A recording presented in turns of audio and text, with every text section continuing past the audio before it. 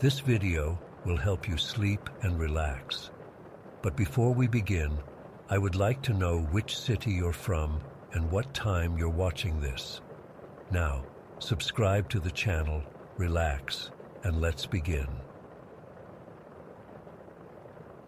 I've never shared this before, but I need to get it off my chest. I'm still having trouble sleeping, and every time I close my eyes, I'm afraid I'll go back there. Back to that corner in my childhood home in Pinewood Valley. It started about 3 weeks ago. At first, they were just normal dreams about the old house, the creaking floorboards, the musty smell in the attic, the way sunlight filtered through those old stained glass windows in the living room. But then the dreams changed. They became lucid, too lucid, like I wasn't just dreaming about the house, but actually being transported back there.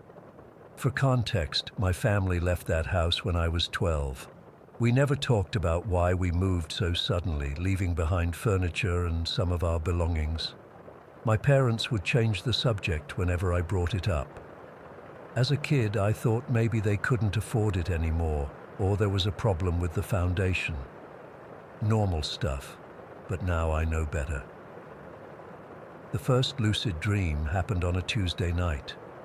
I remember because I had a presentation at work the next day, and I was stressed about it. I fell asleep going over my notes in my head, and suddenly I was standing in the foyer of our old house. I could feel the worn carpet under my bare feet. I could smell Mom's cinnamon candles that she always kept by the entryway. Everything was exactly as it had been 15 years ago. What made it weird was that I knew I was dreaming, but I couldn't wake myself up. I walked through the house, touching the wallpaper, running my fingers along the banister of the staircase. Everything felt solid, real. I even stubbed my toe on the coffee table and felt pain. I woke up the next morning feeling exhausted, like I hadn't slept at all. The dream was so vivid that I could still recall the smallest details. The chip in the blue teacup sitting on the kitchen counter, the way the third step on the staircase creaked louder than the others. Details I hadn't thought about in years. The dreams continued every night that week, always the same house, always with that same hyper-real quality. But I started noticing something strange. In each dream, I felt drawn to a specific corner in the dining room. It was just a normal corner where two walls met, nothing special about it. But in my dreams, I couldn't stop staring at it. It made my skin crawl, but I couldn't look away. By the weekend, I was a mess. I wasn't sleeping properly, and the dreams were getting more intense. I decided to call my Uncle Marcus. He's my mom's brother, and he was always the one person in our family who acknowledged the weird stuff that happened in that house. My parents called him superstitious, but I always felt he knew something they didn't. When I told him about my dreams, there was a long silence on the phone. "Olivia," he finally said, his voice sounding strained, "have you been thinking about the house a lot lately?" I hadn't. That was the weird thing. I barely thought about my childhood anymore, let alone that specific house. "The house had a history," he continued. "Before your parents bought it, I tried to warn them, but they didn't believe in that sort of thing." He wouldn't elaborate, just told me to try to stay awake as much as possible and that he'd drive up to see me the following weekend. He lived about 4 hours away, in the same town as my parents and my younger sister, Lily. That night, I tried everything to stay awake. I drank coffee, watched horror movies, even tried exercising at 2 in the morning. But eventually, exhaustion won out, and I passed out on my couch. The dream that night was different. I was back in the house, but everything felt wrong. The colors were slightly off, like a photo that's been left in the sun too long. And the corner, that damn corner in the dining room, seemed to be pulsing somehow, like it was breathing. I tried to stay away from it, but my dream self kept walking toward it. I could hear whispering coming from that spot, but I couldn't make out the words. Just as I was about to reach out and touch the wall, I woke up screaming. I called in sick to work that day. I couldn't focus, couldn't think straight. All I could think about was that corner and what might be hiding there. Uncle Marcus arrived the next day, a day earlier than planned. One look at my face told him everything he needed to know. "It's getting worse, isn't it?" he asked as soon as I opened my door. I nodded, too exhausted to speak. I hadn't slept since that last nightmare, going on 36 hours now. "We need to address this head-on," he said, setting his overnight bag down in my hallway. "The thing about spirits, or whatever you want to call them, is that they feed on fear. The more you run from them, the stronger they get." He explained that he'd been researching since my call. The house in Pinewood Valley had been built in the 1800s. Over the decades, there had been multiple reports of strange occurrences, unexplained noises, objects moving on their own, and several former residents reporting feeling watched, especially in the dining room. "Your parents didn't want to believe it," he said, "even when things started happening while you lived there." "What things?" I asked, genuinely confused. I didn't remember anything supernatural happening when we lived there. Marcus looked surprised. "You don't remember the nights you'd sleepwalk, or the time all the furniture in the dining room was rearranged overnight? Your parents always found a rational explanation, but I knew better. I didn't remember any of that. It was like those memories had been completely wiped from my mind." "Tonight," Marcus said firmly, "we're going to face this thing, together." I didn't want to sleep. I was terrified of going back to that house, back to that corner. But Marcus insisted it was the only way to break whatever connection had formed. "I'll be right here," he promised, setting up a chair next to my bed. "I'll monitor you, and if things get bad, I'll wake you up." He taught me a technique, a way to maintain awareness in dreams while still being able to control my actions. It involved repeating a phrase while falling asleep and performing reality checks within the dream. "And if you see that corner again," he said, "don't run from it. Stand in it. Face whatever's there. It's the only way to break its hold on you." That night, I reluctantly got into bed. Marcus sat beside me, a notebook in his lap, ready to record anything I said or did in my sleep. I was shaking with fear, but also desperate for this to end. "Remember," Marcus said as I closed my eyes, "I'm right here. You're not alone." I repeated his phrase as I drifted off. "I am aware. I am in control." The dream started like the others. I was back in the house, standing in the hallway. But this time I remembered what Marcus had told me. I did a reality check, looked at my hands, counted my fingers, 6 on each hand. Definitely a dream. I felt a pull toward the dining room, toward that corner. Every instinct told me to run the other way, but I remembered Marcus's words. "Don't run from it, face it." With each step toward the dining room, the house seemed to distort around me. The walls stretched and contracted like they were breathing. The family photos on the walls changed, showing faces I didn't recognize, expressions of terror frozen in time.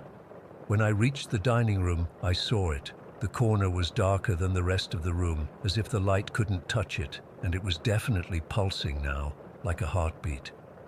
"I am aware. I am in control," I whispered to myself, moving closer. As I approached, I heard the whispering again, but this time I could make out words. "Finally, you've come back. We've been waiting." I stopped a few feet away from the corner, paralyzed with fear. Then I remembered Uncle Marcus was watching over me in the real world. I wasn't alone. Taking a deep breath, I stepped forward and placed myself directly in the corner. 1 second passed, 2 seconds. 3. The world around me disappeared. The house, the dining room, everything vanished into darkness. I was standing in a void, and I wasn't alone. It was right in front of me. A face, if you could call it that. It looked melted, features molded together like wax left too close to a fire. Its eyes were the only distinct feature, black and hollow, staring right into me. It opened what I assume was its mouth, and the scream that came out didn't sound human. It was screaming words at me, horrible things. "You're nothing, worthless. We should have taken you when we had the chance. Your soul is ours." I tried to back away, but there was nowhere to go. The darkness extended in all directions. The thing reached for me with hands that seemed to elongate, fingers stretching impossibly long. Then suddenly, I was back in the house. But something was wrong. I wasn't in control of my body anymore. I was moving, but I wasn't the one doing it. I saw my family, My parents, Uncle Marcus, and my sister Lily. They were all there, looking terrified. I realized I was grabbing Lily by the arm, dragging her toward the dining room, toward that corner. "Olivia, stop!" my mom screamed, but it wasn't me. I was trapped inside my own body, watching as something else used me like a puppet. My dad and Uncle Marcus tried to pull me away from Lily, but whatever was controlling me was strong. I could feel myself fighting against them, my nails digging into Lily's arm as she cried out in pain. "It's not me!" I tried to scream, but no sound came out. I was a passenger in my own body. Uncle Marcus seemed to realize what was happening. He looked directly into my eyes, and I could tell he saw that it wasn't me looking back. He let go of my arm and instead grabbed my face between his hands, forcing me to look at him. "Olivia!" he shouted, his voice sounding distant and echoing. "This isn't real. Wake up! Wake up now!" The world flickered around me, switching rapidly between the family scene and the void with the melted face. The entity was shrieking now, its words becoming jumbled and incoherent. "Wake up!" Marcus yelled again, and this time I felt a jolt, like electricity running through my body. I opened my eyes and I was back in my bedroom, Uncle Marcus standing over me, his hands on my shoulders. He had been shaking me awake. "Oh, thank God," he breathed, sitting back in his chair. "You were thrashing around, screaming. I couldn't wake you up for almost a minute." I was drenched in sweat, my heart pounding so hard I could feel it in my throat. "It was there," I gasped. "In the corner. A face. It was horrible." Marcus nodded grimly. "You kept saying, 'Its face,' over and over, and then you started talking in a voice that wasn't yours." A chill ran down my spine. "What did it say?" Marcus hesitated. "It said, 'She's ours now.' That's when I knew I had to wake you up immediately." I told him everything I remembered from the dream, the void, the entity, how it had taken control of my body and tried to drag Lily to the corner. "It wanted her too," I said, still shaking. "It wanted both of us." Marcus looked troubled. "This is worse than I thought. This isn't just a spirit or a residual haunting. This is something older, something that can reach across distances." That was 3 days ago. I haven't slept more than an hour at a time since then. Every time I start to drift off, I feel it pulling at me, trying to drag me back to that corner. Marcus is still here, researching, making calls to people he says might be able to help.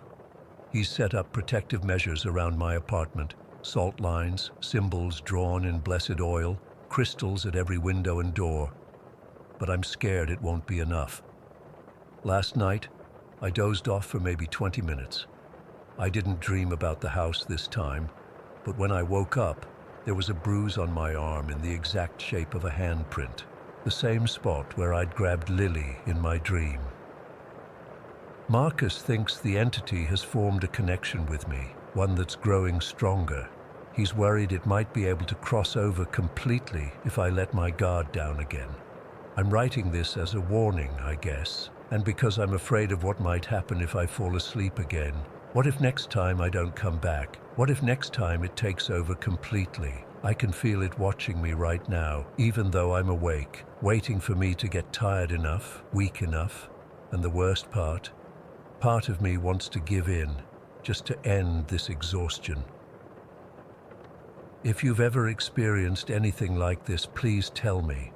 I need to know I'm not losing my mind.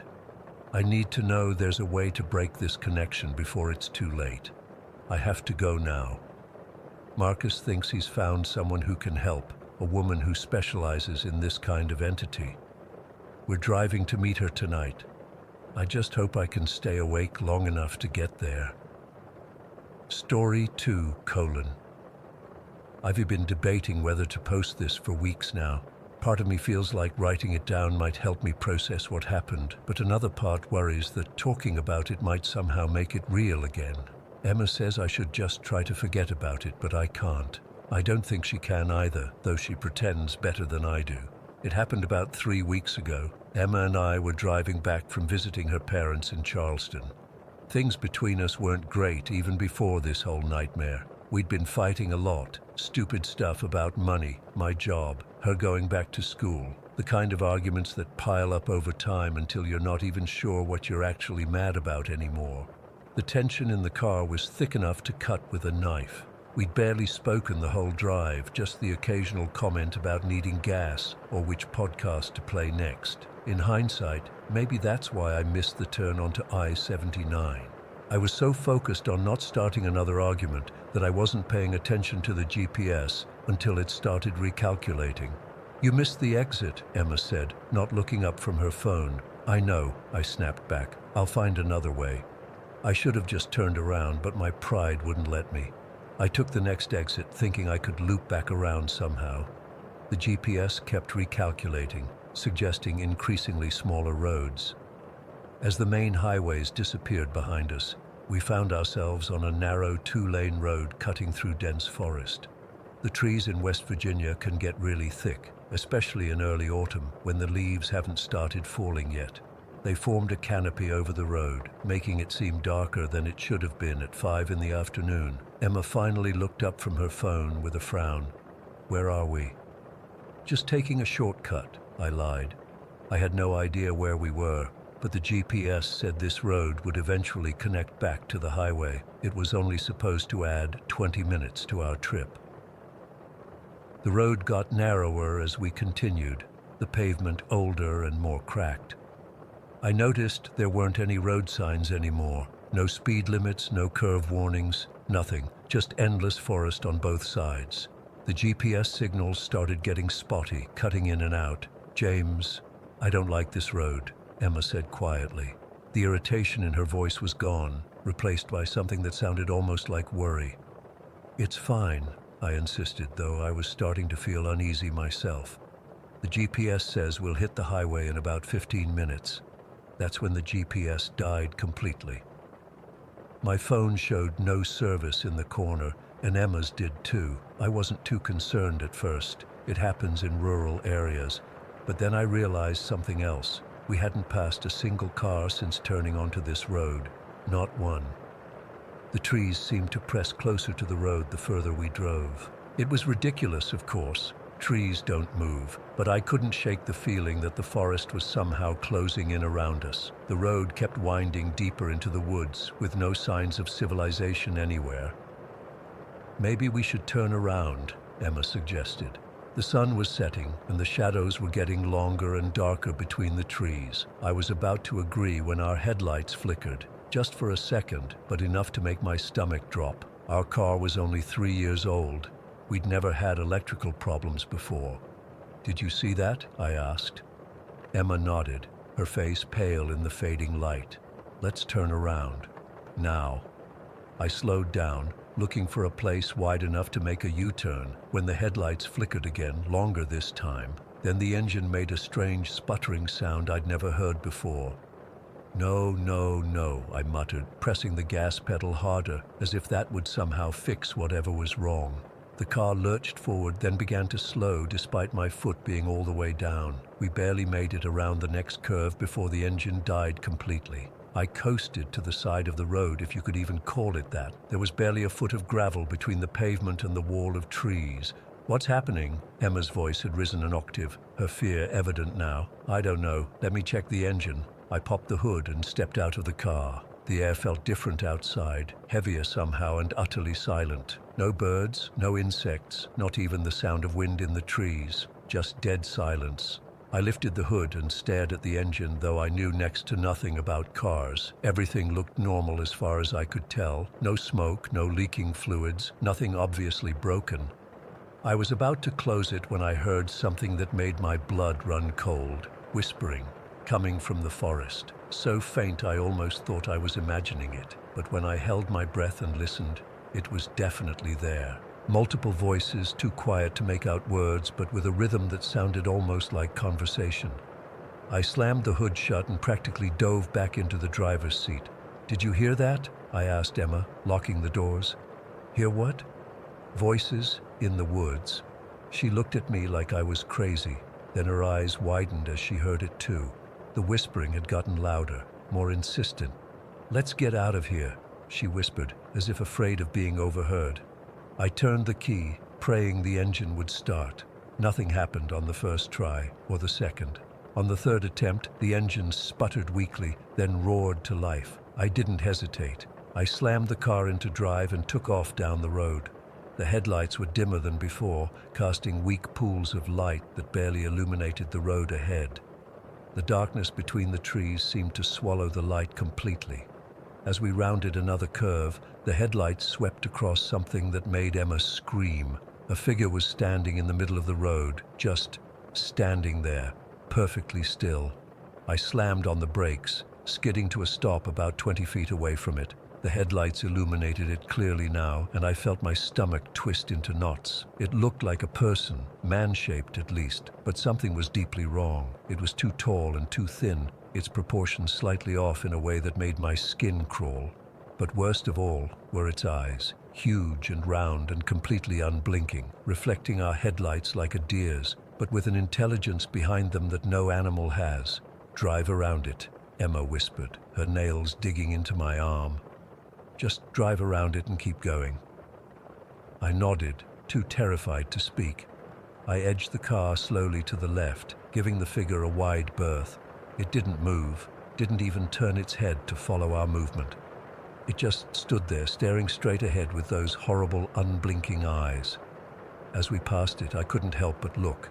It still hadn't moved, but I swear it was smiling now, a wide, stretched grin that showed too many teeth. I floored it, tires squealing on the pavement as we shot forward. Emma was crying quietly beside me, her hands over her face. "What was that thing?" she sobbed. "I don't know," I said, my voice shaking. "But we're getting the hell out of here." We drove in panicked silence for maybe 5 minutes, taking curves too fast, desperate to find our way back to a main road. The forest seemed endless, the road continuing to wind deeper into the darkness. Then Emma screamed again, and I felt the blood drain from my face. There, standing in the middle of the road ahead of us, was the same figure. Exactly the same. Same position, same unnatural stillness, same horrifying eyes reflecting our headlights. "That's impossible," I whispered. "We've been driving straight. We can't have looped back." "Go around it again," Emma urged, her voice tight with fear. I did, keeping my eyes fixed straight ahead this time, refusing to look at it as we passed. Once it was behind us, I pressed the gas pedal to the floor again, the speedometer climbing past 60, 70, 80 miles per hour. Far too fast for this narrow road, but fear had overridden any sense of caution. "Look," Emma suddenly pointed to the trees on our right. Between the trunks, barely visible in the darkness, were more figures. Dozens of them standing perfectly still, all facing the road, all with the same wide, unblinking eyes, watching us. "They're everywhere," she whispered, shrinking back in her seat. I couldn't look away from the road long enough to see them all, but glimpses were enough. Pale faces between the trees, unnaturally still, eyes reflecting the dim light like animals caught in a spotlight. The whispering had returned louder now, coming from all around us. It sounded almost like laughter. "We need to get out of here," I said, stating the obvious. "There has to be an end to this road." But as we rounded the next curve, our headlights revealed a solid wall of trees directly ahead. The road simply ended, as if the forest had grown over it. And standing in front of this impossible dead end was the figure, arms now outstretched as if in welcome. I slammed on the brakes, the car skidding on the pavement, tires screaming in protest. We stopped just feet away from both the figure and the wall of trees. The engine stalled again, leaving us in near darkness, illuminated only by our failing headlights. "This isn't possible," Emma whispered. "We were just driving in a straight line. Roads don't just end like this." But it had, and now we were trapped. Behind us, more figures had appeared on the road, blocking our retreat. They were closing in slowly, moving with a jerky, unnatural gait that made my skin crawl. "Lock the doors," I said, though I knew it wouldn't help. Whatever these things were, I doubted car doors would stop them. We huddled together in the front seat, watching in horror as the figures surrounded our car, their faces pressed against the windows, those terrible eyes staring in at us, unblinking. The whispering grew louder, and now I could almost make out words. Almost, but not quite. Like a language just slightly different from English. The headlights flickered one last time and went out completely, plunging us into darkness. Emma screamed, and I held her tightly, both of us trembling. Then, just as suddenly as it had begun, everything stopped. The whispering ceased. The pressure against the car disappeared. And when I fumbled for my phone to use as a flashlight, the road ahead was empty. No figures, no wall of trees, just the normal, continuing road.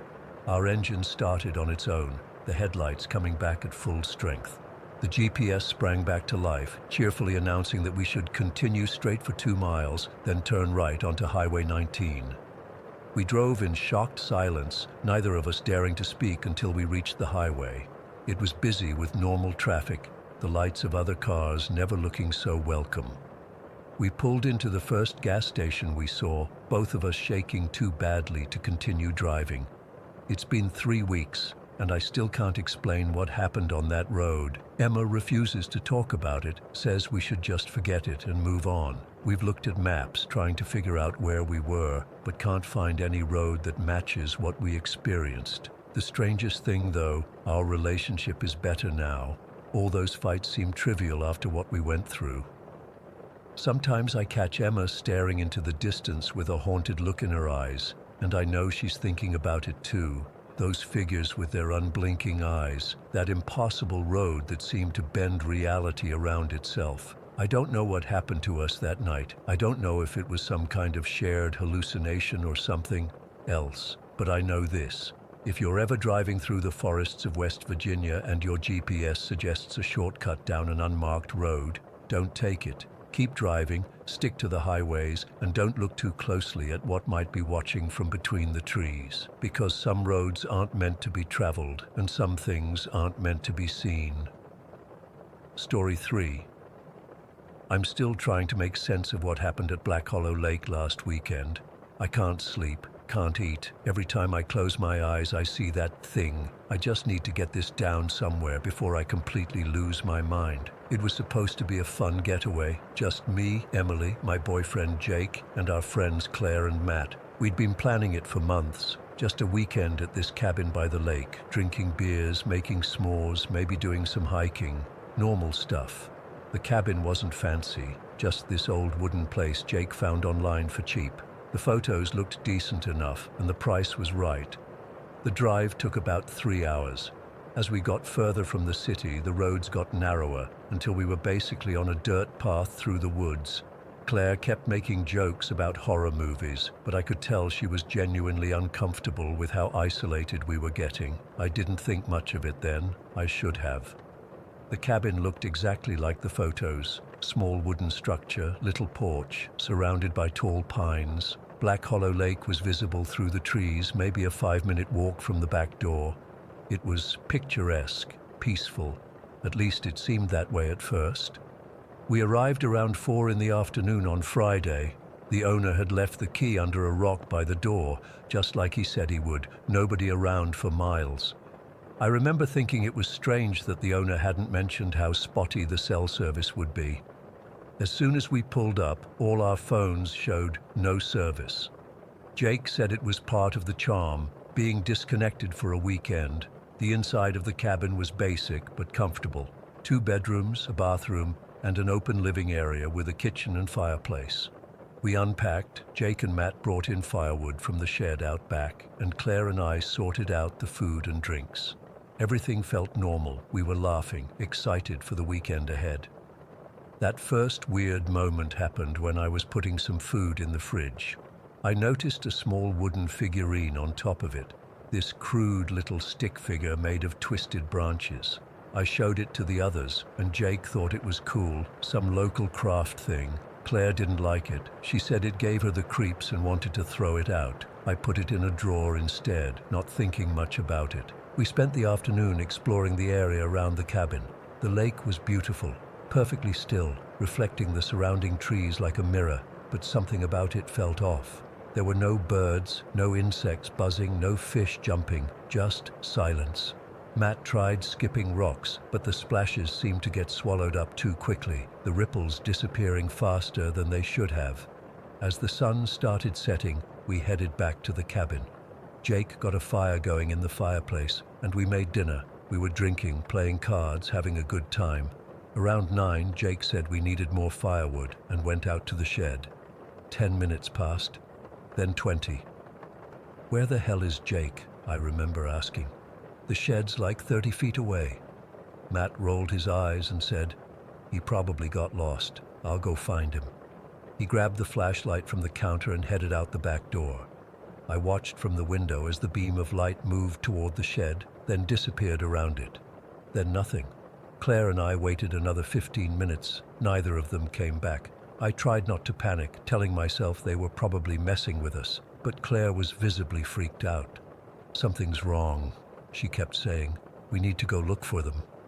I knew she was right. We found another flashlight and put on our jackets. The temperature had dropped significantly after sunset, and a thick fog had settled around the cabin. I'd never seen fog move like that. It seemed to curl and twist in unnatural ways, almost like it was alive. We called their names as we walked toward the shed. No answer. The shed door was open, swinging slightly in the breeze. Inside, the firewood was stacked neatly, but there was no sign of Jake or Matt. "Maybe they went down to the lake," Claire suggested, her voice shaking. We followed the narrow path through the trees to the lake's edge. The fog was even thicker here, swirling over the black water. Our flashlight barely penetrated the mist. We kept calling their names, but the fog seemed to swallow our voices. That's when I saw it. At first, I thought it was just a shadow, a trick of the light, but then it moved. On the other side of the lake, maybe 100 yards away, stood a figure, tall and impossibly thin, wearing what looked like tattered black clothing. But the way it moved, God, the way it moved wasn't right. It didn't walk. It glided like it was floating just above the ground, and it was coming toward us, moving across the lake's surface. Claire saw it too. She grabbed my arm so hard it left bruises. "Run," she whispered. "Emily, we need to run now." We sprinted back through the trees toward the cabin. I could feel it behind us, though I didn't dare look back. The air got colder the closer it got, like it was sucking the warmth out of everything around it. I could hear something too, this soft, wet sound, like someone slowly licking their lips. We made it back to the cabin and slammed the door, locking it immediately. Claire pushed the couch against it while I closed all the curtains and blinds. We were both breathing hard, trying not to completely lose it. "What the fuck was that?" Claire kept asking. "What the actual fuck was that?" I didn't have an answer. All I knew was that Jake and Matt were out there somewhere, and that thing was out there too. We tried to calm down, to think rationally.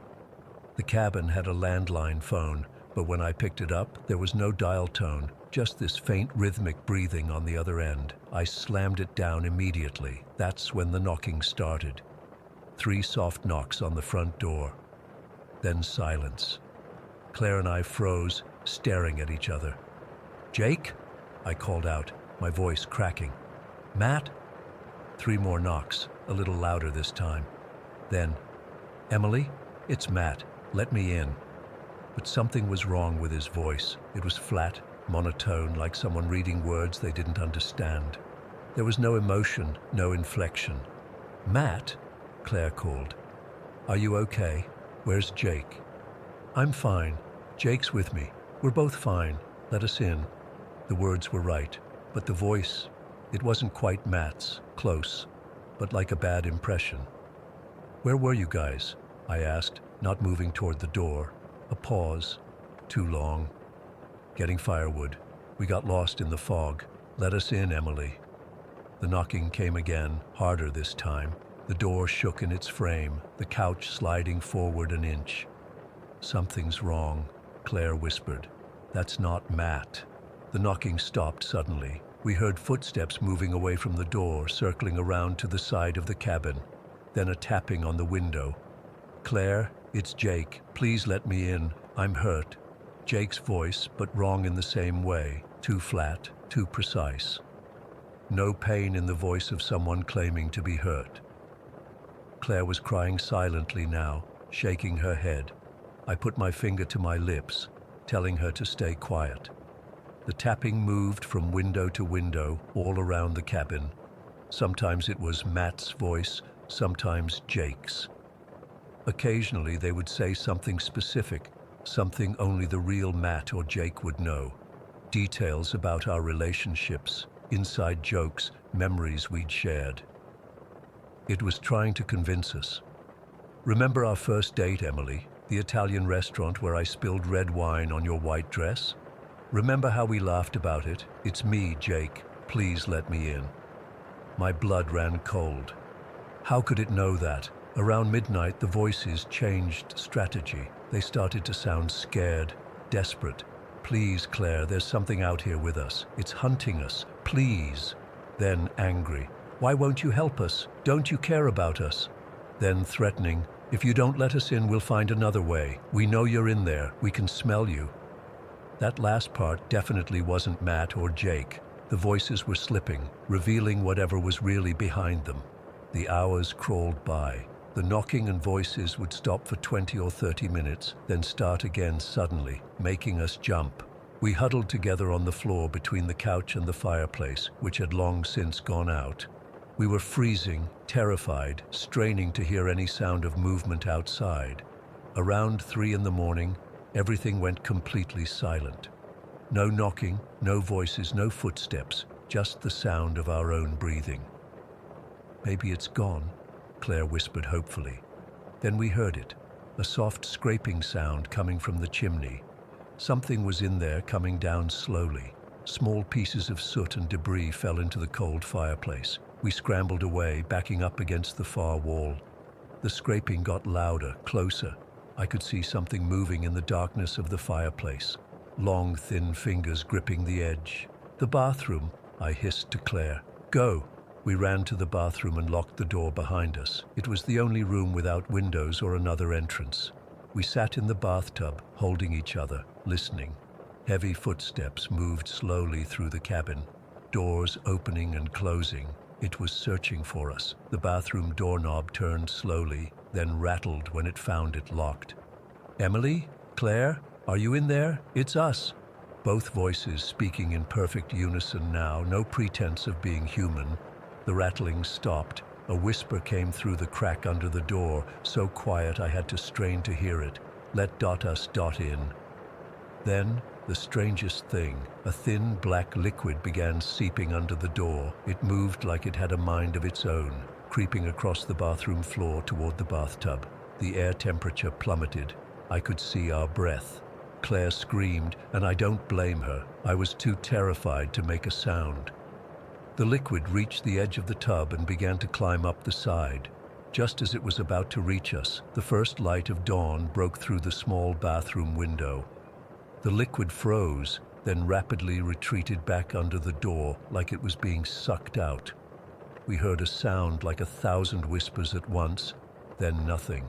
We stayed in that bathtub until the sun was fully up, maybe around 7 in the morning. When we finally got the courage to leave the bathroom, the cabin was empty. The front door was wide open, swinging in the breeze. There was no sign of whatever had been inside. We grabbed our car keys and ran. Didn't pack, didn't look for Jake or Matt, just ran to the car and got the hell out of there. Neither of us spoke the entire drive back to the city. I called the police as soon as we had cell service again.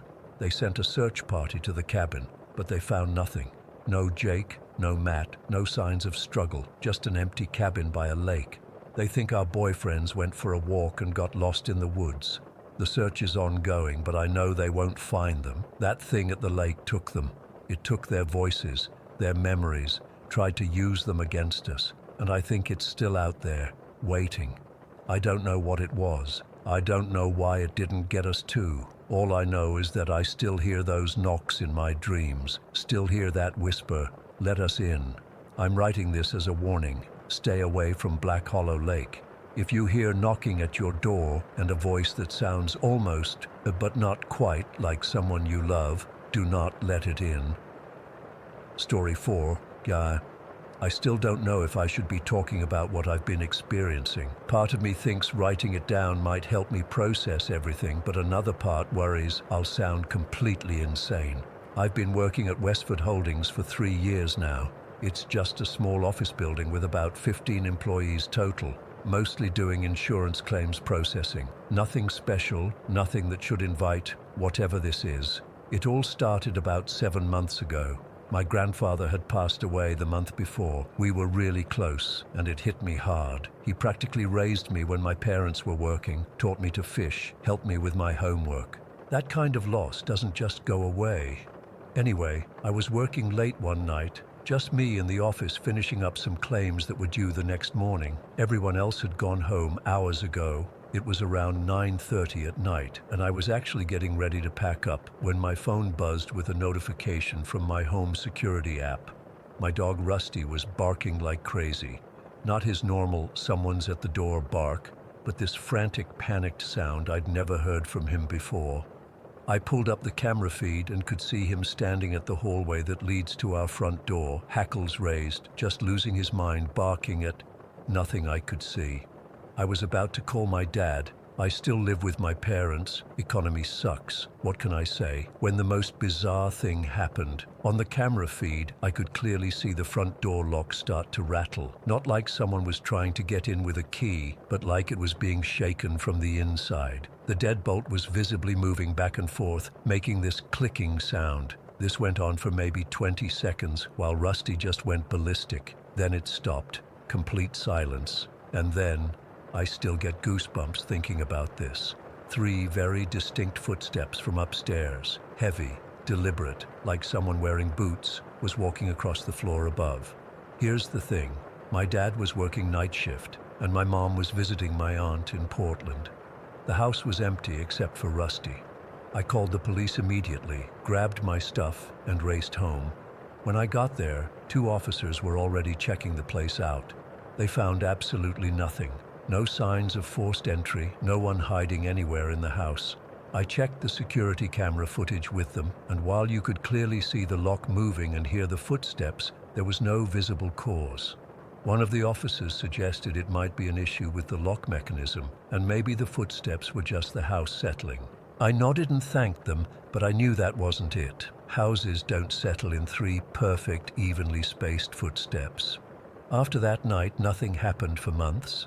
I actually started to convince myself it was some weird one-off thing, maybe stress from losing my grandfather. But then, about 3 months ago, my dad started complaining about hearing footsteps at night. He'd wake up around 3 in the morning, 4 nights in a row, hearing what sounded like someone walking around upstairs and faint talking. He thought it was me, but I was dead asleep each time. My mom never heard anything. Then came the night that really messed me up. I was up late watching videos on my laptop in my bedroom. My parents had gone to bed around 10, and it was nearly 1 in the morning. I got up to go to the bathroom, and on my way back, I glanced down our staircase toward the living room. There was someone standing there, in the pitch black. Not just someone, something impossibly tall, at least 8 feet, just standing completely still in the middle of our living room. I couldn't make out features in the darkness, just this unnaturally tall silhouette. I froze completely, unable to move or scream. It didn't move either, just stood there, and I swear it was looking right at me, even though I couldn't see a face. I don't know how long we stayed like that, probably only seconds, but it felt like hours. Then my hand fumbled for the light switch on the wall. When the light flooded the hallway, whatever was down there was gone. I spent the rest of the night with all the lights on, too terrified to sleep. The next morning I convinced myself it was just my imagination, a shadow playing tricks on me. But deep down, I knew what I saw. Around this same time, weird things started happening with objects in our house. A bar of soap would vanish from the shower, only to reappear 2 weeks later on a bookshelf. My dad's favorite screwdriver disappeared from his toolbox and showed up in the freezer a month later. My mom's knitting yarn went missing and turned up inside a sealed cereal box that hadn't been opened yet. Each time something disappeared and reappeared, it coincided with other strange occurrences. The night before finding the screwdriver in the freezer, I woke up at exactly 3:17 in the morning with this overwhelming feeling of being watched. The air in my room felt heavy, like it was hard to breathe. My bedroom door, which I always close before sleeping, was wide open. At first, I thought maybe it was my grandfather trying to communicate. The timing made sense. All this started shortly after he passed, but the more it happens, the less I believe that. My grandfather was kind and gentle. He would never try to scare us like this. Whatever is happening feels, I don't know how to describe it except malevolent, like it enjoys our fear. Last week I was working late again at the office. I've been avoiding it since that first night, but we had a deadline I couldn't miss. Around 8:30 I started feeling really cold. Even though the heating was on, I could see my breath in the air, but only around my desk, nowhere else in the office. Then the lights started flickering just in my section. I called out, thinking maybe the janitor was messing with the breaker box, but there was no answer. Then I heard it. The same 3 distinct footsteps I'd heard through my home security app months ago, except this time they weren't coming from upstairs. They were right behind me. I spun around, but there was nothing there. My chair rolled about 2 feet away from my desk on its own. My computer screen went black, then came back on, displaying a single image. A photo of my grandfather and me fishing when I was 10. It was a picture that only existed as a physical photo in my mum's album at home. It's never been digitized or uploaded anywhere. I grabbed my things and got out of there. I didn't even shut down my computer properly. The next morning when I came in, everything was normal. My computer was off, my chair was pushed in neatly, and when I checked my browser history and files, there was no trace of that photo ever being displayed. I talked to a co-worker, Lisa, who's been with the company for 20 years. Without telling her why I was asking, I casually brought up whether she'd ever experienced anything strange in the building. She got really quiet, then told me that about 15 years ago, before I started, an employee had died in the building. Heart attack, right at his desk in my section. She said they completely renovated that area afterward, but sometimes people reported cold spots and electrical issues there. The really unsettling part? The employee who died was a tall man, well over 6 feet, and he died on the anniversary of my grandfather's birth. Yesterday, I was home alone again. My parents were at a dinner party with friends. I was in the kitchen making a sandwich when all the cabinet doors flew open at once. Not gradually, not one by one, all of them, simultaneously, like someone had pulled them all open at the exact same moment. I ran out of the kitchen and straight into that cold spot, the air so frigid it felt like walking into a freezer. And there was that smell again, the one I've been noticing more and more frequently. A strange mix of what I can only describe as wet earth and something metallic, like old pennies.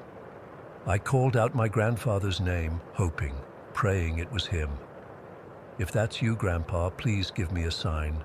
I miss you, but you're scaring me." The response wasn't what I expected. From upstairs came the sound of my dresser drawers opening and closing, one after another. Then that horrible sound, those same 3 footsteps, moving from my bedroom to the hallway, then to the top of the stairs. I couldn't see anything, but I could feel someone, something, staring down at me from the top of the stairs. The air pressure changed, making my ears pop. The lights dimmed, not from a power fluctuation, but like something was absorbing the light itself. Then my phone, which was on the coffee table, lit up with a text message from my own number, just 3 words, "Not your grandfather." I ran out of the house and drove around for hours until my parents came home. I deleted the message immediately. I couldn't bear to see it again, and I definitely couldn't show it to anyone else. Who would believe me? The thing is, whatever this is, it followed me from work to home.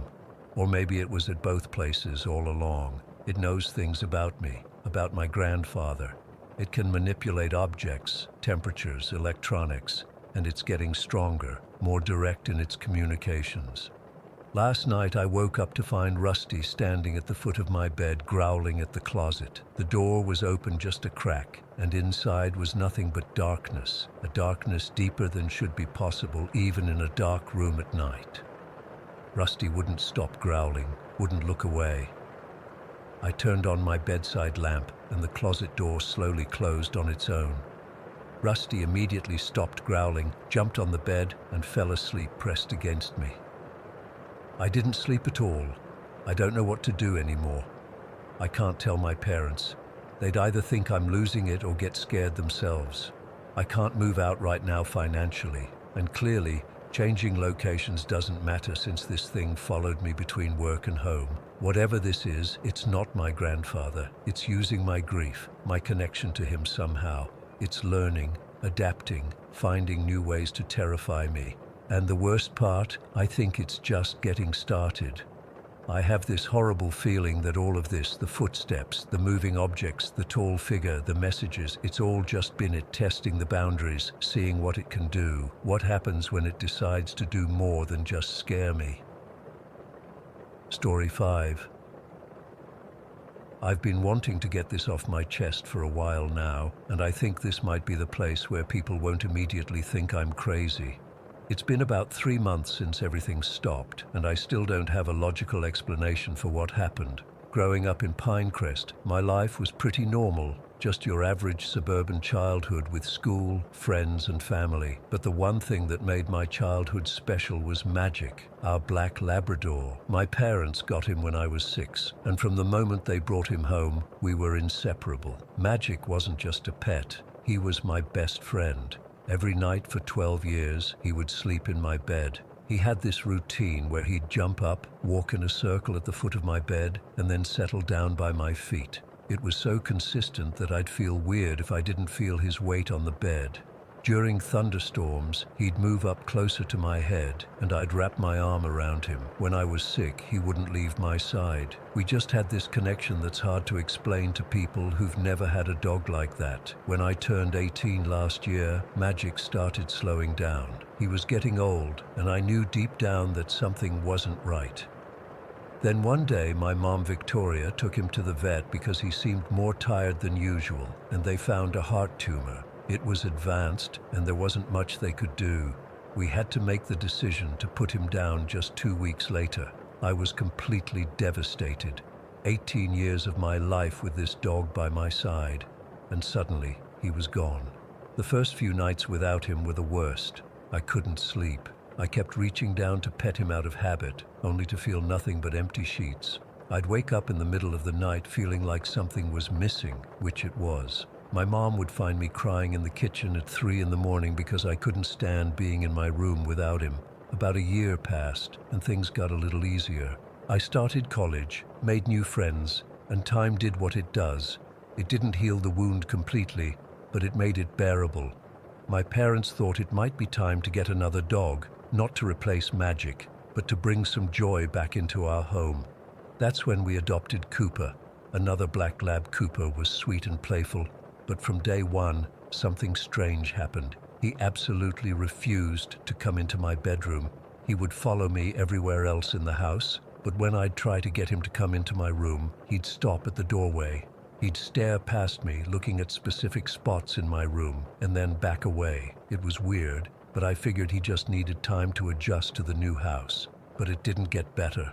One night, my mom insisted we try to get Cooper used to sleeping in my room. We brought his bed in, gave him treats, and I even sat on the floor with him for almost an hour. When I finally got into bed, Cooper jumped up too, but within seconds, he leaped off like something had scared him. He started whining and scratching at the door until my mom came and let him out. We tried this a few more times with the same result. Then about 2 months ago, something happened that I still can't explain.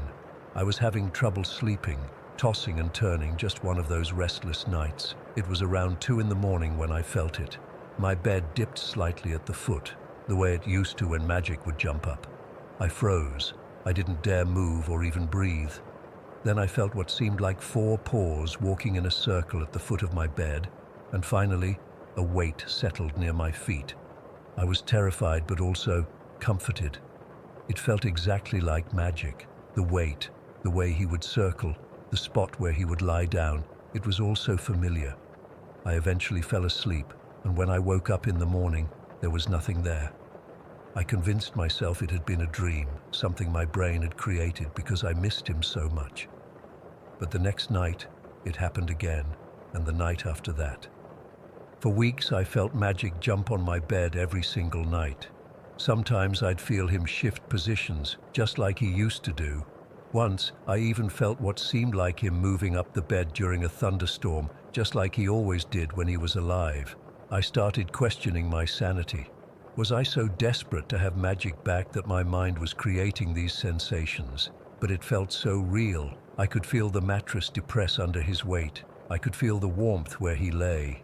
Sometimes I'd even wake up with my feet positioned awkwardly, like I was making room for something or someone at the foot of my bed. I didn't tell anyone about this. How could I?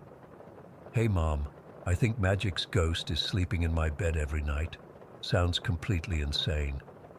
But after about 3 weeks of this happening, I had a particularly rough night. I had an exam the next day and really needed to sleep, but I kept getting woken up by the feeling of movement on my bed. Half asleep and irritated, I mumbled, "Magic the bug, go bother Mom." This was what I used to say to him when he was being restless at night. Magic the bug was my nickname for him when he was being annoying. It just came out automatically, like he was still there. The next morning I came down for breakfast, and my mom looked exhausted. When I asked her what was wrong, she said something that made my blood run cold. "I had the strangest experience last night," she said. Around 3 in the morning, I swear I felt Magic jump on my bed. I could feel him walk around and then lie down next to me, just like he used to do when your dad was out of town. I dropped my spoon into my cereal bowl. I hadn't told her anything about my experiences. There was no way she could have known. That's when I finally told her everything. How I'd been feeling Magic in my room for weeks, how Cooper wouldn't come near my bedroom, how just last night I had told Magic to go bother her instead. My mom started crying. Not sad tears, but the kind that come when something overwhelms you. She believed me immediately because she'd felt it too. We sat at the kitchen table for hours that morning, sharing our experiences, trying to make sense of what was happening. My mom had a theory. She thought that maybe Magic's spirit was unsettled because we'd brought Cooper home. Maybe he thought we were trying to replace him, or maybe he just wasn't ready to leave us yet. Cooper's behavior suddenly made more sense too. Animals are supposed to be more sensitive to these things, right? Maybe he could sense or even see Magic in my room, which is why he was so afraid to come in. That evening, my mom did something I'll never forget. She came into my room and sat on my bed. She started talking out loud, as if Magic was there listening. She told him how much we loved him, how special he was, and how we missed him every day. She assured him that Cooper wasn't his replacement. No one could ever replace Magic. She said it was okay for him to rest now, that he'd been the best dog anyone could ask for, and that we would be okay. I felt ridiculous at first, watching my mom talk to an empty room, but then I joined in. I told Magic all the things I wished I'd said before he died. I thanked him for being my best friend, for all the nights he kept me company, for always knowing when I needed him most. That night, for the first time in weeks, I didn't feel Magic jump on my bed. The next night was the same, and the night after that. Whatever had been happening, it stopped after our conversation. About a week later, Cooper voluntarily walked into my room, looked around for a moment, and then hopped onto my bed without any hesitation. He's been sleeping there ever since. I still don't know what to make of all this. Was it really Magic's spirit visiting us?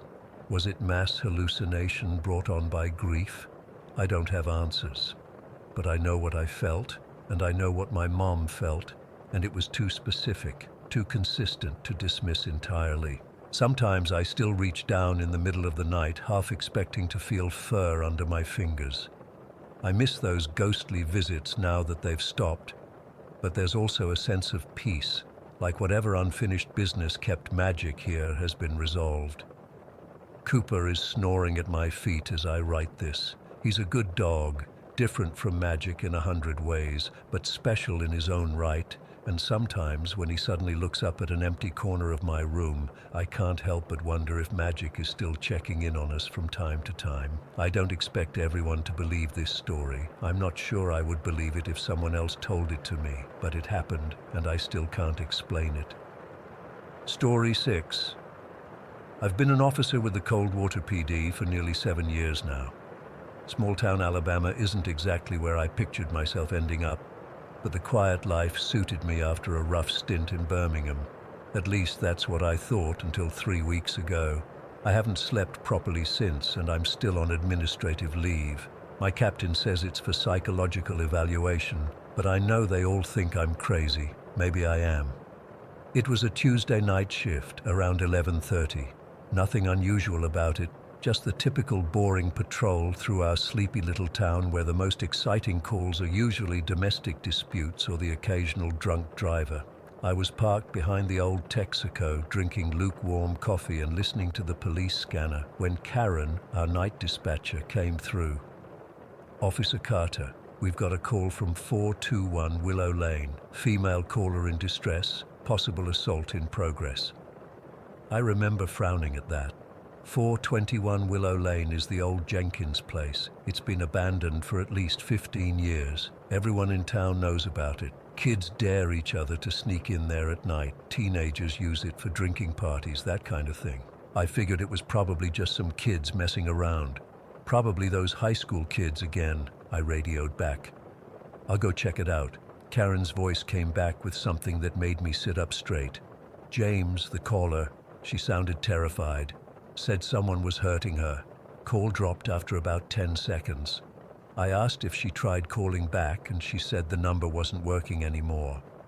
That was weird, but not impossible. Maybe a burner phone, maybe just bad reception. I told her I was on my way and pulled out of the gas station. The Jenkins house sits at the end of Willow Lane, partially hidden by overgrown trees. It's a big Victorian-style place, the kind that probably looked impressive a century ago, but now just looks like something from a horror movie. The paint's peeled away, there are missing shingles, and most of the windows are either broken or boarded up. I'd been there maybe a dozen times before, always to chase away kids or homeless people looking for shelter. I pulled up and immediately felt something was off. Usually when I show up, there's some scrambling, maybe the sound of people running away through the back, but that night it was dead silent. Not even crickets chirping. I remember checking my watch, 11:47, and thinking how unnaturally quiet everything was. I got out of my cruiser, leaving the engine running in case I needed to call for backup quick. The smell hit me as soon as I stepped onto the property. This weird metallic smell, like copper pennies and rusted iron. At the time, I thought maybe someone had been dumping chemicals or something.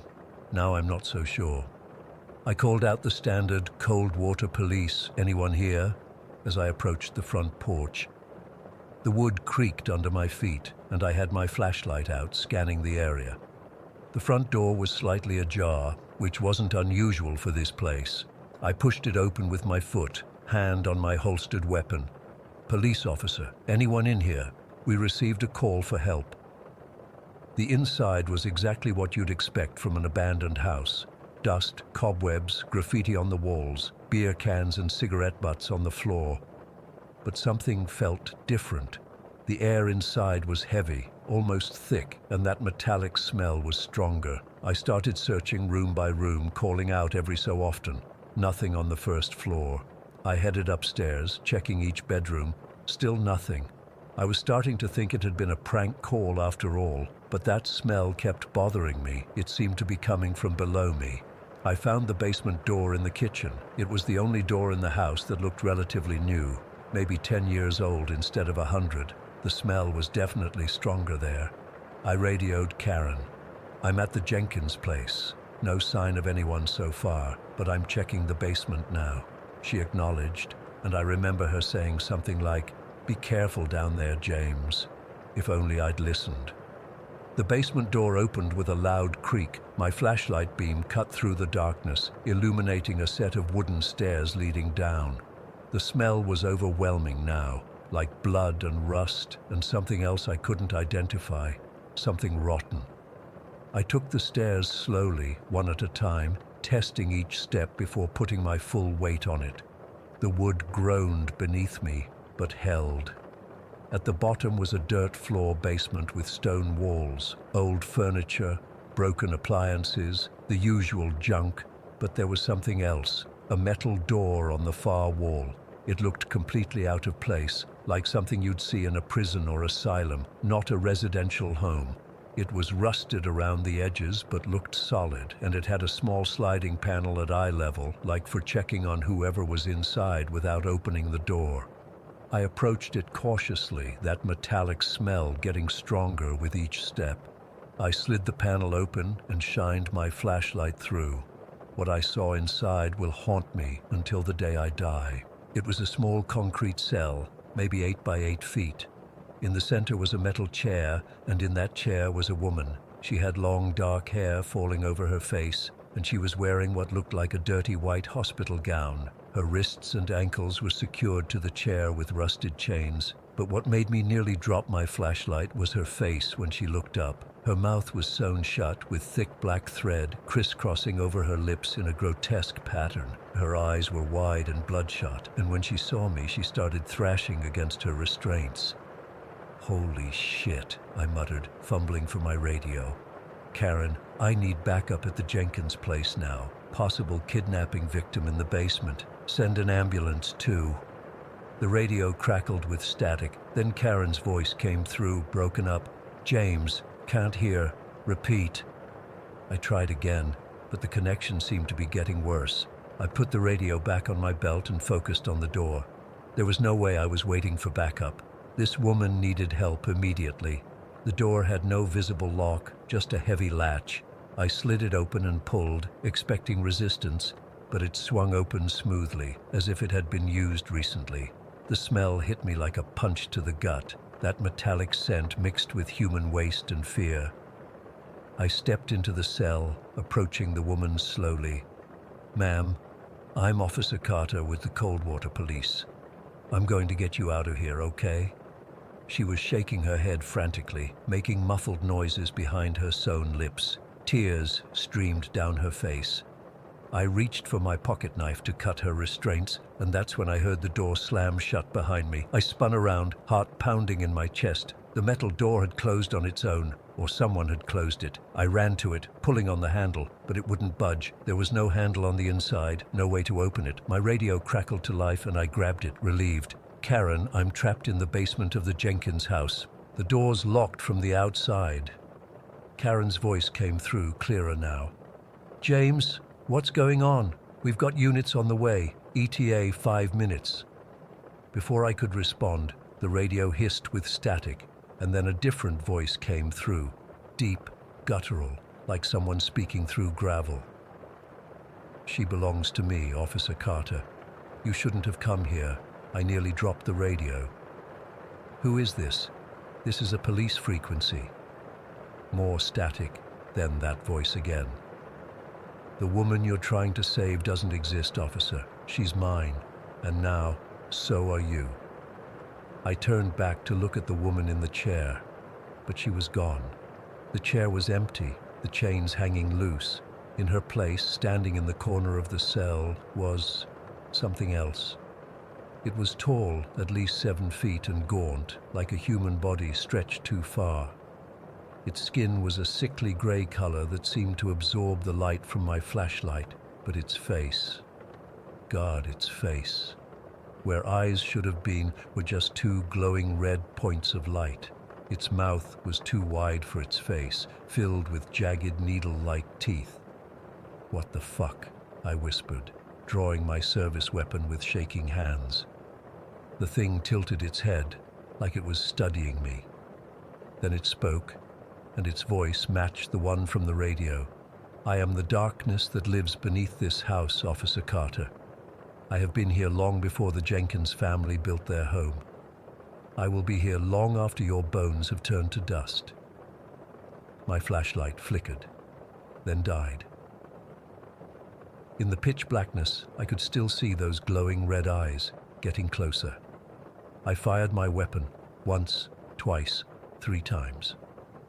The muzzle flash briefly illuminated the cell, showing the thing still advancing, unaffected by the bullets. I kept firing until I heard the empty click of the hammer striking nothing. I backed up against the wall, feeling the cold concrete against my back. "Stay away from me," I shouted, my voice breaking. The thing was right in front of me now. I could feel its cold breath on my face. Smell that metallic odor coming from it. Your fear is delicious, it whispered. I will savor it for a very long time.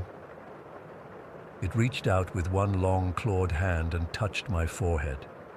The pain was immediate and overwhelming, like ice and fire at the same time, spreading through my skull. I screamed, louder than I've ever screamed in my life, and then everything went black. I woke up in Coldwater General Hospital 3 days later. They told me my cruiser had been found abandoned outside the Jenkins house, engines still running. A search team found me unconscious in the basement, which was just an empty room with dirt floors. No metal door, no concrete cell, no chains or any evidence of what I'd seen. They found my service weapon with all bullets fired. The shots had gone into the basement wall. My radio was recovered too, but when they checked the recording, there was nothing but static during the time I claimed to have heard that voice. The psychiatrist says I had some kind of psychotic break brought on by stress, that there was never any call from 421 Willow Lane. Karen has no record of it in her logs. They say I imagined the whole thing, but I know what I saw, I know what I felt, and sometimes, at night, I still hear that voice whispering to me from the darkest corners of my room. It says it's not finished with me yet. It says it's just waiting for the right moment to claim me again. People in town have started reporting strange things, hearing a man's voice calling for help near the Jenkins house at night, seeing shadows move against the laws of light, feeling a presence watching them in the fog. They say the darkness is hungry, and I believe them because I've felt it. Whatever lives in that house, whatever claimed to be the darkness, it's real, and it's still there, waiting for its next victim. Story 7. I still don't know what compelled me to take that exit. It was around 11 at night, and I'd been driving for hours through Nebraska on my way to Denver. Had a job interview the next afternoon that could have changed everything for me. I was tired, that's for sure, but not falling asleep tired. Just that monotonous highway fatigue where your mind starts to wander. The interstate had been empty for the last hour or so. Just me, my headlights, and endless fields of nothing on either side. I remember the radio kept cutting in and out, mostly static with occasional bursts of some late-night talk show. The moon was almost full that night, casting this eerie glow over everything. I first noticed the exit sign about a half mile before I reached it, exit 233 Merrow Road. I remember thinking it was weird because I'd been tracking my progress on Google Maps, and there wasn't supposed to be an exit for another 20 miles or so. But there it was, plain as day, illuminated by my headlights. Something about that sign just pulled at me. I can't explain it better than that. 1 second I was cruising in the middle lane, and the next I was signaling and drifting toward the exit ramp. I remember thinking maybe I needed gas or a bathroom break or just to stretch my legs. Normal reasons to take an exit, right? But my tank was 3/4 full, and I'd stopped less than an hour ago. The exit ramp curved sharply, much more than a normal interstate exit should. As soon as I turned onto it, the landscape changed dramatically. The open fields were suddenly gone, replaced by dense forest on both sides of the road. Tall pines pressed in close to the shoulder, their branches forming a canopy that blocked out most of the moonlight. I remember thinking how bizarre it was. There aren't many forests like that in Nebraska, especially not ones that appear out of nowhere. Merrow Road was narrow, just 2 lanes with faded yellow lines and no shoulder. The asphalt looked old, cracked in places with weeds growing through. My headlights caught the reflection of small animal eyes watching from between the trees. The road twisted and turned, taking me deeper into these woods that shouldn't exist. After about 5 minutes of driving, I started to get nervous. There were no signs, no mile markers, no indication of where this road led. My GPS had gone blank, just showing a blue dot in the middle of nothing. No roads, no landmarks, just searching for signal, flashing in the corner. I was about to turn around when I saw lights up ahead. A gas station, sitting all alone in a small clearing. The sign said, Merrow Gas and Market, but the neon was partially burned out, so it actually read, Me, Au GS and Market. There was a single pump out front. the old kind with the rolling number display instead of digital. The convenience store part had large windows across the front, dimly lit from inside. I pulled in, mostly out of relief to find any sign of civilization. The place looked run down but operational. There was a single flickering fluorescent light over the pump, casting everything in a sickly blue-white glow. I sat in my car for a minute, engine idling, trying to decide if I should get out. Something felt off. But I figured I'd come this far, might as well check it out.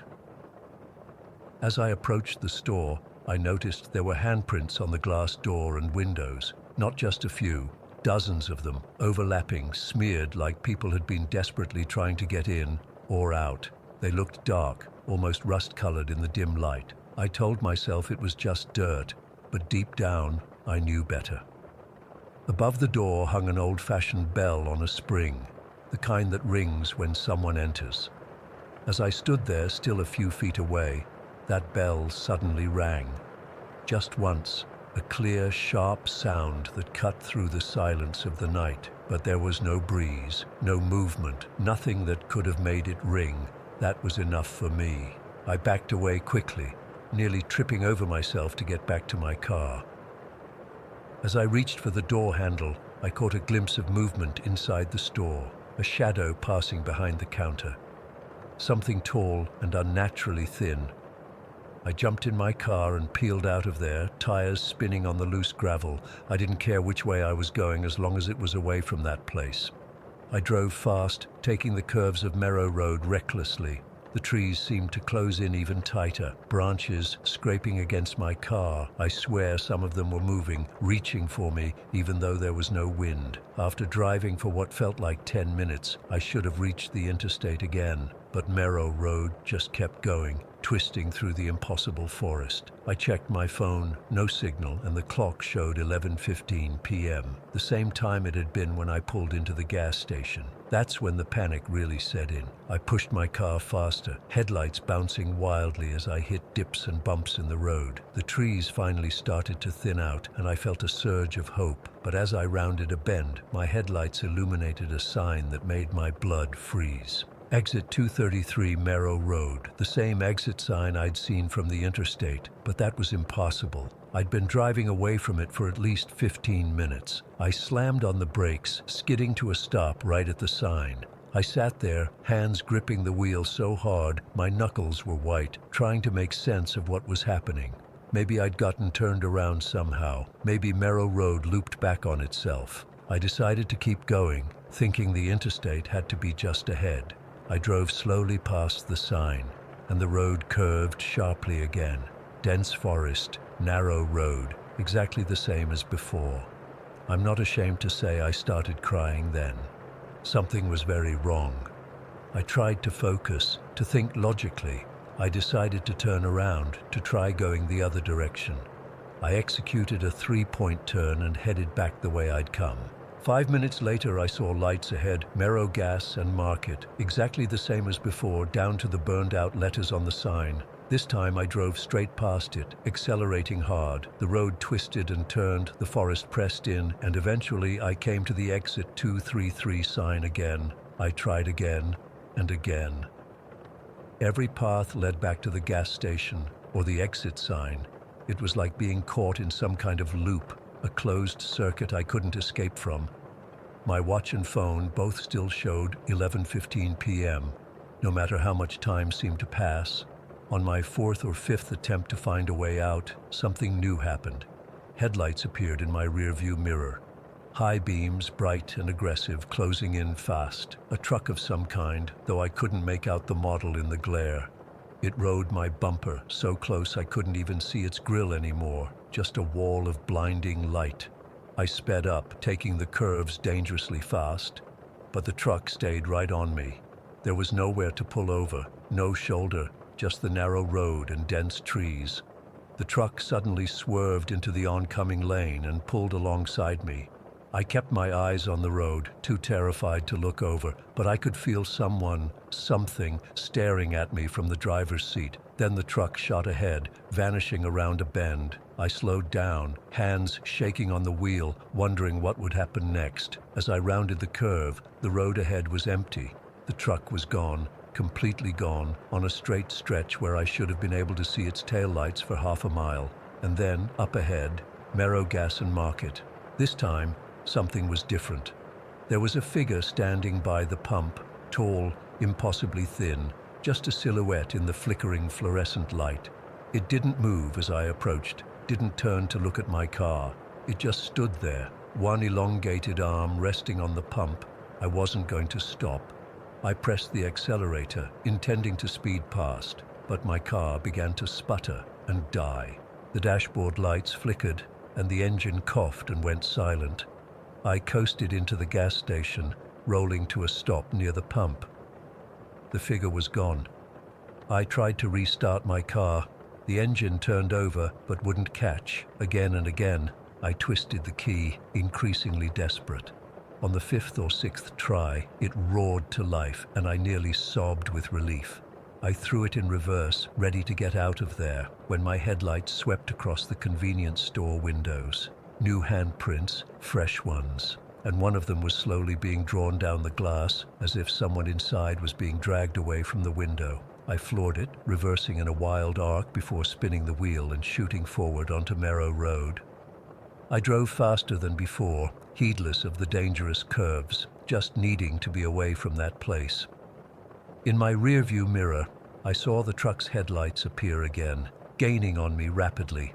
This time, I didn't try to outrun it. I pulled to the side as much as the narrow road would allow, hoping it would just pass me by.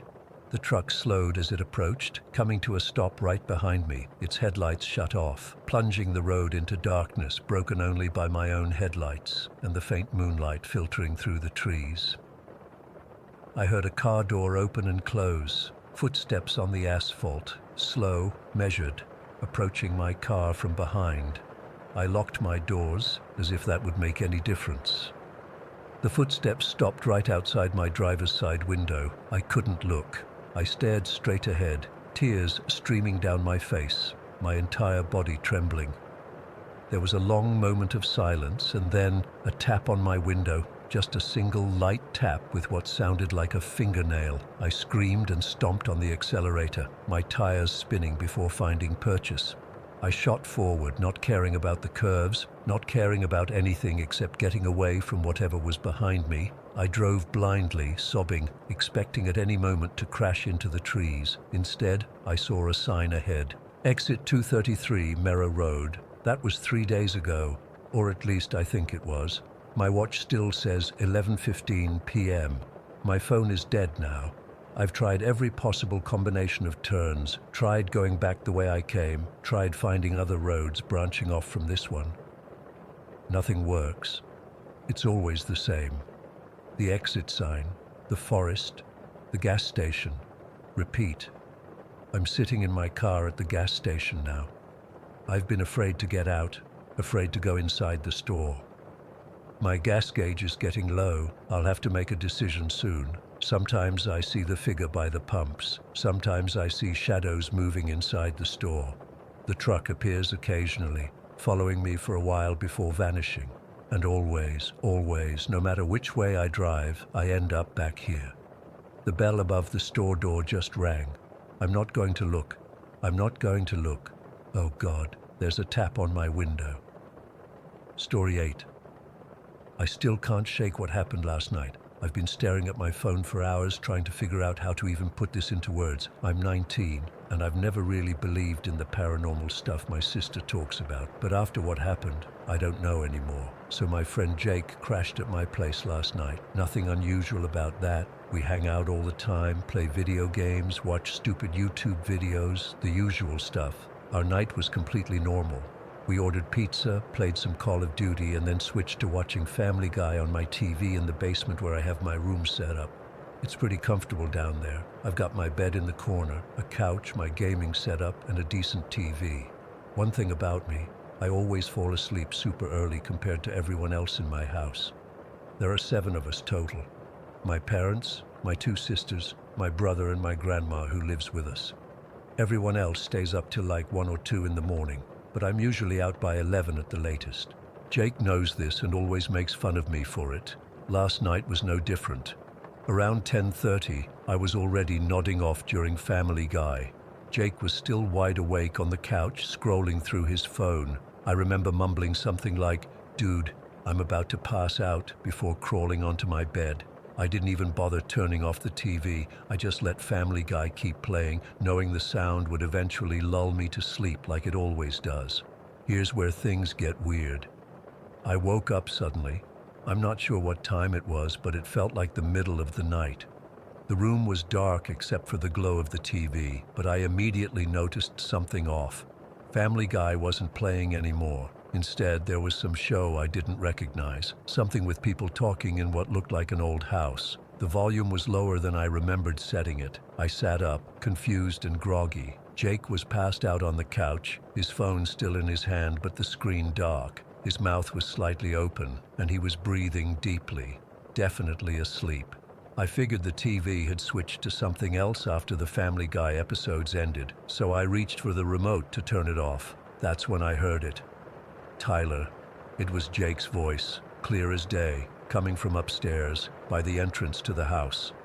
My blood went cold instantly. The voice sounded exactly like Jake, not sleepy Jake, not just woke up Jake, but fully awake. Normal Jake, the same tone he uses when he comes over and calls out to see if I'm home. But Jake was right there, on my couch, completely unconscious. I froze, remote in hand, trying to process what was happening. I thought maybe one of my family members was up and calling me, but no, it was undeniably Jake's voice. No one in my family sounds remotely like him. Jake has this distinct way of saying my name, with a slight emphasis on the second syllable. This was that exact inflection. "Tyler, you up?" The voice called again, louder this time, definitely coming from the top of the basement stairs. My sister has told me stories about demons and spirits that can mimic voices to lure people. She's super into paranormal stuff and always talking about experiences she's had. I never took any of it seriously before, but in that moment, every single one of her warnings came flooding back. The worst part? Jake hadn't even stirred. He was still completely out, his chest rising and falling steadily with each breath. I didn't know what to do. My first instinct was to wake Jake up, but something stopped me. What if whatever was upstairs would come down if it heard movement? What if acknowledging it made things worse? So I did the only thing my terrified brain could think of. I avoided looking toward the stairs, put the remote down, and quietly slid back onto my bed. I pulled my blanket up, but it only covered half of me. My legs were still exposed because the blanket was too small. The voice called a third time. "Tyler, can you hear me?" It was so convincing. If Jake hadn't been right there in front of me, I would have sworn it was him calling down to me. The voice had the same slight raspiness, the same cadence, everything. I laid there, completely still, my heart pounding so hard I was sure whatever it was could hear it. I couldn't bring myself to look toward the stairs. I kept my eyes fixed on Jake, watching his sleeping form as if to reassure myself that he was really there.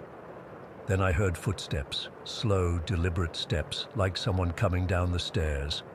But our basement stairs creak, they always have. These footsteps made no sound except for the soft thud of weight on carpet. I felt the air in the room change. It got colder, heavier somehow. The TV suddenly seemed too bright. The muted voices from whatever show was playing now too cheerful against the dread filling the room. For the next 10 to 15 minutes, though it felt like hours, I sensed something moving around behind me. I could feel it circling like it was studying me, figuring out what to do next. The space between my bed and the wall isn't big, maybe 2 feet at most, but I swear something was there, moving in that narrow gap. The worst was when I felt something near my exposed legs. I didn't feel a touch exactly, more like a presence, a disturbance in the air around my skin that made all the hairs stand up, like when you can sense someone standing close to you even with your eyes closed. I wanted to pull my legs under the blanket so badly, but I was terrified that any movement would provoke whatever was there. So I just laid there, perfectly still, pretending to be asleep while being more awake than I've ever been in my life. The TV suddenly changed channels on its own. Not like when it glitches and goes to static, it literally changed to another channel, like someone had pressed a button on the remote. Except the remote was still on my bed where I'd put it down. The new channel was playing some old black and white movie. The sound was still low, but I could make out what seemed like a funeral scene. A woman crying over a casket. The timing couldn't have been more perfect to completely freak me out. The presence behind me seemed to grow stronger. I could hear soft breathing that wasn't mine and wasn't Jake's. It was closer to my ear now, so close that I could feel the slight warmth of it against my neck. I squeezed my eyes shut. My sister always said that these things feed on fear, that they want you to look at them, to acknowledge them. So I refused to turn around, refused to give whatever it was the satisfaction.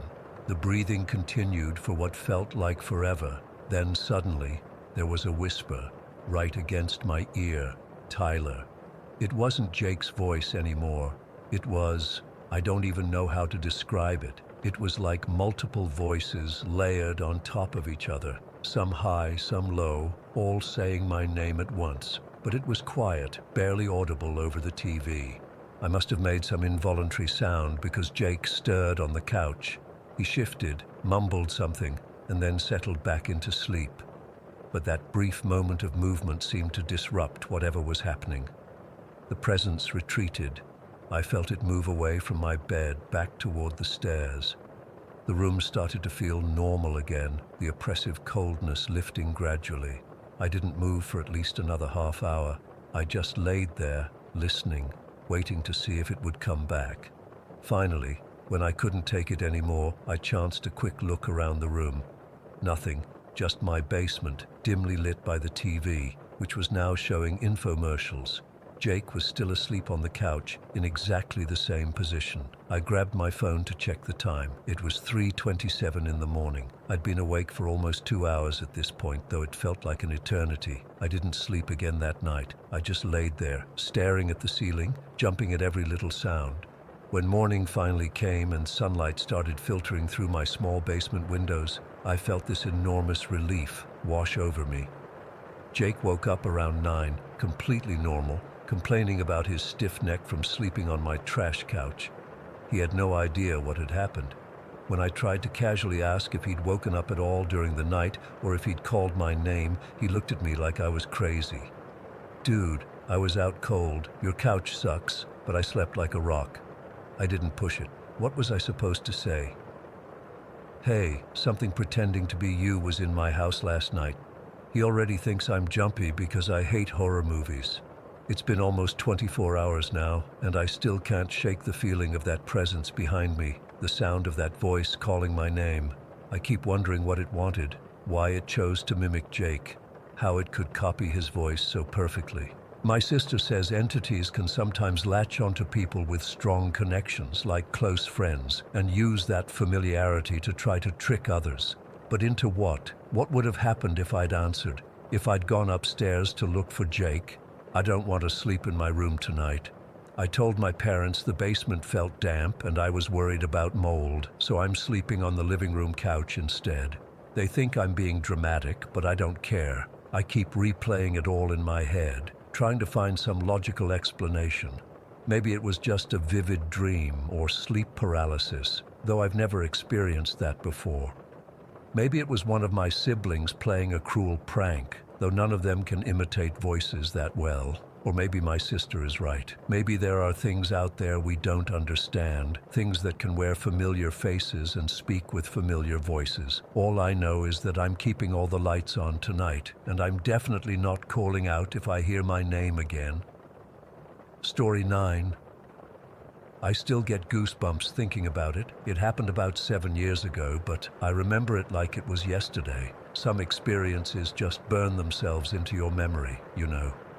This is one of those things I can't explain, and believe me, I've tried. I was 23 at the time, living back at my mum's place temporarily after finishing college. It was that awkward phase where I was job hunting and trying to figure out my next steps. That particular day, I was riding with my mom to pick up some groceries, and we were taking the long way back home through my old school district. It was mid-October, one of those perfect fall days where the sky is impossibly blue and the leaves are every shade of red and gold. We had the windows cracked open a bit because the weather was so nice. Not too hot, not too cold. Mom was driving her old Honda Civic, the one with the dent in the passenger door from when I'd backed into a pole during one of my first driving lessons years ago. We were about 15 minutes into our drive when Mom suddenly said, "Oh, Nathan, do you mind if we make a quick detour? Tom asked me to check on his property since he's out of town this week. Just need to make sure everything looks okay." Tom was my mum's boyfriend of about 2 years. Nice enough guy, worked in construction, and owned a small piece of land out in the more rural part of the county. I didn't have anything better to do, so I just shrugged and said, "Sure, no problem." Mom turned off the main road onto Oak Ridge Lane, which gave me this weird sense of nostalgia. I'd ridden the school bus down this exact road for years during middle and high school. It was a narrow country road with farms and scattered houses on either side, lined with massive oak trees that had probably been there for 100 years or more. I remember always staring out the bus window at those trees, watching the seasons change through their branches. "Remember this road?" Mom asked, glancing over at me. "Yeah," I said, looking around. "Weird how it looks exactly the same, like literally nothing has changed." And it was true.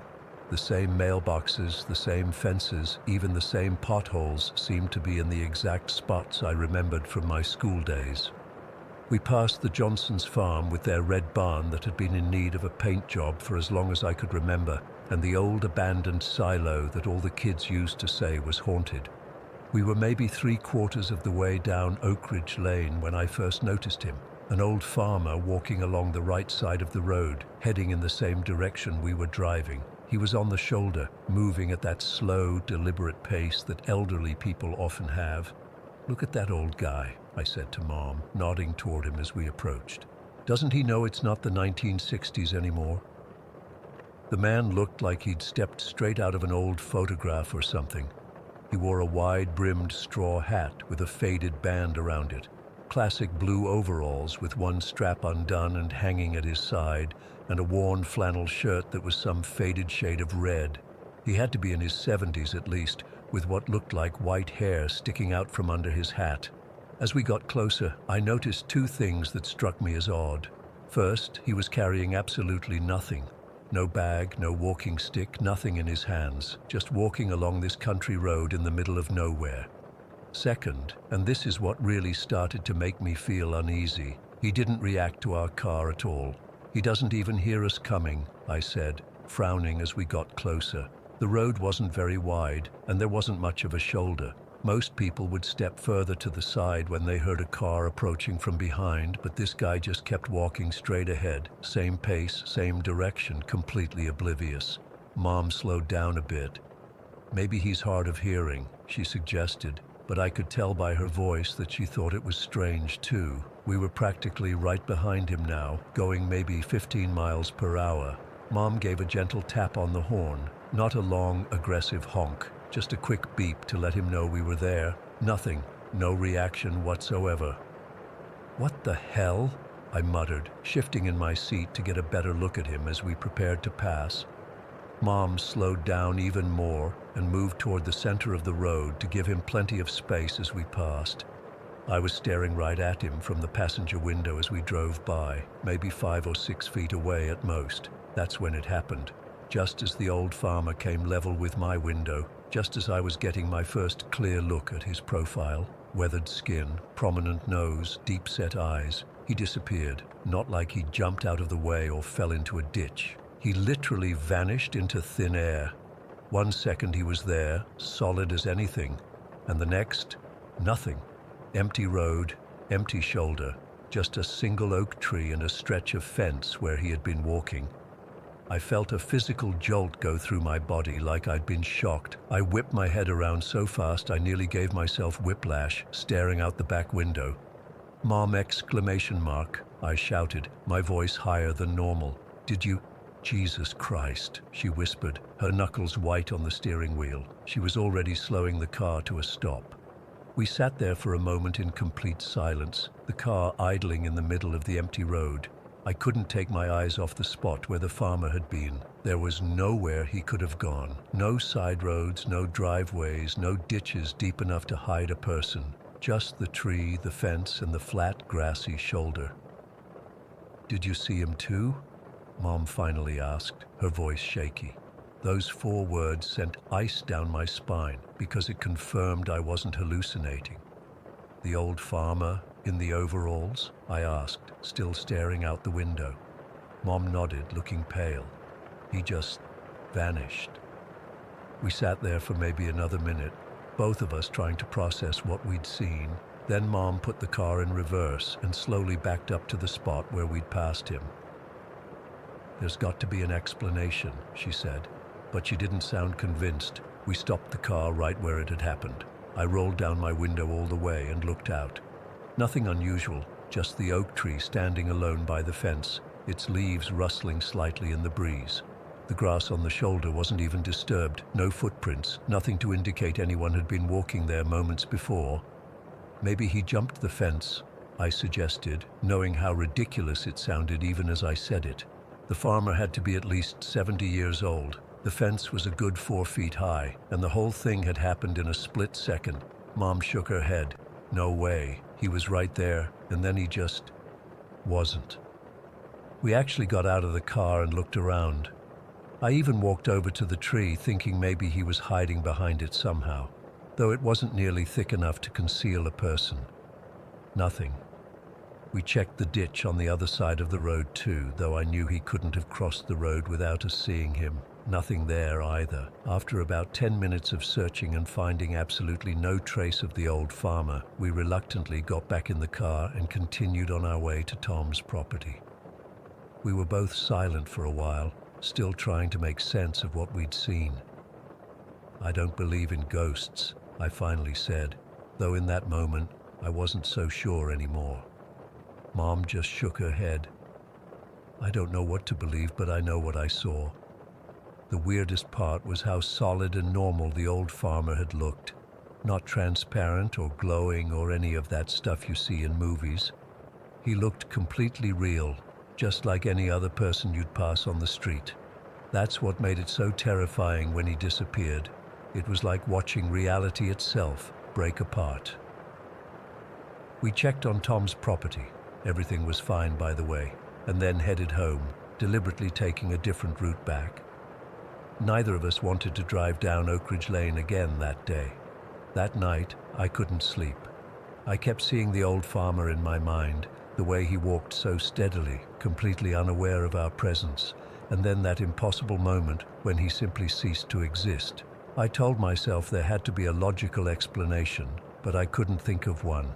The next day I did some research online about Oak Ridge Lane and the surrounding area, looking for any history of an old farmer who might have died there, maybe in an accident or something. I found nothing specific, though the area did have its share of farm accidents over the decades. Nothing that matched what we'd seen, though. I even drove back there alone a few days later, in broad daylight. I don't know what I expected to find, but I felt drawn to that spot.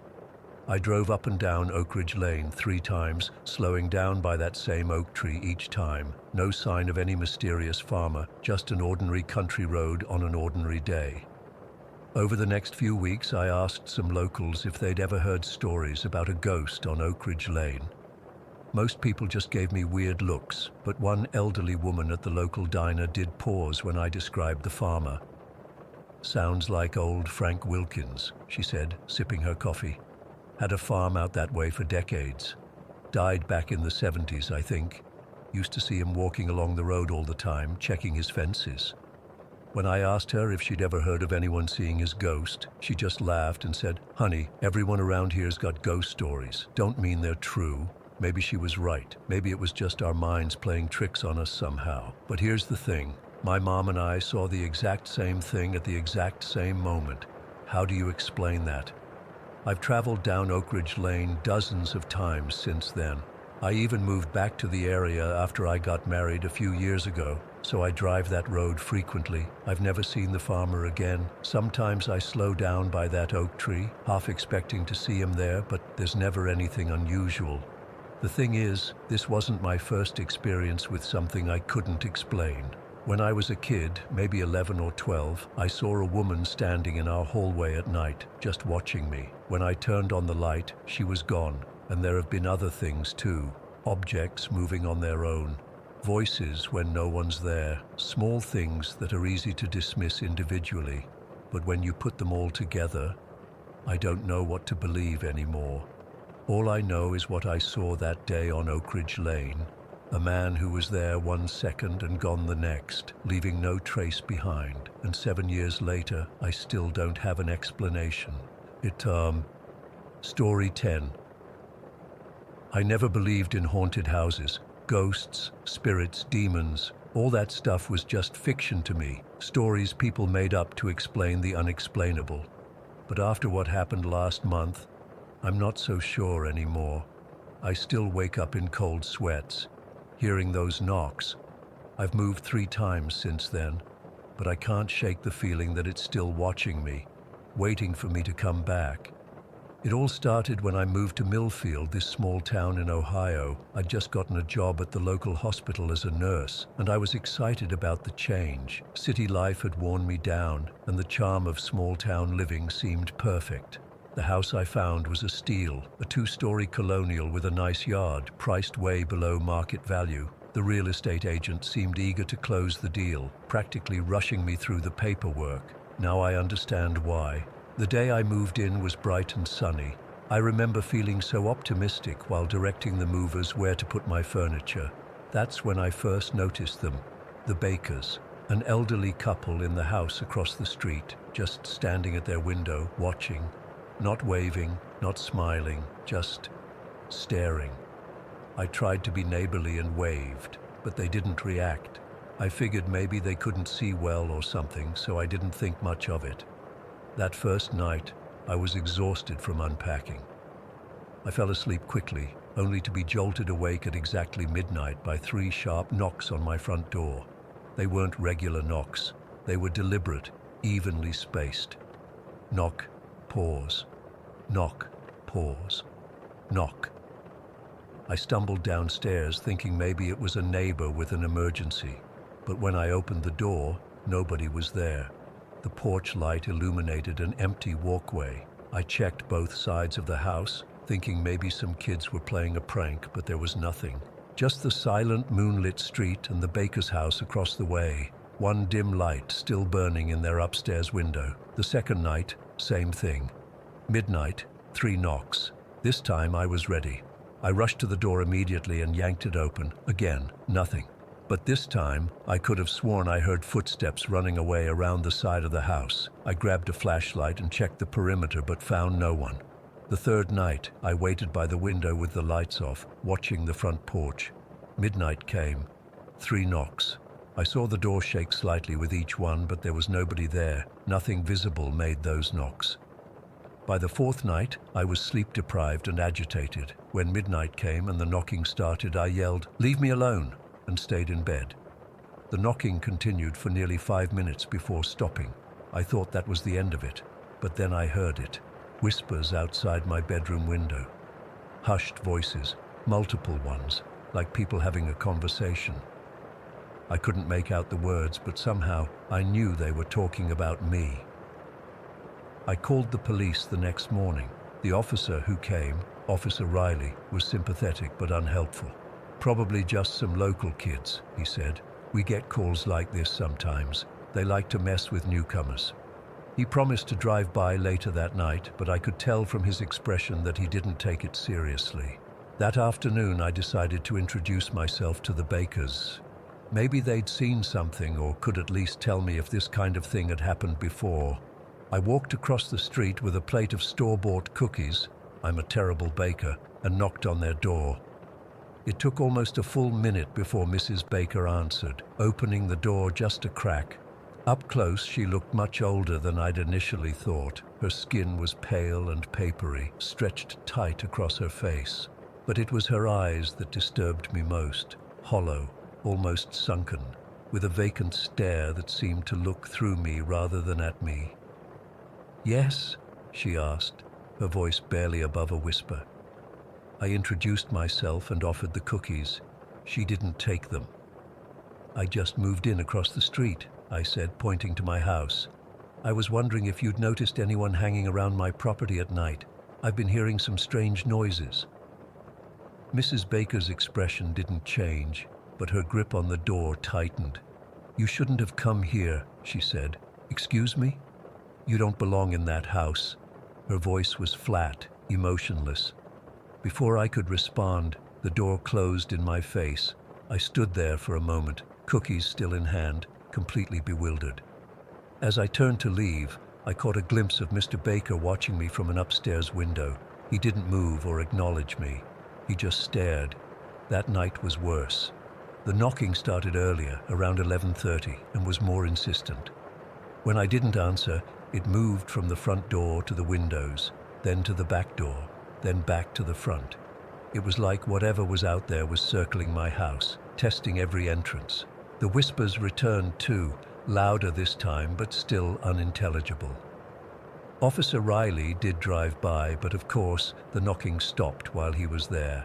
He found nothing suspicious and suggested I get a security camera. I ordered one online that night, but it wouldn't arrive for another 3 days. The next morning, I discovered muddy footprints on my front porch, small ones, like a child's, leading up to my door and then disappearing. It hadn't rained in days, and the ground was dry. Where did the mud come from, and why did the footprints just stop? I took photos and sent them to Officer Riley, who promised to stop by again. When he did, he seemed troubled. "Have you met your neighbors yet?" he asked. I told him about my encounter with Mrs. Baker. He nodded slowly. "The Bakers keep to themselves, have for decades.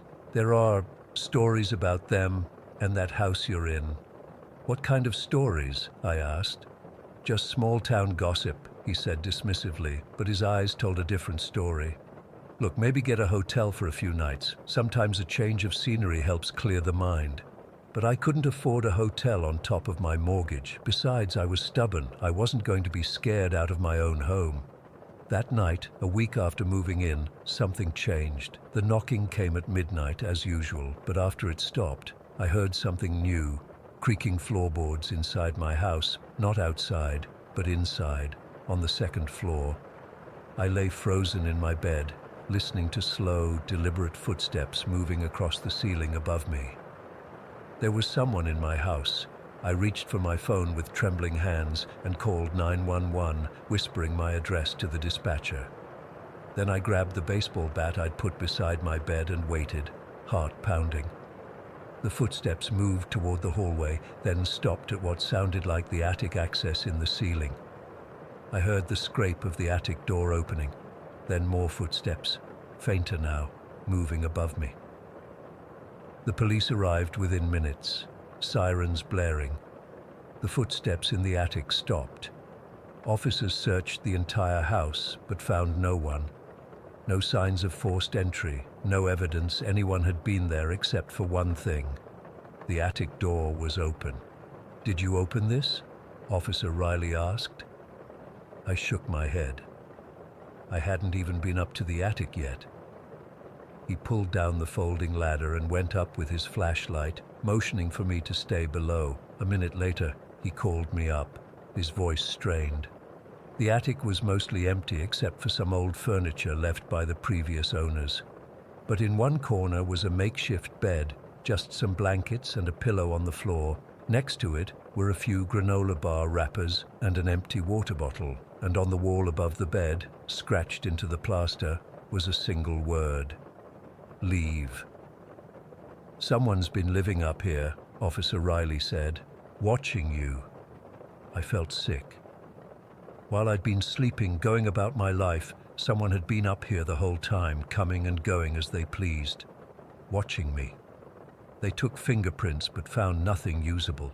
The officers suggested I stay elsewhere while they investigated, but where would I go? I had no family nearby, and I'd spent most of my savings on the down payment for the house. In desperation, I went back to the baker's the next morning. This time, Mr. Baker answered the door. Up close, he looked just as unsettling as his wife, gaunt, pale, with those same hollow eyes. "Please," I said, "I need to know what's happening. Someone's been in my house, in my attic. The police found a bed up there, messages on the wall." "We told you not to come here," he interrupted, his voice gravelly from disuse. Mrs. Baker appeared behind him. "The house has a way of keeping people," she said. "It doesn't let them leave." "What are you talking about? It's just a house." Mr. Baker shook his head slowly. "Once you move in, the house decides if you belong and if it doesn't like you." He trailed off. "It finds ways to make sure you don't stay," Mrs. Baker finished. "That's insane," I said. "Houses don't decide things. Houses don't think." They both just stared at me with those empty eyes. Then Mr. Baker spoke again. "We've lived across from that house for 47 years. We've seen families come and go. The ones the house wants stay, the others," he glanced at his wife, "the others leave, one way or another." "What happened to the previous owners?" I asked, my mouth dry. Mrs. Baker's lips curved into something like a smile, but there was no warmth in it. "They weren't compatible with the house." I backed away from their door.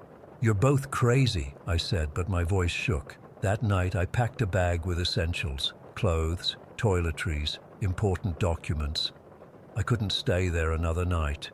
Whatever was happening, whether it was the Bakers messing with me or something else entirely, I needed to get out. As I was loading my car around 10 p.m., I noticed the Bakers watching from their window again. They didn't move, didn't wave, just stared.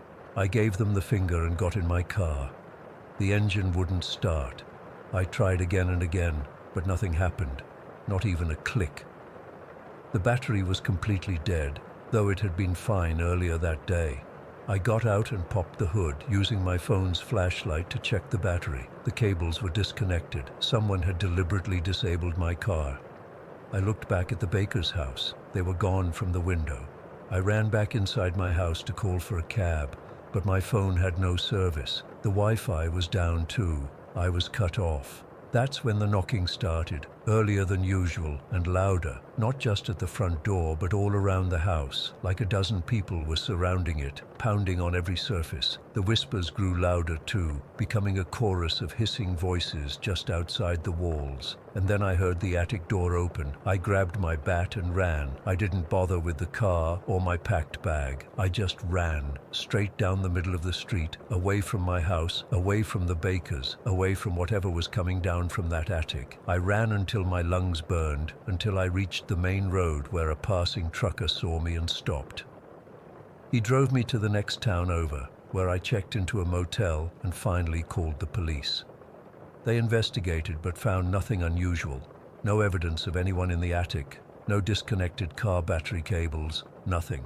They suggested I might have been experiencing paranoia due to stress from the move. One officer even implied I might have scratched that message in the attic wall myself and forgotten about it. I never went back to that house. I arranged for a moving company to pack up my things and put them in storage. I forfeited my deposit and took a financial hit selling the house quickly, but I didn't care. I needed to get as far away as possible. I live in a different state now. I changed my phone number, my email, everything. But sometimes, at exactly midnight, I still hear it. 3 sharp knocks on my door, and when I gather the courage to look outside, there's never anyone there. Just muddy footprints that end abruptly on my doorstep.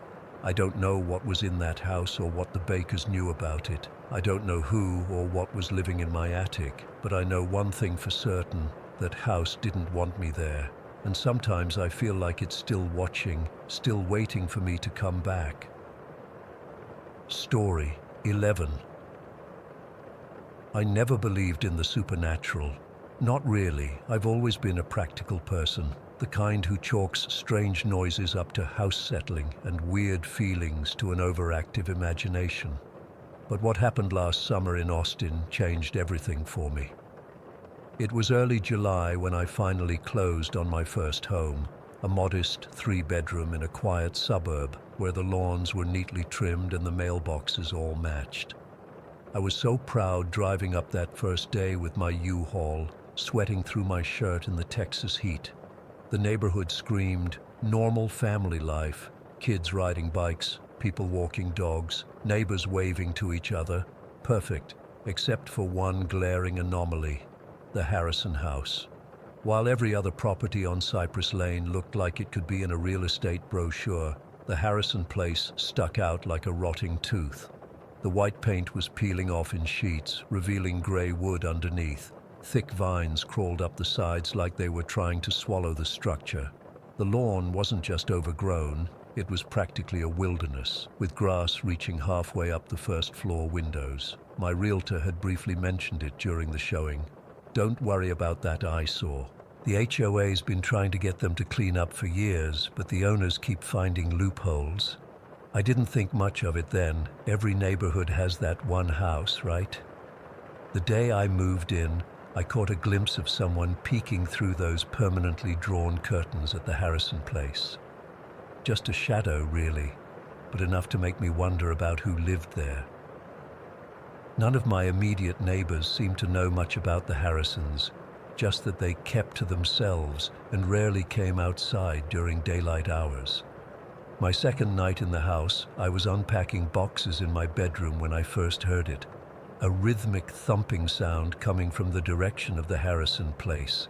It was past midnight, and the sound carried clearly through my open window. Thump, thump, thump, like something heavy hitting the floor over and over. Between the thumps, I swear I could hear a low, guttural chanting. The hair on my arms stood up, but I told myself it was probably just them moving furniture or playing weird music. I closed my window and cranked up my fan to drown it out. 3 days after moving in, we had a neighborhood-wide power outage.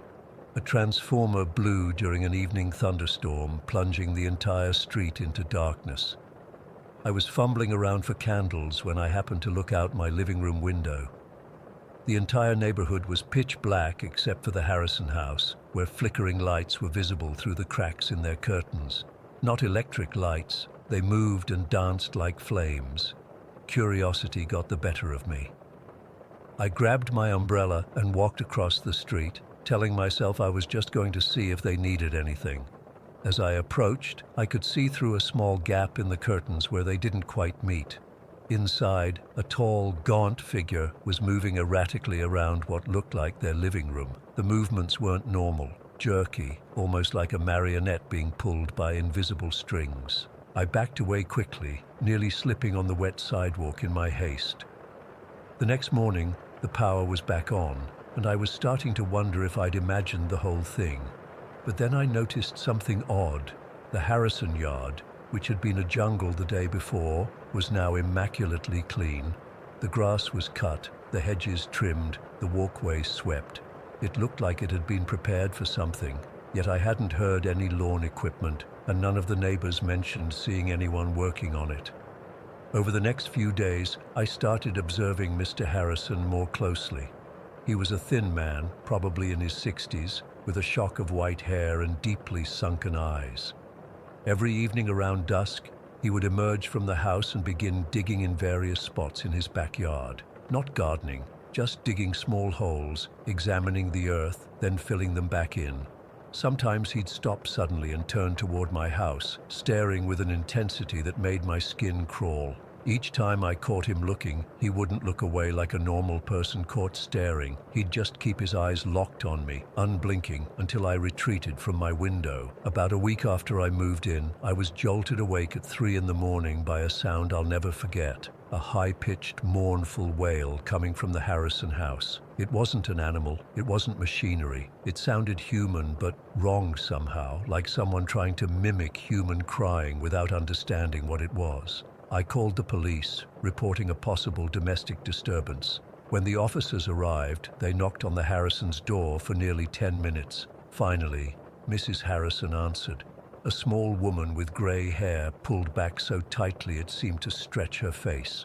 She smiled pleasantly and explained that they'd been watching a horror movie with the volume too high. The officers seemed satisfied with this explanation, though one of them gave me a skeptical look as they left. I could have sworn the TV hadn't been on when I looked at their house before calling. The next day, I decided to confront them directly. I baked cookies as a pretense, being neighborly while satisfying my growing need to understand what was happening across the street. I knocked on their door repeatedly, but no one answered, even though I could hear movement inside. As I turned to leave, I noticed a weathered leather notebook sitting on their porch swing. It hadn't been there when I arrived. I should have left it alone. God, I wish I had, but I picked it up and flipped it open, and what I saw turned my blood to ice. The pages were filled with strange symbols I didn't recognize, intricate drawings of what looked like anatomical studies, but wrong. Organs that don't exist in the human body, scrawled text in a language I couldn't identify. And then I saw it. My name, written clearly among the incomprehensible text, alongside a series of numbers that I later realized was my date of birth. Next to it was a crude map of my house, with X marks in locations where I had placed my bed, my desk, my favorite reading chair. I dropped the notebook like it had burned me. As I backed away from their porch, the curtain twitched, and I caught a glimpse of Mrs. Harrison's face, expressionless, pale, watching me with those sunken eyes. That night, I couldn't sleep. I kept checking and rechecking that my doors and windows were locked. Around 2 in the morning, I heard the thumping again, but this time it was accompanied by what sounded like dozens of voices chanting in unison. How many people were in that house? The next day, driven by a mixture of fear and an overwhelming need to understand what was happening, I did something incredibly stupid. I waited until I saw both Mr. and Mrs. Harrison leave in their ancient station wagon, the first time I'd ever seen them leave together, and I snuck into their backyard. My plan was to peek through their windows, maybe get a glimpse of what was causing those sounds. Instead, I found myself drawn to a small shed at the back of their property. The door was secured with a padlock, but it was old and rusted. I found a rock and smashed it off, telling myself I'd replace it before they returned. Inside the shed, the air was thick with a musty metallic smell that made me gag. The walls were lined with shelves containing dozens of old books with leather bindings, jars filled with what looked like herbs and other substances I couldn't identify, and small animal bones arranged in patterns. In the center of the shed was a circle of black candles, surrounding what appeared to be a small altar. On top of the altar was a stack of photographs. I picked them up and my legs nearly gave out beneath me. They were all of me getting my mail, me sleeping through my bedroom window, me showering. How the hell had they taken that? But the most disturbing ones showed me in places I'd been before moving to Austin, at my old apartment in Houston, at my parents' home in Dallas, at the beach vacation I took 2 years ago. They'd been watching me long before I ever moved across the street from them. I ran back to my house and called the police again, this time insisting they come out and investigate the shed. The dispatcher must have heard the panic in my voice because they sent officers right away. I watched from my porch as they entered the Harrison property. 20 minutes later, one of the officers came over to talk to me. His face was a mixture of confusion and concern. "Ma'am, that shed is empty. There's nothing in there but some old gardening tools." "That's impossible," I insisted.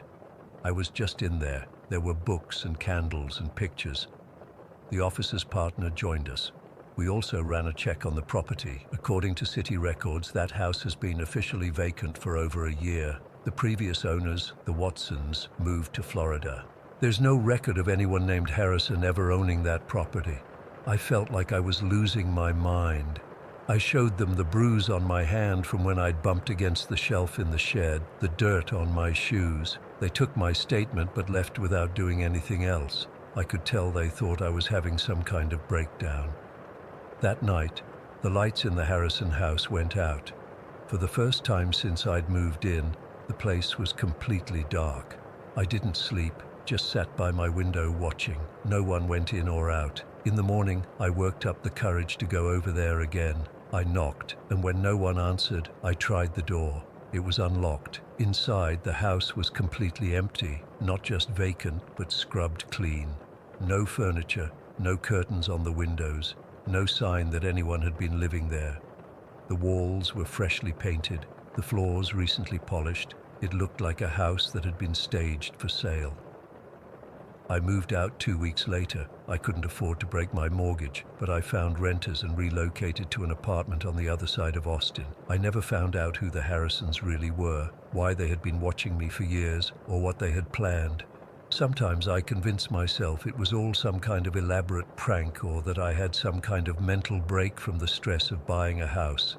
But then I remember the photographs, the notebook with my name, the chanting, and sometimes even in my new place, I wake up at night and swear I can hear that rhythmic thumping coming from somewhere nearby. Thump, thump, thump. Story 12.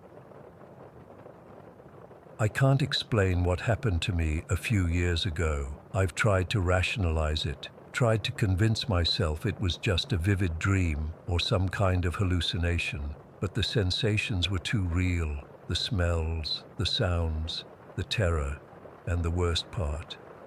I can still feel the water in my lungs sometimes when I wake up gasping in the middle of the night. It was the summer of 2005. I was 17 and fresh off what felt like the biggest accomplishment of my young life, performing in our school's production of Misery at the Edinburgh Fringe Festival. The rest of the drama club went back home to the States after our run ended, but I'd fallen in love with Scotland. The castles, the fog-covered hills, the entire Gothic vibe of the place. I convinced my parents to let me stay with my aunt in Edinburgh for a couple months before heading back for my senior year. I'd been working through Stephen King's bibliography that summer, partly research for our play, partly because I was a horror junkie. After our show closed, I decided to take some day trips around Scotland to see more of the castles and historic sites. I'd read about Glamis Castle online, supposedly one of the most haunted in Scotland, with secret rooms and a monster that was supposedly locked away. How could I resist? So that day, I hopped on a train from Edinburgh to Broughty Ferry, where I'd need to switch to another train to Dundee. From there, I planned to catch a bus to Glamis. I remember feeling so grown up, navigating the train schedules by myself in a foreign country. The train to Broughty Ferry was packed with tourists, but I managed to find a window seat. I pulled out my dog-eared copy of The Shining, fitting reading material for my castle expedition, and lost myself in the Overlook Hotel. I must have been more tired than I realized because somewhere along the way I dozed off with the book on my lap. When I woke up, something felt wrong. The first thing I noticed was the smell, like rotting meat and mildew. My eyes adjusted to find the train car dimly lit by what looked like actual candles in glass fixtures.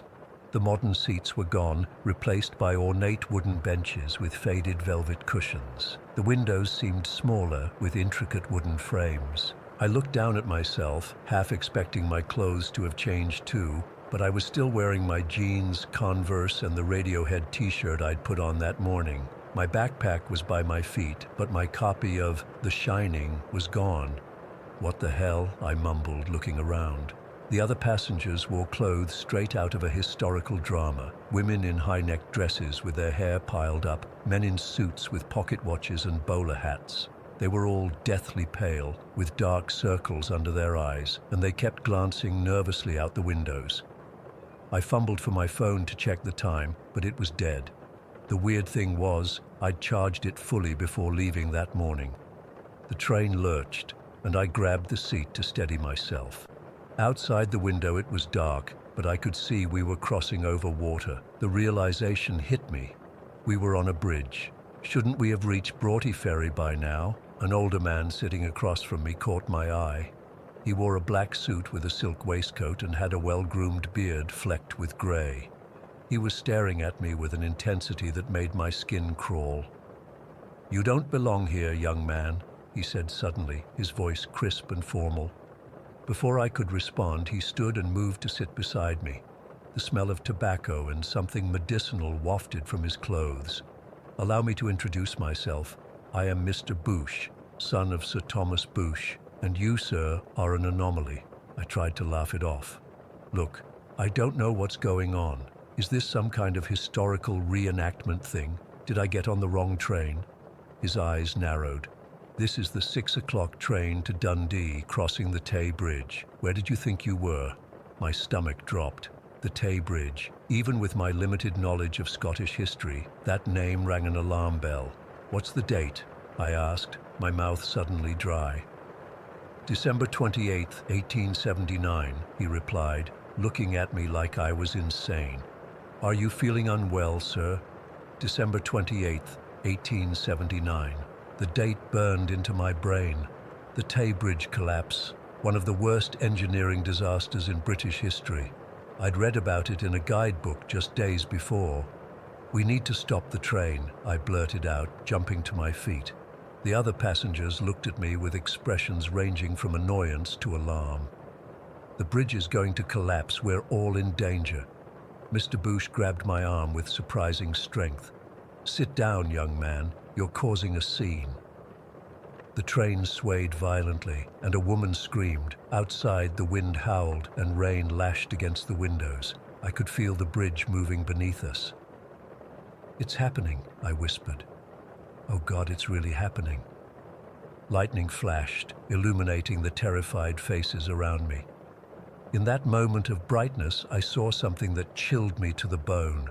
The other passengers' skin seemed almost translucent, with blue veins visible beneath, and their eyes reflected the light like animals' eyes in the dark. The train lurched again, and several people were thrown from their seats. The wooden car creaked and groaned around us. Through the window, I saw a section of the bridge ahead of us rip away in the gale force winds.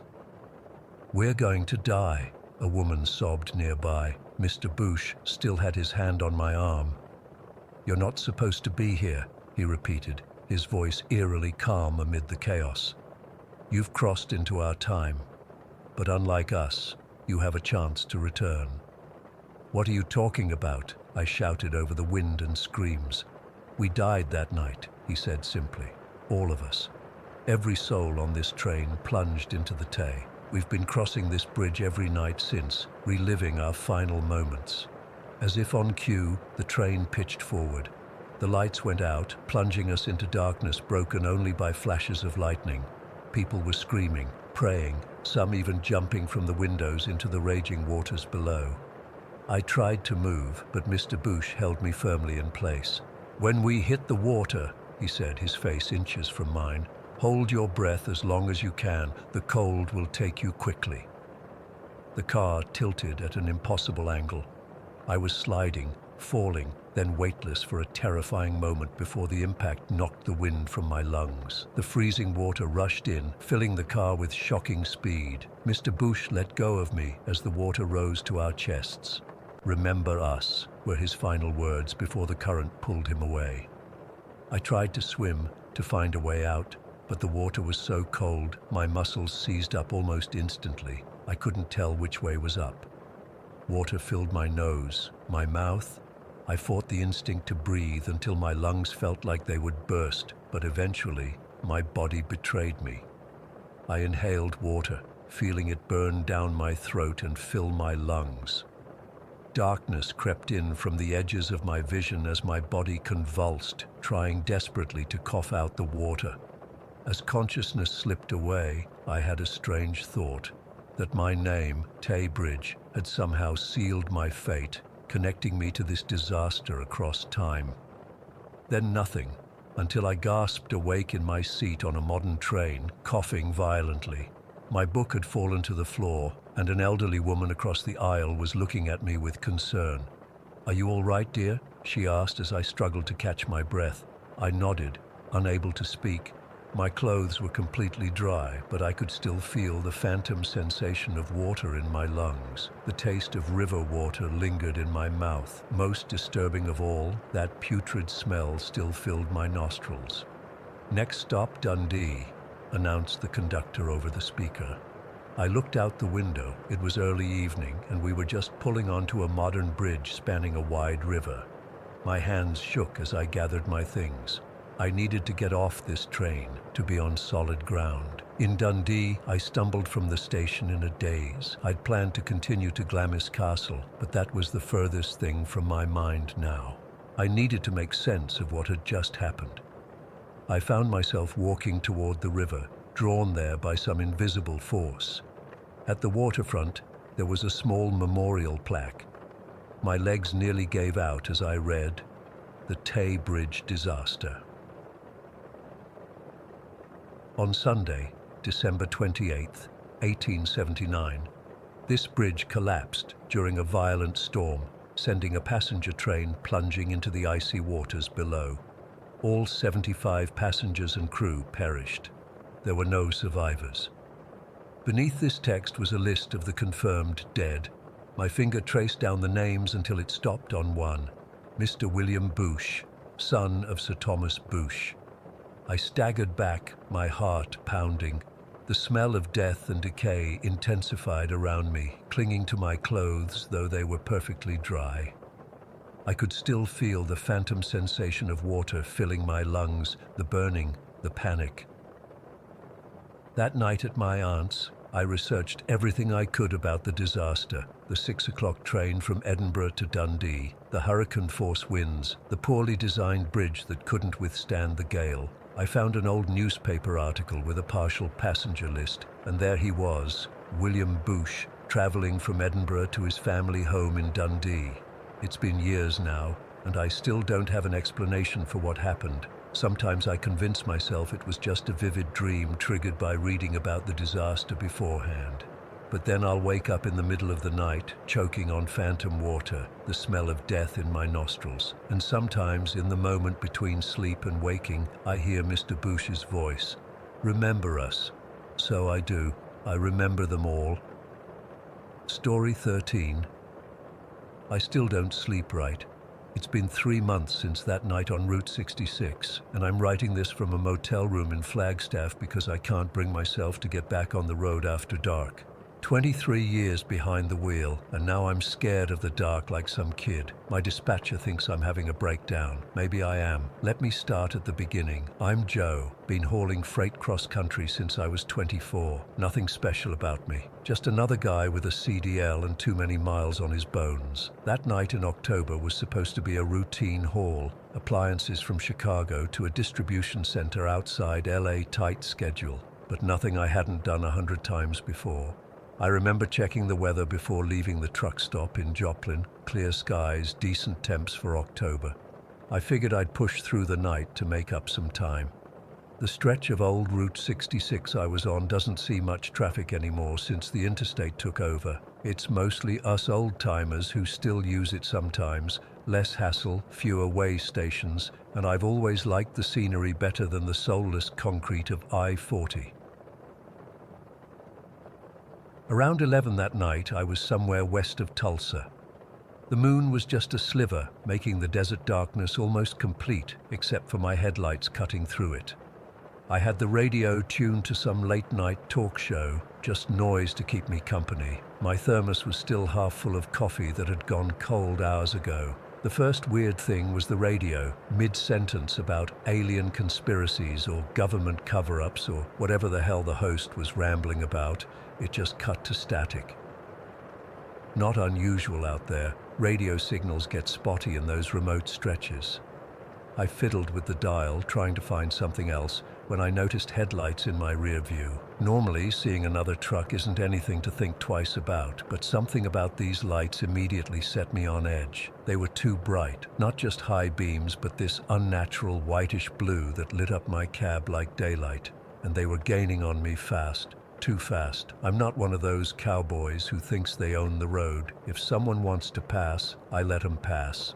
But this guy was coming up on my tail like I was standing still, even though my speedometer read 72. The lights kept getting brighter until my mirrors were useless, just blinding white rectangles that forced me to adjust them away.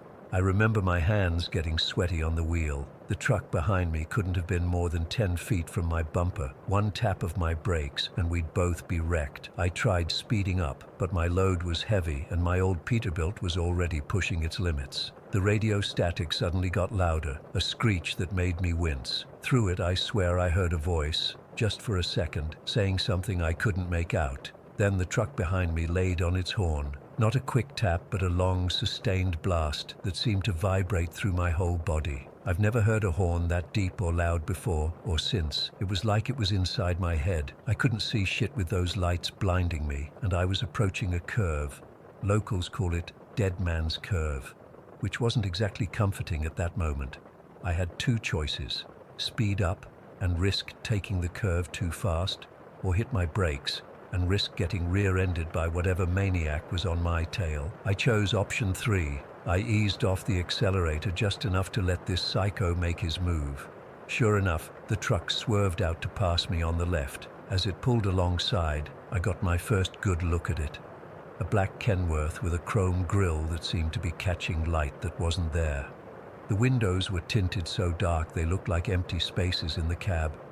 I expected it to pass and disappear around the curve ahead, but instead, it matched my speed perfectly, running parallel to me on a 2-lane road that barely had room for both of us. I was being forced closer to the shoulder with each second.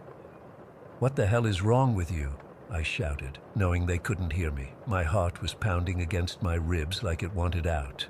Just as we approached the curve, the black truck suddenly accelerated with a roar that didn't sound like any diesel engine I've ever heard. It cut in front of me so close, I had to slam on my brakes. The trailer lurched, and I felt the load shift dangerously. For a terrible moment, I thought I was going over.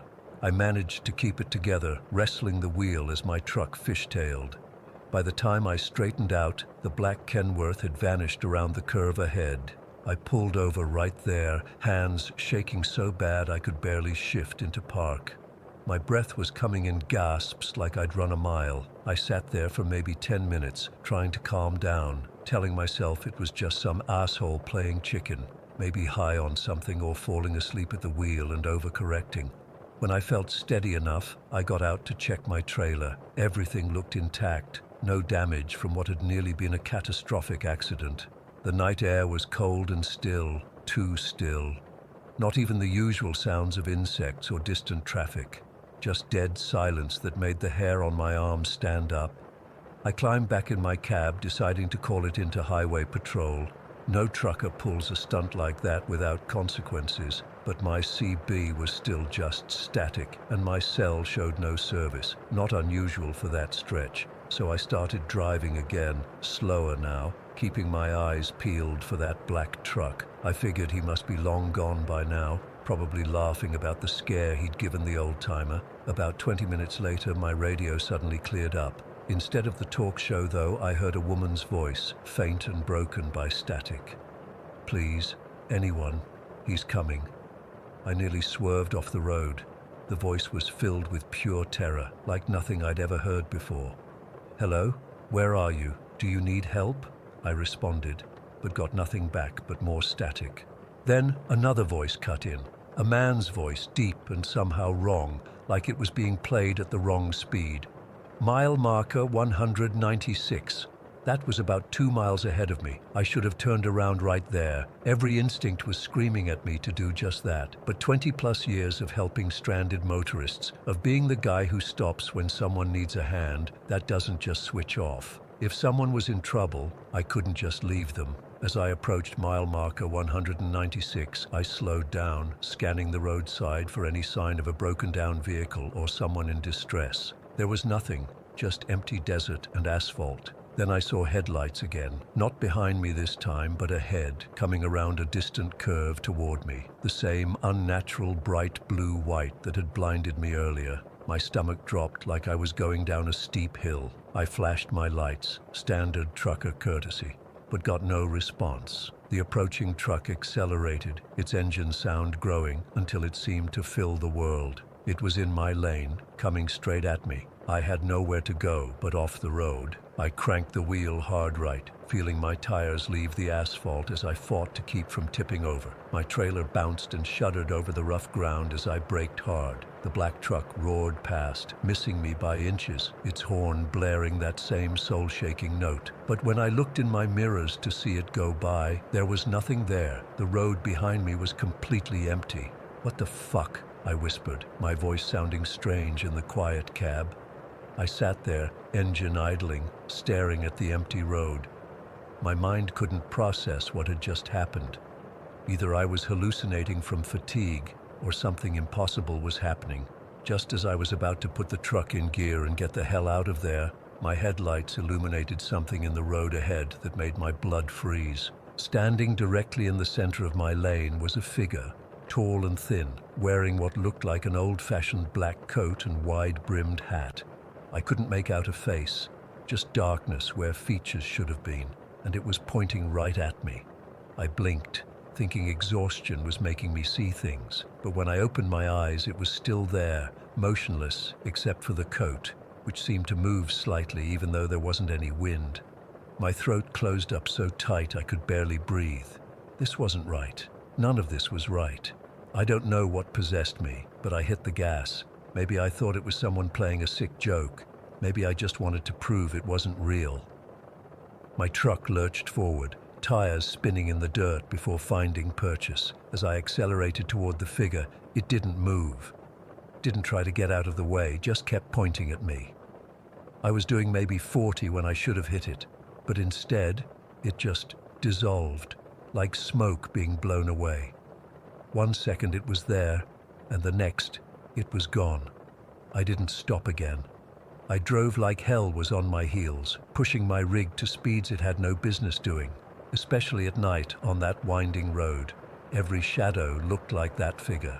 Every glint of moonlight on chrome looked like that truck's grille.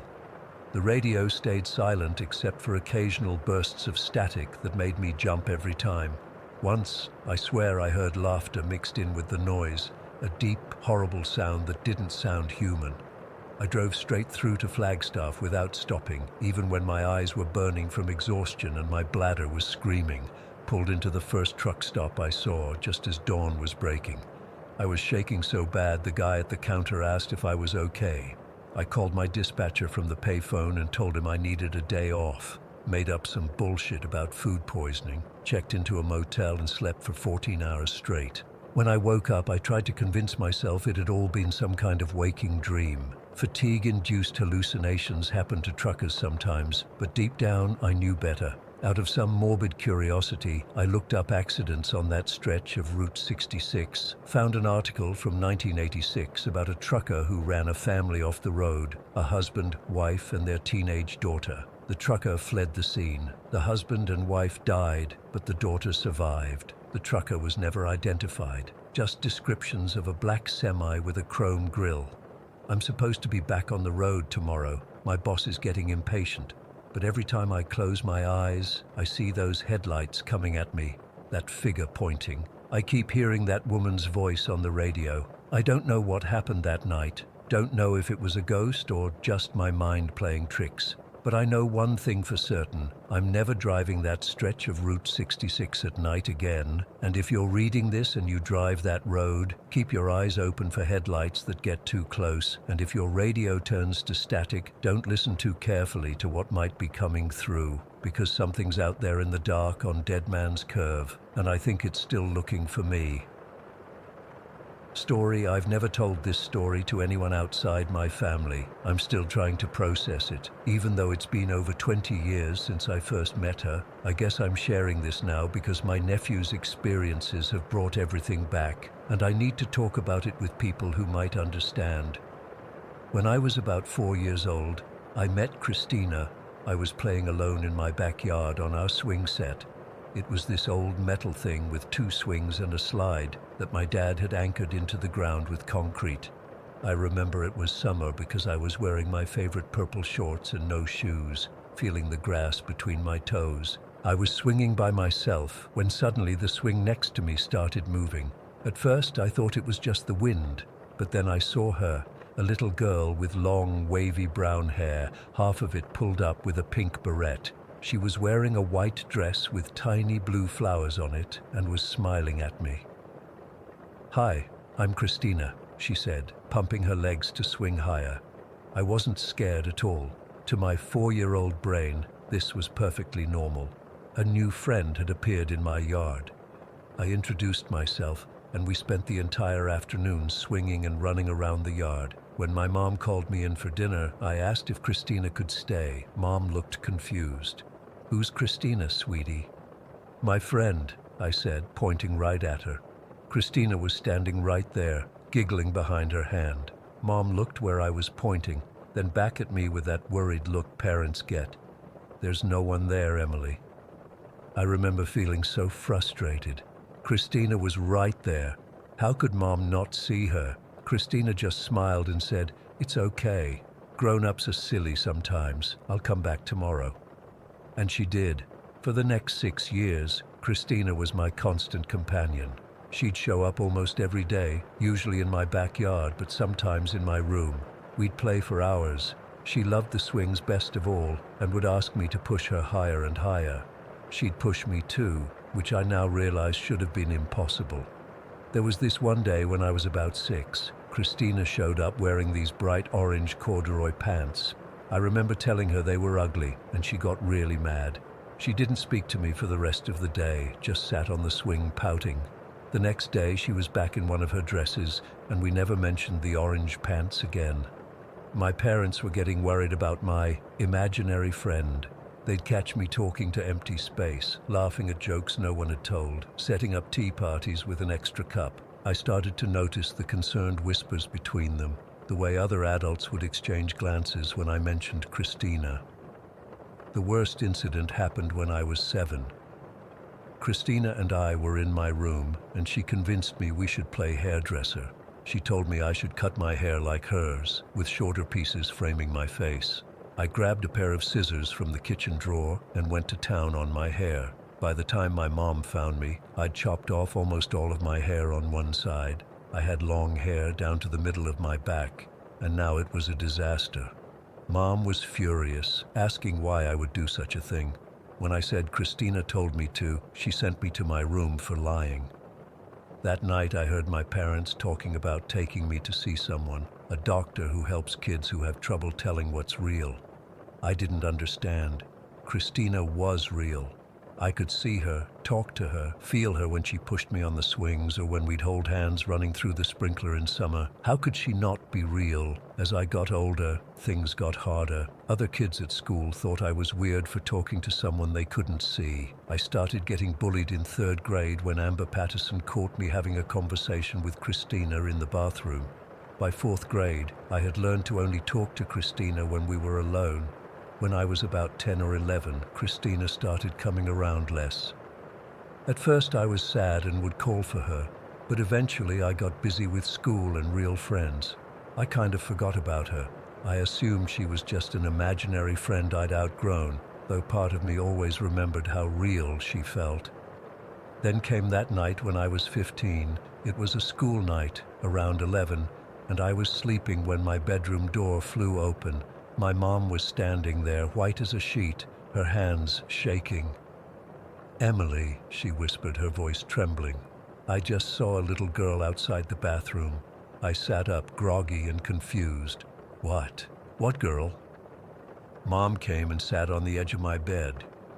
I got up to use the bathroom, and when I came out, there was a little girl standing in the hallway. She had long, wavy brown hair, half up in a clip. She was wearing a white nightgown with little flowers on it. I felt the hair on my arm stand up. What happened?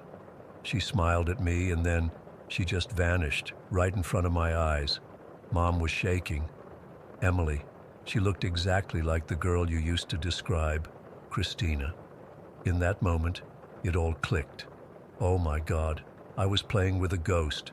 That's why you all thought I was crazy. You couldn't see her. Mom and I stayed up until 3 in the morning, comparing notes about Christina. Everything I had told them about her over the years, her appearance, her clothes, her personality, it all matched what Mom had seen. My mom, who had never believed in ghosts or anything supernatural, was now convinced that my childhood friend had been a spirit. The next morning, Dad thought we were both nuts, but he couldn't explain away what Mom had seen. We didn't tell anyone else. Who would believe us? But over the next few years, strange things would happen in our house. Items would move. The swing in the backyard would sway when there was no wind. Sometimes I'd catch a glimpse of something white out of the corner of my eye, but when I turned, nothing was there.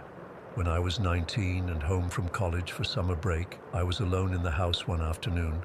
I was sitting at the kitchen table working on my laptop when I felt a cold spot pass by me. The hairs on my neck stood up, and I knew she was there. "Christina?" I said out loud, feeling silly but compelled to try. Is that you? The refrigerator magnet spelled out HI right in front of my eyes. I nearly fell out of my chair. I wasn't scared exactly, but my heart was pounding so hard I could feel it in my throat.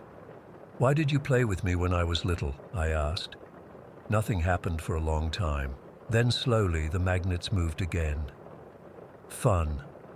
I asked a few more questions, but the magnets didn't move again. That was the last direct contact I had with Christina for several years. Fast forward to about 2 years ago, my sister and her husband moved into our childhood home after our parents downsized to a condo. They have a 5-year-old son, Jake.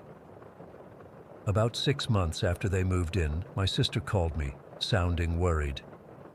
Emily, Jake's been talking about a friend named Christina. He says she plays with him on the swings. My blood ran cold. Dad had replaced the old metal swing set with a wooden one when Jake was born, but it was in the same spot. What does he say about her? That she has long brown hair and wears pretty dresses, and that sometimes she gets sad because no one can see her except him. I drove over that same day.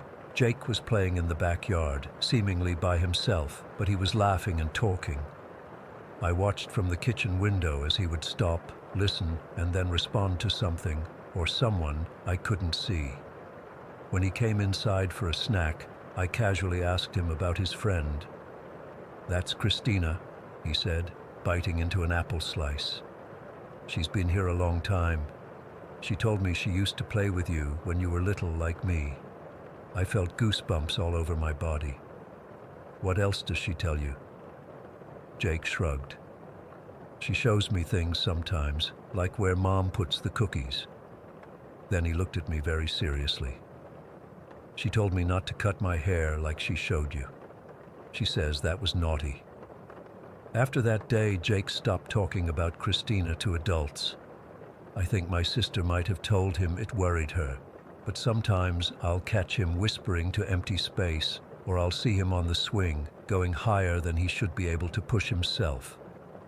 Last month, my sister called a medium to come to the house, without telling our parents, who would have freaked out. The medium walked through the house and stopped cold in the backyard. She said there was a young girl there who had been visiting the family for generations. According to her, Christina isn't trapped or haunting us. She simply likes our family and enjoys playing with the children. The medium said Christina was about 8 years old when she died, back in the 1920s, before our house was even built. The strange thing is, we've all gotten used to it. My sister leaves a small cup of juice out sometimes for Jake's friend. My brother-in-law swears he saw a little girl watching TV with Jake early one morning. My mom has seen her twice more, always near the bathroom at night. As for me, I sometimes go sit on the swings when I visit. Sometimes I feel a cold spot next to me, or the empty swing will move slightly. I talk to her, telling her about my life, my job, my boyfriend. I don't know if she listens or cares, but it feels right. I still don't know why Christina chose me all those years ago. Was she lonely? Did I remind her of someone? Or was it just like the magnet said, for fun? I've researched the history of the land our house was built on, trying to find records of a girl named Christina who died young, but I've found nothing concrete. Part of me wants answers, but another part is content just knowing she's still around, still playing with a new generation. Jake turned 6 last week. At his birthday party, we took a group photo in the backyard. When we looked at the pictures later, there was a strange blur next to Jake in every single shot. In one photo, if you look very closely, you can almost make out the shape of a little girl in a white dress. Christina is still with us, and honestly, I'm okay with that. Story 15. I still can't believe I'm finally putting this down in writing. I've carried this experience for over 15 years now, and I still get goosebumps thinking about it. This isn't some ghost story I made up. This was my life when I was 15, watching my dad die of cancer while someone I still don't understand appeared in our home. Our house was already active before Dad got sick. We'd known it from the day we moved in when I was about 7 years old. Little things at first, objects moving, cold spots, the feeling of being watched. My mom chalked it up to an old house settling or my overactive imagination, but Dad and I knew better. We both had what he called the sensitivity. We could feel things others couldn't. There was one entity in particular that seemed to be Native American. At least that's what Dad believed. He'd sometimes find small arrangements of stones or twigs in perfect geometric patterns on our back porch. No one had put them there. Mom would get annoyed and sweep them away, but they'd always return. "He's just letting us know this was his land first," Dad would say with a respectful nod toward the woods behind our property. When Dad was diagnosed with pancreatic cancer, the doctors gave him 6 months. He lasted 4. Those 4 months were the worst of my life, watching this man who had always been my rock, my protector, withering away in pain. The medications only did so much. There were days the pain would make him curl into himself, his face twisted in agony that no 15-year-old should have to witness in a parent. It was about 2 months after his diagnosis when things started getting weird, and I mean beyond the regular weird we were used to in our house. I remember the first incident so clearly. I had gone to my friend Kayla's house after school to work on a biology project. When I got home around 6, Dad was having a bad day. He was on the couch, pale and sweating despite the chill in the house. "Hey, kiddo," he said, trying to smile through the pain. "Why don't you head upstairs for a bit? I need to ride this out." I wanted to stay with him, but I knew sometimes he preferred to suffer alone rather than have me see him at his worst. So I went upstairs to my room, put on my headphones, and tried to distract myself with homework. Maybe 20 minutes later, I heard Dad's voice. At first, I thought he was calling me, but when I took my headphones off, I realized he was having a conversation. I assumed Mom had come home early from her shift at the hospital, or maybe he was on the phone with one of his brothers. Then I heard him call my name, louder this time. "Emma, can you come down here?" When I came downstairs, Dad was sitting up on the couch, looking at me with the strangest expression, confused, almost spooked. "What's wrong?" I asked. "You weren't just in the kitchen." His voice was shaky. "No, I've been upstairs since I got home." "Why?" He ran his hand through his thinning hair. The chemo had taken most of it, but not all. "I could have sworn I saw you walk into the kitchen. I even said hello, but you didn't answer." A chill ran through me. "Dad, I haven't been down here at all."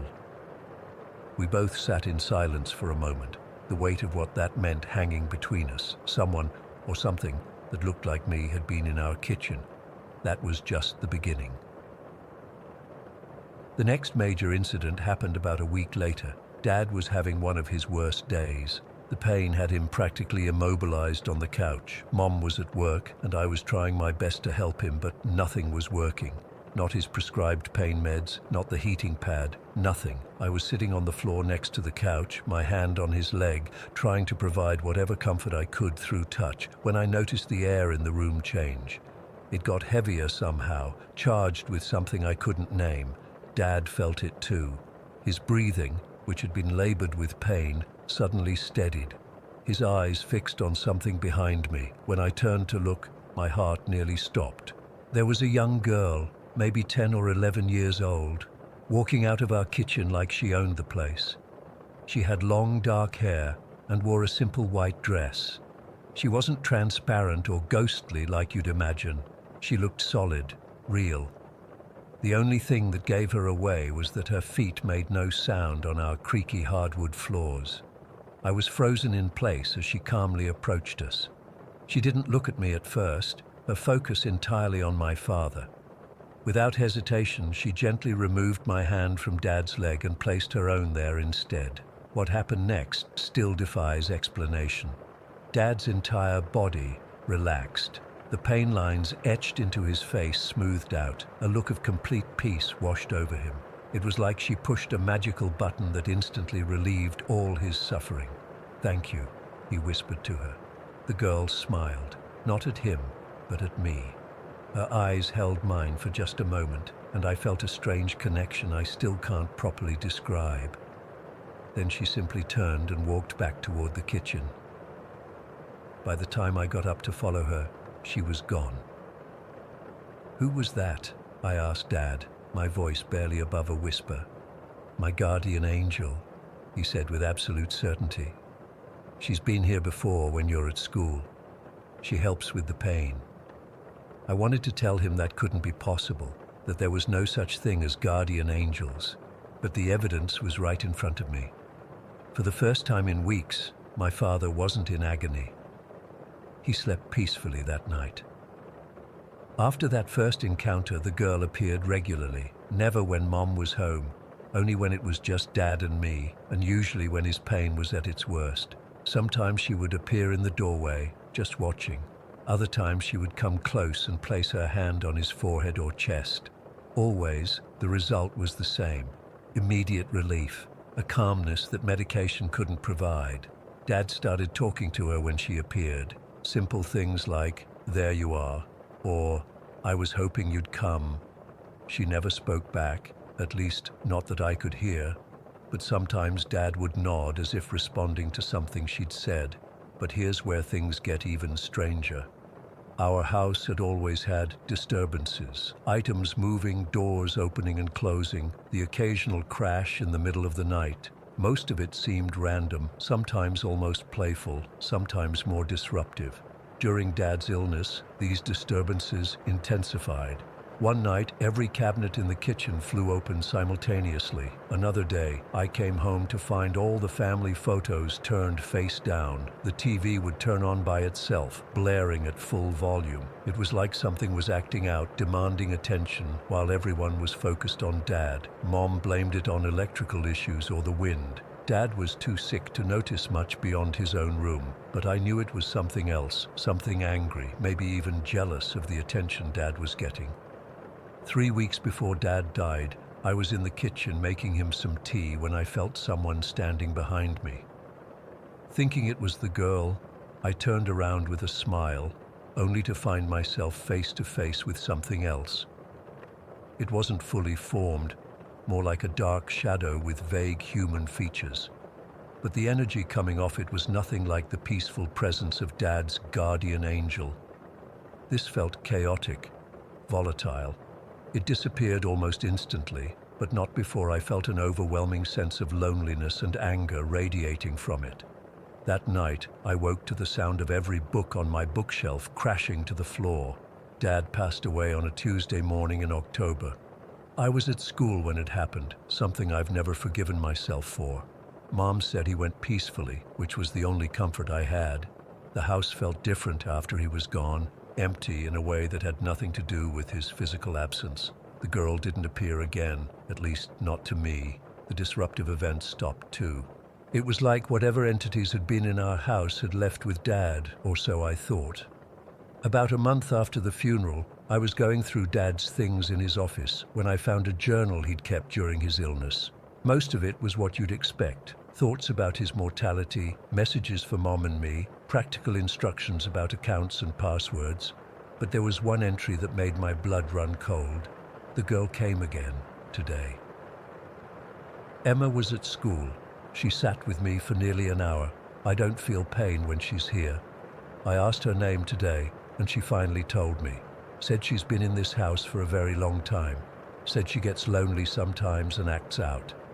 I think she's the one who's been causing the disturbances all these years. But she's gentle with me, says she knows what pain feels like.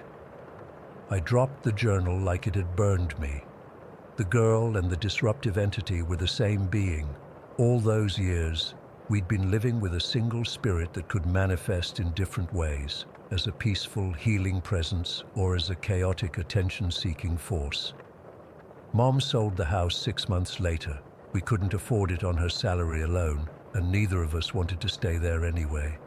I went to college 2 years after that, trying to put the whole experience behind me. But sometimes, when I'm back in my hometown, I drive by our old house. I can't help it. It's like some magnetic pull. And twice now, I've seen her in the upstairs window, the same window that used to be my bedroom, just standing there watching, like she's waiting for me to come back. I never told Mom any of this. She's remarried now, happy in her new life. And who would believe it anyway? A spirit that helped ease my father's passing, that brought him comfort when medicine couldn't. I'm 29 now, and I still don't know what to make of it all. Was she really a guardian angel, a lonely spirit who found purpose in helping my dad, or something else entirely? All I know is that in those final, painful weeks, something beyond our understanding brought my father peace. And sometimes when I'm going through my own struggles, I swear I can feel a hand on my shoulder, gentle, reassuring, familiar, like she's still watching over our family, even now. I don't know if I'll ever go back inside that house. Part of me wants to see if she's still there. Another part of me is terrified of what I might find, but I'll never forget how she helped my dad when he needed it most. How she took away his pain with just a touch. Some guardian angels, it seems, don't have wings or halos. Some look like little girls in white dresses who know exactly when you need them most. Story 16. I've been driving trucks for almost 20 years now, and I've seen some weird stuff on the road. Sleep deprivation plays tricks on your mind when you're pushing 14 hours straight. You see things that aren't there. A deer that vanishes. Headlights that disappear around a bend. But what happened to me last October wasn't a hallucination or road fatigue. I've gone over it 1,000 times in my head, and I still can't explain it. I was hauling industrial equipment from Chicago to Los Angeles, a route I've done dozens of times. My dispatcher had me on a tight schedule, so I was driving through the night on a stretch of old Route 66 in western Oklahoma. It was around 2 in the morning. That dead time when the world feels empty and still. The moon was just a sliver, barely lighting up the sky, and there were no streetlights on this section of highway, just my high beams cutting through the darkness and miles of nothing in every direction.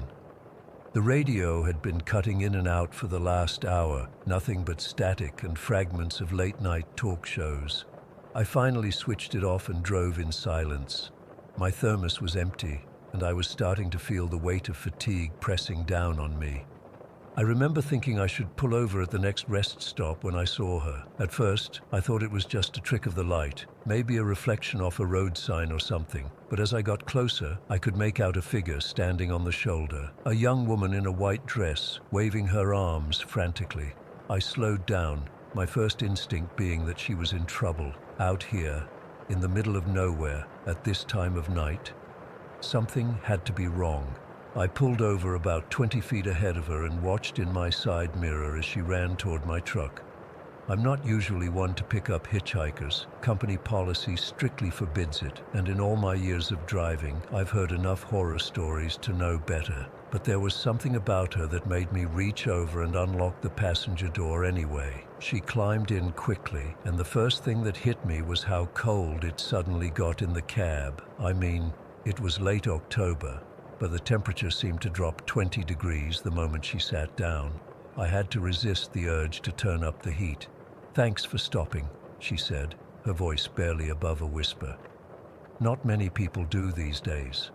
I remember looking at her more closely then. She was young, maybe early 20s, with dark hair pulled back from her face. Her dress looked old-fashioned, not like a costume, but the kind of thing my grandmother might have worn in old photographs. It was white with small flowers embroidered on it, but it looked worn and faded in places. The strangest thing was that despite being on the side of the road in the middle of the night, she didn't look dirty or disheveled, just tired. So damn tired. "Where are you headed?" I asked, pulling back onto the empty highway. She didn't answer right away. She just stared straight ahead, her hands folded in her lap. I noticed she wasn't carrying anything. No purse, no bag, nothing. "Just up the road a ways," she finally said. "I need to get home." I nodded and kept driving. The silence between us felt heavy, unnatural. I tried making small talk, asked her name if she was from around here, how she ended up on the side of the road, but she only gave me short, vague answers. Her name was Eleanor. She lived nearby. Her car had broken down, and she needed to get home. After a few minutes, I gave up trying to chat and focused on the road. The darkness outside seemed to press against the windows, and the highway stretched endlessly ahead. I kept glancing at her from the corner of my eye. There was something off about her, but I couldn't put my finger on it. Maybe it was the way she sat so still, barely seeming to breathe, or how the light from the dashboard cast strange shadows across her face. We'd gone about 10 miles when she suddenly sat up straight. "Turn here," she said, pointing to a dirt road I hadn't even noticed until she mentioned it. There was no sign, just a narrow turnoff disappearing into a cluster of trees. "Here?" I asked, slowing down. "Are you sure? This doesn't look like—" "Please," she cut me off, her voice suddenly urgent. "They'll find us if we stay on the main road." That set off every alarm bell in my head. Who was they? What was I getting myself into? But something in her expression, a mixture of fear and desperation, made me signal and turn onto the dirt road. The truck bounced and jostled as we made our way down the uneven path. My headlights illuminated just enough of the road ahead to keep us from driving into a ditch, but the trees on either side created deep shadows that seemed to shift and move. The air in the cab grew colder, and I could see my breath forming little clouds when I exhaled. I checked the temperature gauge. It showed 70 degrees, which was impossible given how cold I felt. "Not much farther now," Eleanor whispered, leaning forward slightly. "Just past these trees." The dirt road opened up into a small clearing, and I saw an old house standing alone in the middle of it. It was a 2-story farmhouse with a wraparound porch, the kind you'd see in old pictures from the Dust Bowl era. Paint peeled from the wooden siding, and several windows were broken or boarded up. It looked like it had been abandoned for decades. I stopped the truck about 50 feet from the house, suddenly not wanting to get any closer. "This is where you live?" I asked, unable to keep the disbelief from my voice. Eleanor didn't answer. She was staring at the house with an expression I couldn't read. Not quite happiness, not quite sadness, but something in between. She reached for the door handle. "Thank you for the ride," she said softly. "I've been trying to get home for so long." Before I could respond, she opened the door and stepped out. I watched as she walked toward the house, her white dress almost glowing in the darkness. She moved oddly, not quite walking, but almost floating. I blinked, thinking it was a trick of the light or my tired eyes playing tricks on me. When she reached the porch steps, she turned back to look at me. Even from that distance, I swear I could see her face clearly. She smiled, a sad, lonely smile, and then walked into the house without opening the door. She just passed through it, like she wasn't solid at all. I sat there frozen, trying to process what I'd just seen. It didn't make sense. People don't walk through doors. It had to be the darkness, or my exhaustion, or my mind playing tricks on me. But deep down, I knew what I'd seen. My hands were shaking as I put the truck in reverse. I wanted to get out of there, back to the highway, back to reality. As I turned the truck around, my headlights swept across the front of the property, illuminating a small, weathered sign I hadn't noticed before. The paint was faded and peeling, but I could just make out the words, "Grayson Family Farm, established 1924. Grayson. The name hit me like a physical blow. Eleanor Grayson. I gunned the engine, sending dirt and gravel flying as I sped back down the road. My heart was pounding so hard I could feel it in my throat. I didn't slow down until I reached the highway, and even then, I pushed the speed limit, desperate to put as much distance between myself and that house as possible. About 20 miles down the road, I saw the lights of a truck stop and pulled in, my hands still shaking. I needed coffee, food, something to ground me back in reality. The place was nearly empty, just a couple of long-haul drivers nursing cups of coffee and a waitress behind the counter. I sat at the counter and ordered coffee, black.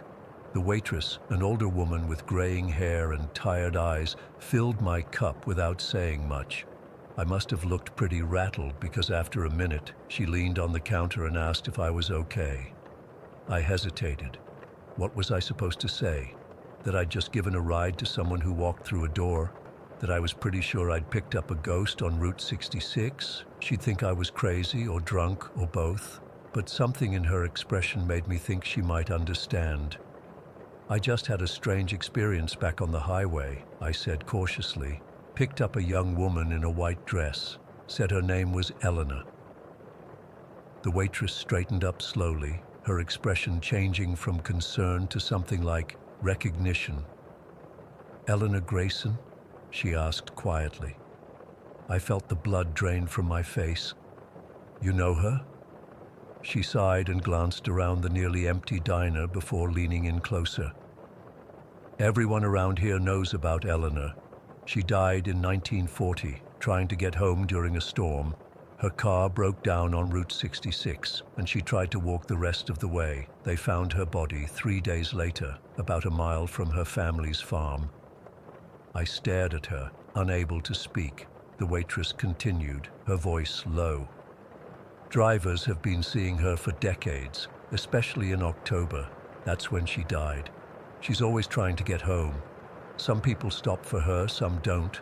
The ones who do, well, they say she leads them to that old farmhouse and then disappears." "The Grayson place," I whispered. She nodded. "It's been abandoned since the 50s when the last of the family moved away. Some locals say they've tried to tear it down over the years, but something always stops them. Equipment breaks down, workers get sick. It's like the house is waiting for her." I must have looked like I was about to pass out because she quickly poured me another cup of coffee. "Don't worry," she said, trying to sound reassuring. "Eleanor isn't dangerous. She's just lost, trying to find her way home." I nodded numbly, thanked her for the coffee, and paid my bill. As I walked back to my truck, the sky was just beginning to lighten with the first hint of dawn.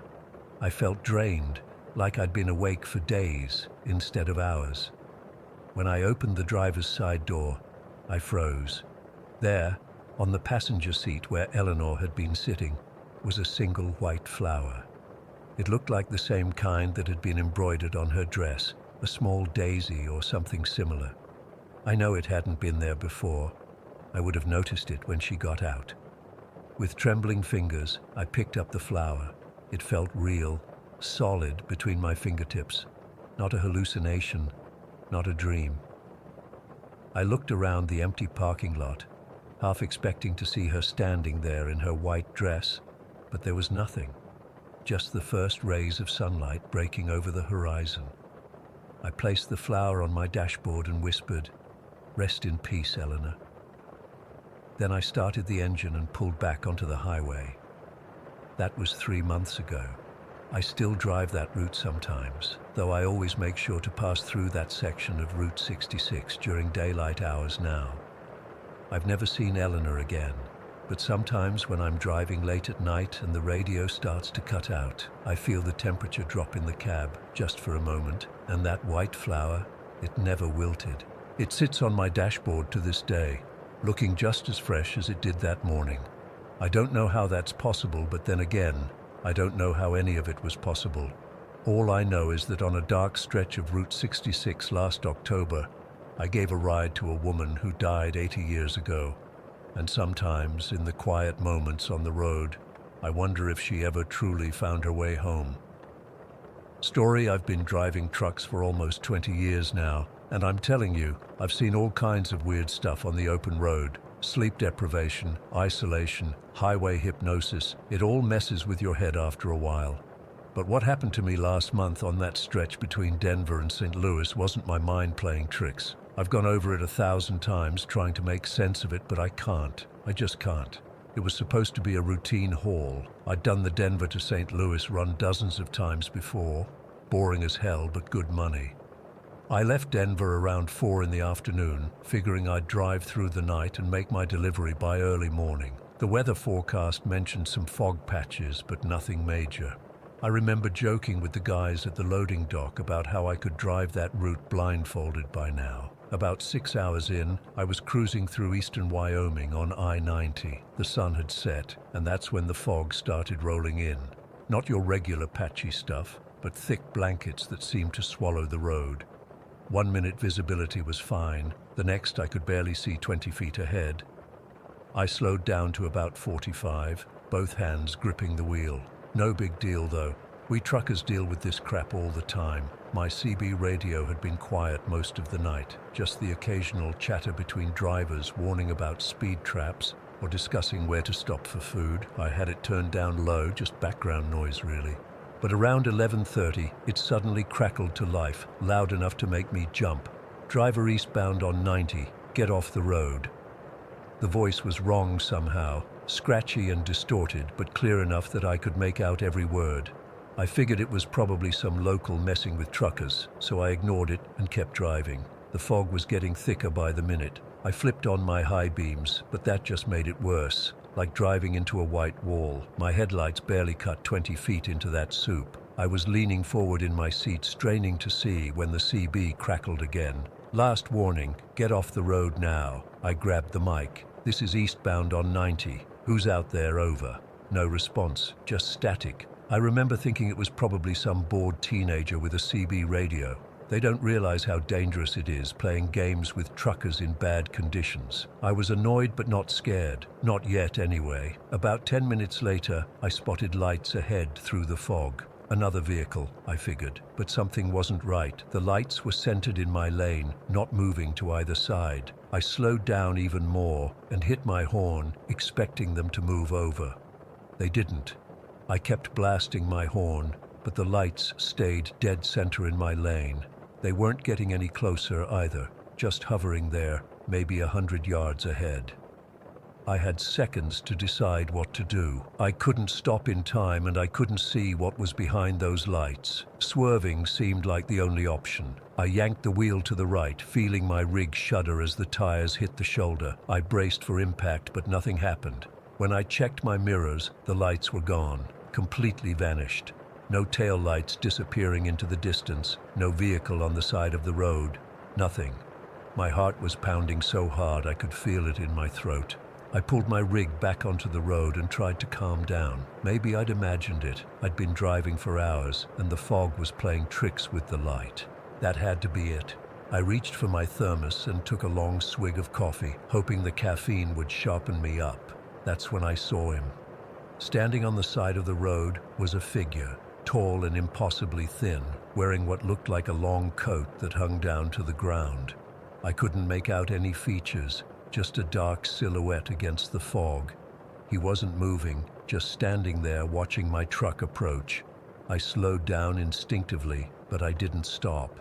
As I passed, I looked over, trying to see if it was someone who needed help, but there was no one there. The figure had vanished, just like the lights. The CB radio burst to life again, making me nearly jump out of my skin.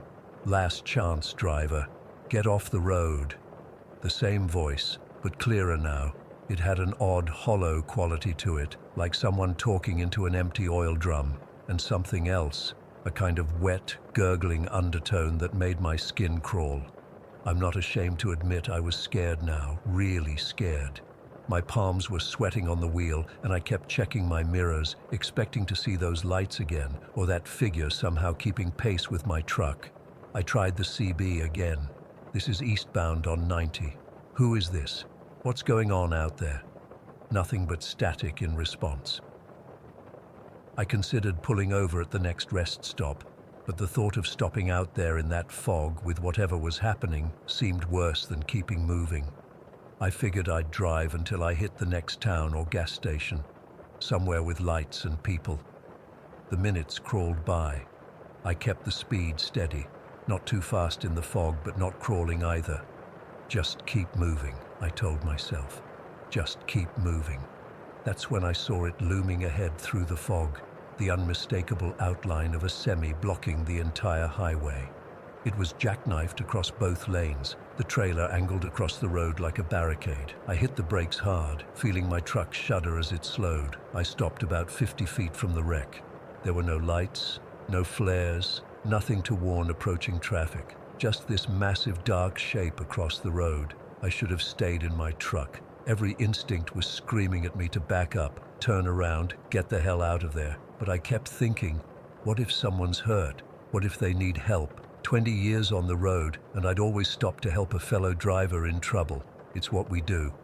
I grabbed my flashlight, switched on my hazards, and climbed down from the cab. The fog swirled around my legs as I approached the wreck. It was an old Peterbilt, at least 10 years out of date. The front was crumpled like it had hit something head-on, but there was nothing else on the road. "Hello?" I called out. "Anyone there? Need help?"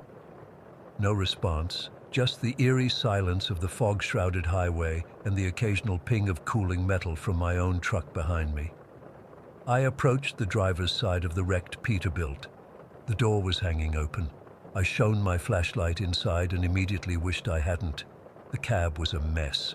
Broken glass everywhere, the dashboard smashed in, and dark stains that could only be blood splattered across the seat and steering wheel. But there was no driver, not in the cab, not anywhere I could see. Something caught my eye, a small rectangular piece of paper wedged into a crack in the dashboard. I reached in and pulled it out.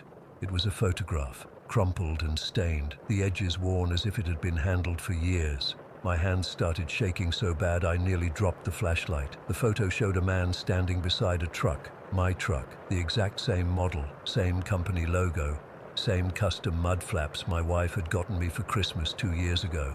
And the man in the photo was me. It wasn't some look-alike or coincidence. It was me, wearing the same Pittsburgh Steelers cap I had on right then. But the photo looked old, faded, like it had been taken years ago, carried around in someone's wallet and handled so much the corners were soft and worn. I don't know how long I stood there staring at that impossible photo. Seconds? Minutes? I was frozen, my brain refusing to process what I was seeing. That's when I heard it, the sound of an engine approaching. But there were no headlights cutting through the fog, no vehicle visible in either direction. Just the growing rumble of a diesel engine getting closer and closer. I shoved the photo in my pocket and ran back to my truck. My hands were shaking so badly I could barely get the key in the ignition. The engine sound was getting louder, but still, I couldn't see any vehicle approaching. It seemed to be coming from all directions at once, surrounding me. I fired up my rig and threw it in reverse, backing away from the wrecked Peterbilt as fast as I dared in the thick fog. Once I had enough room, I executed a clumsy 3-point turn and headed back the way I'd come, west instead of east. I drove for maybe 20 minutes before I saw the lights of a gas station through the fog. I pulled in, parked, and just sat there, trying to get my breathing under control. My shirt was soaked with sweat, and my hands wouldn't stop shaking. I don't remember much about the rest of that night. I know I went inside the gas station and stayed there until dawn, drinking cup after cup of burnt coffee. The attendant probably thought I was on something. I didn't care. When daylight came, the fog had lifted. I called my dispatcher and made up some bullshit about mechanical problems. Then I took a different route to St. Louis. It added nearly 200 miles to my trip, but there was no way in hell I was getting back on that stretch of I-90. I still have the photo. I've examined it 100 times, looking for signs that it's been doctored or manipulated somehow. But it's real. Somehow, it's real.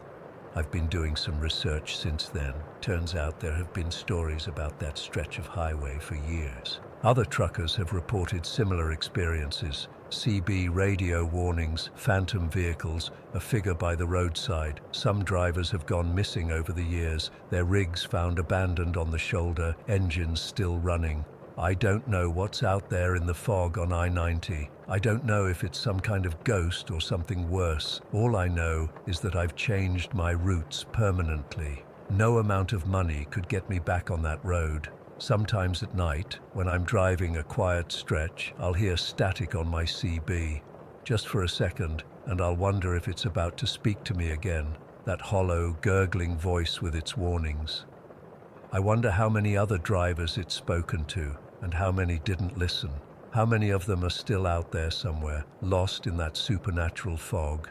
The photo is sitting on my dashboard right now as I type this. I can't bring myself to throw it away, even though looking at it makes me sick to my stomach. It's like evidence, you know.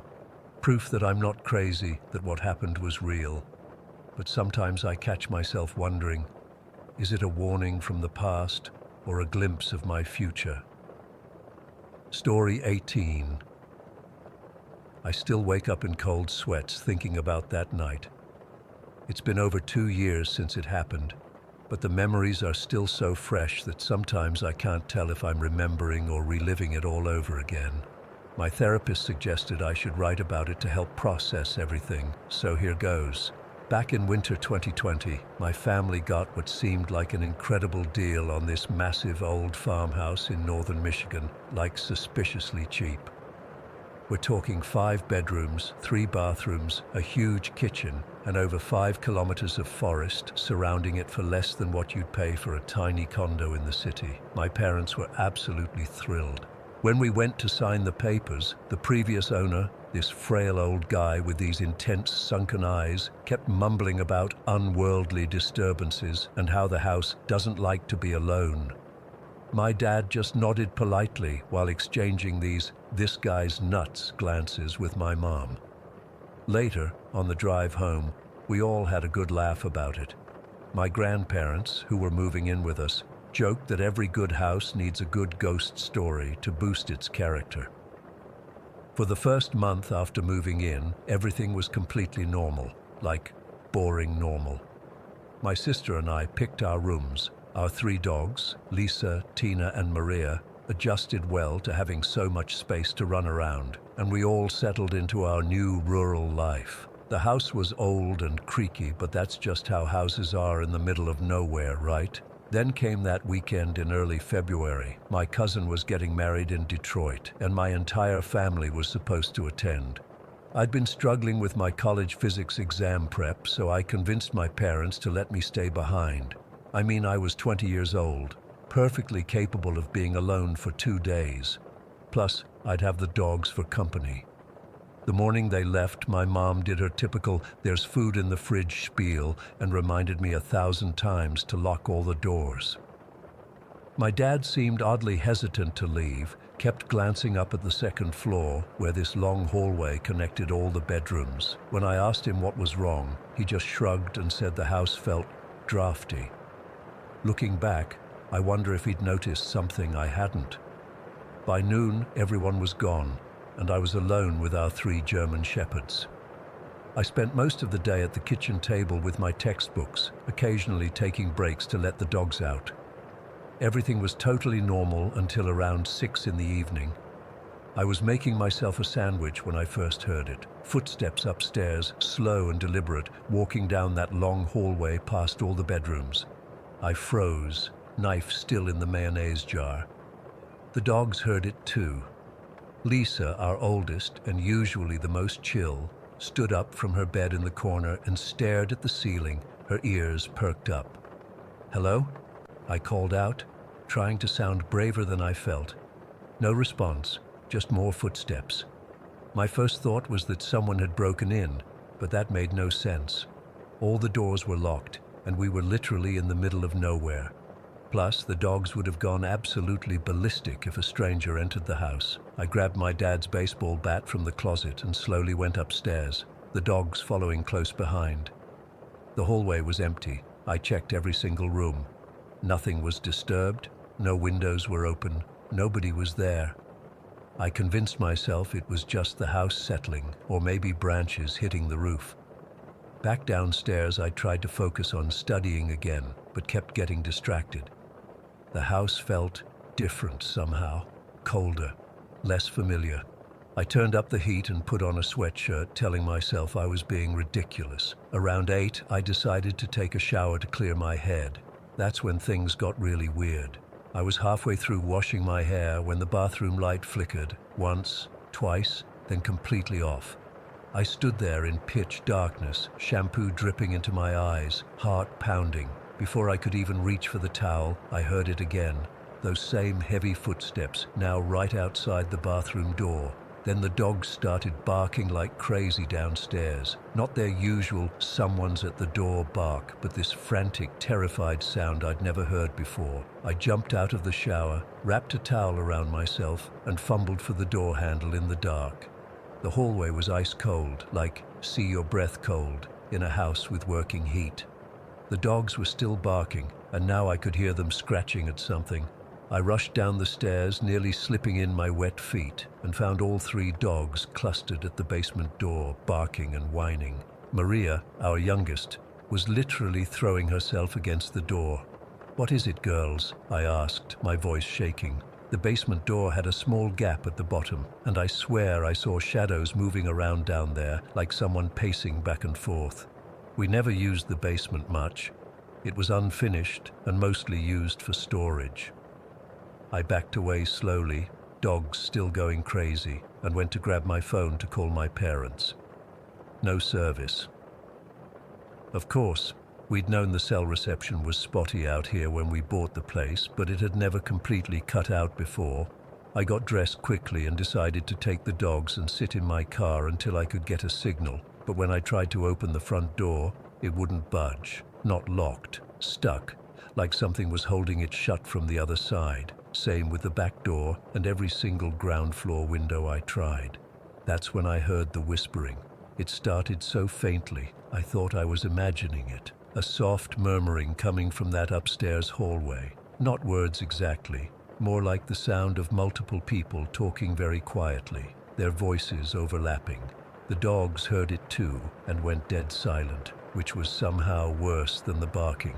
I'm not proud of what I did next. I grabbed my phone, the dogs' leashes, and locked myself in the downstairs bathroom, the only room without windows that wasn't the basement.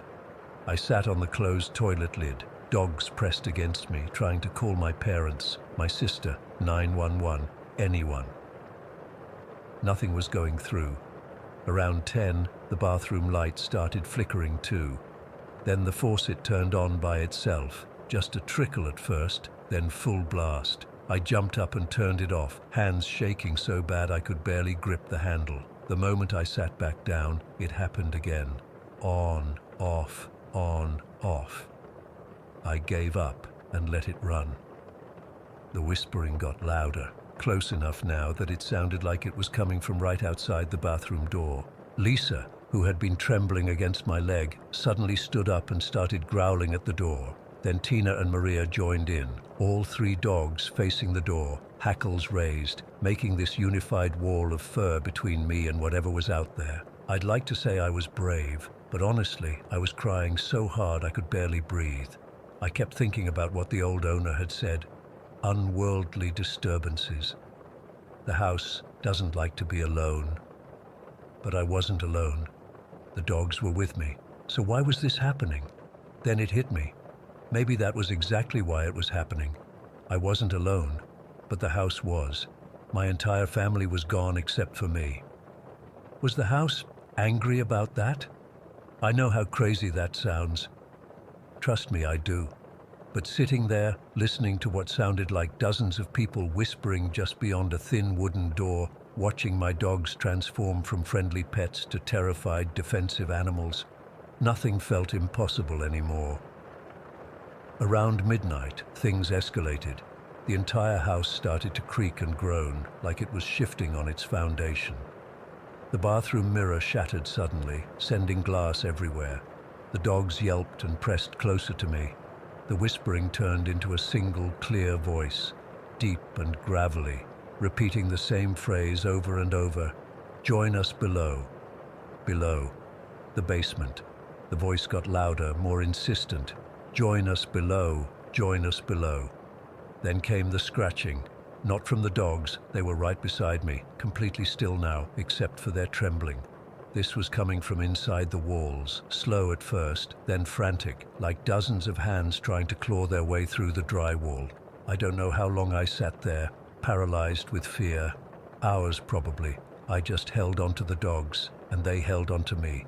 This little island of warmth and life in a house that felt increasingly like something else entirely. Around 3 a.m, everything suddenly stopped. The scratching, the voice, the faucet, all of it just stopped. The silence was almost worse. I sat there for another hour, afraid to move, afraid to breathe too loudly.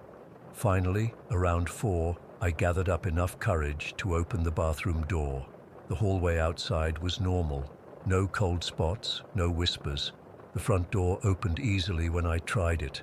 Whatever had trapped us inside was gone. I leashed up the dogs, grabbed my car keys, and ran outside into the freezing night air. We all slept in my car, engine running for heat, until dawn broke.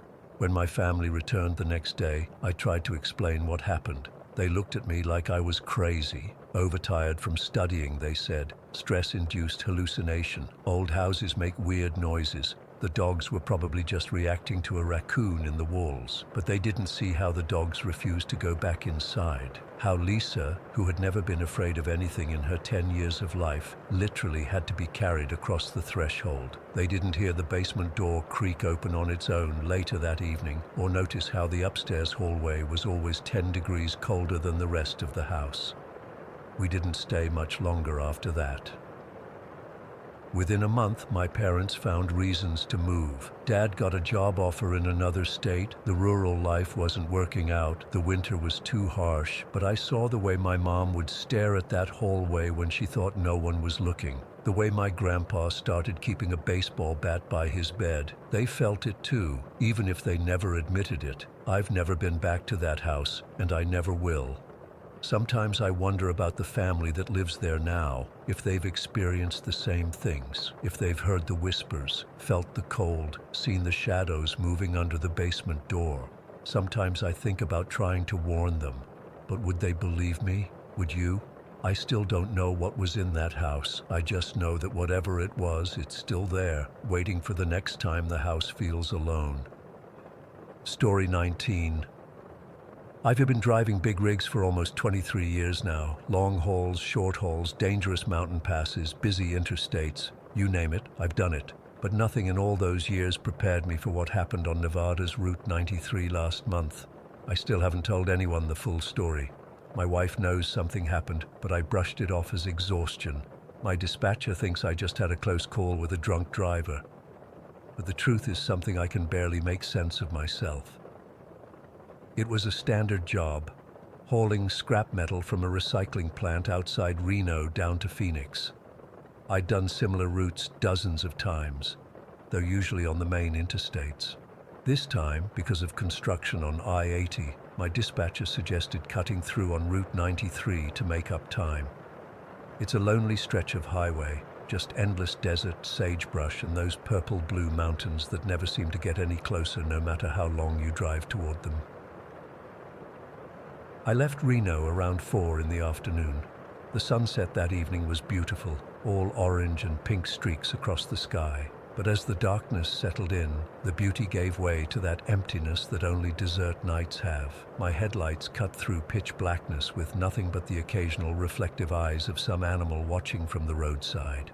By midnight, I was deep into the route, hadn't seen another vehicle for at least 40 minutes. I had the radio playing softly, some classic rock station that was starting to fade in and out with static. I turned it off and decided to check the CB instead, just to hear another human voice. Channel 19 was dead silent, not unusual for this stretch, especially at midnight on a Tuesday. I was about to switch it off when there was a burst of static that made me jump. Then, clear as day, a voice came through. Driver heading south on 93. Pull over at mile marker 147. Pull over now. The voice was raspy, like someone who'd smoked for 50 years, but also somehow hollow, like it was coming from the bottom of a well. I felt the hairs on my arms stand up. First off, how did they know exactly where I was? And second, who the hell would be asking a trucker to pull over in the middle of nowhere at midnight? I hesitated, but curiosity got the better of me. This is eastbound freight truck 873. Who's asking me to pull over? The silence stretched for so long I thought whoever it was had gone. Then the CB crackled again, and that same voice came back, lower this time, almost like a whisper right in my ear. It's too late. You're already on the road. My blood went cold. I switched the CB off immediately. What the hell did that even mean? Already on what road? The one I was currently driving on? No shit. I tried to shake it off as some local messing with out-of-town drivers. Probably some bored teenager with a CB radio in his bedroom, but I couldn't stop a creeping sense of unease from settling over me. About 10 minutes later, I noticed headlights in my rearview mirror. They appeared suddenly, as if the vehicle had just materialized on the road behind me. I felt relieved to see another vehicle, validation that I wasn't completely alone out here. The headlights grew closer until they were right on my tail. Way too close for comfort, especially at night on a deserted highway. I tapped my brakes as a warning, but the vehicle didn't back off. Instead, it suddenly swerved into the oncoming lane and accelerated to pull alongside me. It was an old Peterbilt, maybe from the 70s or 80s, dark green with a rust-speckled cab and a dull aluminum trailer. But what struck me wasn't the truck itself, it was the fact that its taillights were flickering in a strange pattern, almost like Morse code, on off, but with no regular rhythm to it. The truck matched my speed exactly, staying right beside me for what felt like forever but was probably only 30 seconds. I glanced over, trying to see the driver, but the cab was too dark. I couldn't make out anyone behind the wheel. Then the Peterbilt suddenly accelerated, cutting in front of me so close I had to hit my brakes hard. My load shifted, and I felt the trailer sway dangerously. I cursed and blasted my horn, but the truck ahead just kept going, those weird flickering taillights disappearing into the distance. "Asshole," I muttered, trying to calm my racing heart. Road rage happens, even out here in the middle of nowhere. I tried to convince myself it was just some hothead who didn't like being stuck behind my slower rig. About 5 minutes later, I came around a gentle curve and saw those same taillights up ahead. The Peterbilt had slowed down considerably. As I got closer, I noticed it was weaving slightly, crossing the center line and then drifting onto the shoulder. Drunk driver, I thought. Great. I slowed down, keeping a safe distance.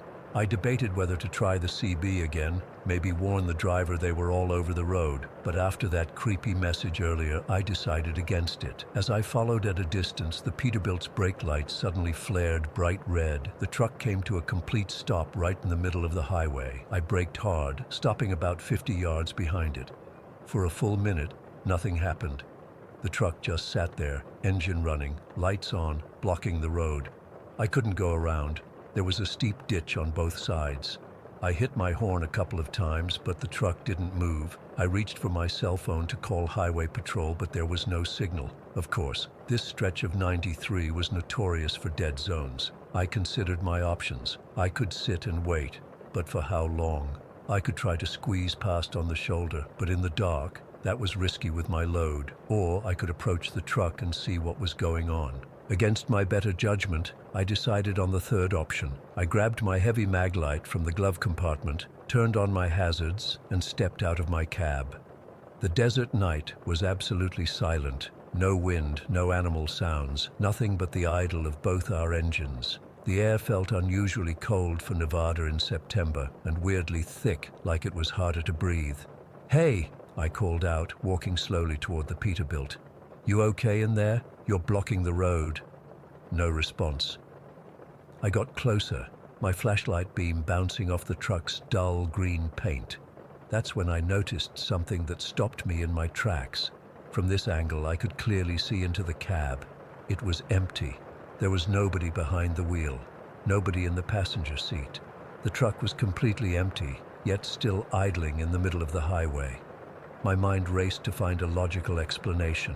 Maybe the driver had stepped out to check something, but I didn't see anyone around the truck. Maybe they were in the sleeper section, but why stop in the middle of the road? I moved closer, circling toward the driver's side, my flashlight beam darting around. The door was closed. Through the window, I could see the keys still in the ignition, the dashboard lit up, but no driver. That's when I noticed the trailer. It was an old-style aluminum box trailer, its once silver surface now dull and covered in what looked like dark stains. The rear doors were facing me, and I saw that one of them was slightly ajar, swinging ever so slightly, though there was no breeze. Something about that gently swinging door filled me with dread. Every instinct told me to get back in my truck and find a way around this situation. But before I could move, I heard a sound from inside the trailer, a slow, dragging noise like something heavy being pulled across metal. I stood frozen, flashlight pointed at that partially open door. The dragging sound stopped. Then the door began to open wider, moving slowly on creaking hinges. I should have run right then. I should have sprinted back to my rig and gotten the hell out of there. But it was like my feet were cemented to the asphalt. I couldn't move, couldn't look away. The door swung fully open, revealing the pitch-black interior of the trailer. My flashlight beams seemed to be swallowed by that darkness, illuminating nothing. Then something began to emerge from that blackness. At first, I thought it was a man, tall and thin, wearing dark clothes. But as more of it came into view, I realized with mounting horror that whatever this was, it wasn't human. It was too tall, at least 7 feet, maybe more. Its limbs were unnaturally long and thin, like they'd been stretched. It wore what might have once been a trucker's outfit, flannel shirt, jeans, but the clothes hung from its frame as if it had starved inside them. What hit me hardest was its face. The skin was pulled too tight across the skull, like a drum stretched to breaking. Where the eyes should have been were just hollow sockets, but somehow I knew it could see me. Its mouth was a lipless gash that stretched almost ear to ear. It stepped down from the trailer with jerky, unnatural movements. Then it straightened up to its full height and turned those empty eye sockets directly toward me. I finally broke free from whatever had been holding me in place. I backpedaled rapidly, nearly falling as my feet tangled beneath me. The flashlight slipped from my hand, hitting the asphalt with a crack but staying lit, rolling to point at the thing's feet. In the beam, I could see that its feet weren't touching the ground. It was hovering about 2 inches above the asphalt. That's when it raised its arms, too long, too thin, and reached toward me. The fingers extended even as I watched, stretching like taffy, reaching for me across the impossible distance between us. I turned and ran. I've never run so fast in my life. Behind me, I heard a sound that I still can't properly describe, like wind rushing through a narrow canyon, but with a high-pitched wail underneath it that might have been my name. I made it back to my truck, fumbling with the door handle, constantly looking back. The thing was following, moving in a gliding motion that covered ground too quickly. Those stretched out hands were nearly at my back when I finally wrenched the door open and threw myself inside. I locked the doors, started the engine, and threw the truck into reverse. The gears protested, but I kept my foot on the gas, backing up as fast as I dared. In my headlights, I could see the entity still approaching, those arms now extending toward my windshield. I shifted gears and cranked the wheel hard, aiming for the shoulder of the road. I didn't care if I went into the ditch at this point. I just needed to get around that Peterbilt and whatever had come out of it. My truck bounced violently as the right wheels hit the shoulder. Gravel pinged against the undercarriage. I felt the trailer start to tilt dangerously, but I kept going, inching past the Peterbilt with barely a foot to spare. As I passed, I couldn't help looking over. The entity was right beside my door now, those hollow eye sockets level with my window. Its mouth had opened wider than any human mouth could, revealing nothing but blackness inside. One stretched out hand pressed against my window, the fingers spreading across the glass like pale spiders. Then I was past it. I straightened the wheel and floored it, my eyes glued to the rearview mirror. The Peterbilt and the entity grew smaller in the distance. Just before they disappeared from view, I saw the thing glide back to the truck and somehow fold its impossible body back into the trailer. The door swung shut. I drove the rest of the way to Phoenix without stopping once. I kept checking my mirrors, convinced I'd see those flickering taillights appear behind me again. I didn't turn the CB back on. I didn't want to hear that voice again. I made it to Phoenix as the sun was coming up. I delivered my load and immediately told my dispatcher I needed a few days off. He could tell something was wrong, but didn't push for details. It's been over a month now. I'm back on the road. Bills don't pay themselves, but I've rerouted every job they've given me to avoid Route 93, and I keep the CB off during night drives. I don't know what I encountered out there. Maybe it was some kind of hallucination brought on by exhaustion. Maybe it was something else. All I know is that sometimes, when I'm driving at night and see taillights flickering ahead of me, my heart nearly stops. And sometimes when the static comes through on the radio just right, I think I can hear that voice again, telling me it's too late. I'm already on the road. Story: 20 years now I've been driving big rigs from Seattle to Boise, Portland to Salt Lake, San Francisco to Denver. I've seen just about every stretch of highway the Northwest has to offer. Weather, wildlife, drunk drivers, you name it. I've handled it all. But what happened to me 3 weeks ago on Dead Man's Pass, I still can't explain it. I haven't told many people because, well, who the hell would believe me? For those who don't know, Dead Man's Pass is this nasty stretch of I-84 that cuts through the Blue Mountains in northeast Oregon. It's officially called Deadman Pass, but us truckers just call it Dead Man's. The name fits. Steep grades, hairpin turns, and weather that can change from clear to whiteout in minutes. The pass has claimed plenty of trucks over the years. You can still see the wreckage of some rigs that went over the edge scattered down the mountainside. But it's not just the terrain that gives truckers the creeps. There've always been stories, drivers going missing, strange radio interference, people seeing things that shouldn't be there. I always wrote that crap off as campfire stories, the kind of stuff bored drivers tell each other over bad coffee at truck stops, ghost stories to keep you awake during those long overnight hauls. I was making a standard Seattle to Boise run that night. Left Seattle around 2 in the afternoon, figuring I'd hit Dead Man's around midnight and be in Boise by early morning. The schedule was tight but doable. My dispatcher was riding my ass about making good time because we had a client who needed their shipment first thing the next day. The evening started normal enough, clear skies, decent traffic, my thermos full of coffee. I had my playlist going, mostly classic rock and some old school country to keep me company. As I approached the Oregon border, I noticed the moon was nearly full, hanging low and yellow over the mountains ahead. Made the whole landscape look eerie, like everything was being lit by some giant spotlight. Around 11:30, I started the climb into the Blue Mountains. The traffic had thinned out to almost nothing, just me and the occasional passenger car. I remember thinking how peaceful it felt. The road ahead was empty, my headlights cutting through the darkness, and that big moon lighting up the mountain sides. That's when things started feeling wrong. The air seemed to get heavy inside the cab. It's hard to explain, but it was like the atmosphere itself had thickened. My ears popped like I was changing altitude faster than I actually was. The radio started to get staticky between stations, which isn't unusual in the mountains, but even my downloaded music started skipping and cutting out. I remember checking my phone. No service, which again isn't that weird for Dead Man's, but my clock was acting strange too. The minutes seemed to be ticking by too slowly. I swear I watched 5 minutes pass in what felt like 20. About halfway through the pass, I came around this sharp bend, and there he was, a man standing on the shoulder of the road with his thumb out. Just standing there, completely still, like a statue. He was wearing a red flannel shirt and a baseball cap, jeans, and work boots. Normal enough clothes for around here, but who the hell hitchhikes on a mountain pass at midnight in the middle of nowhere? I didn't stop, of course. I've got a strict no hitchhiker policy, especially at night. But as I drove past him, I distinctly remember that he didn't turn to watch me go by. He just kept staring straight ahead, thumb out, completely motionless. I checked my side mirror to get another look, and he was gone.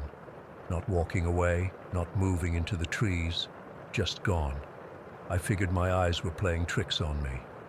Maybe I was more tired than I thought.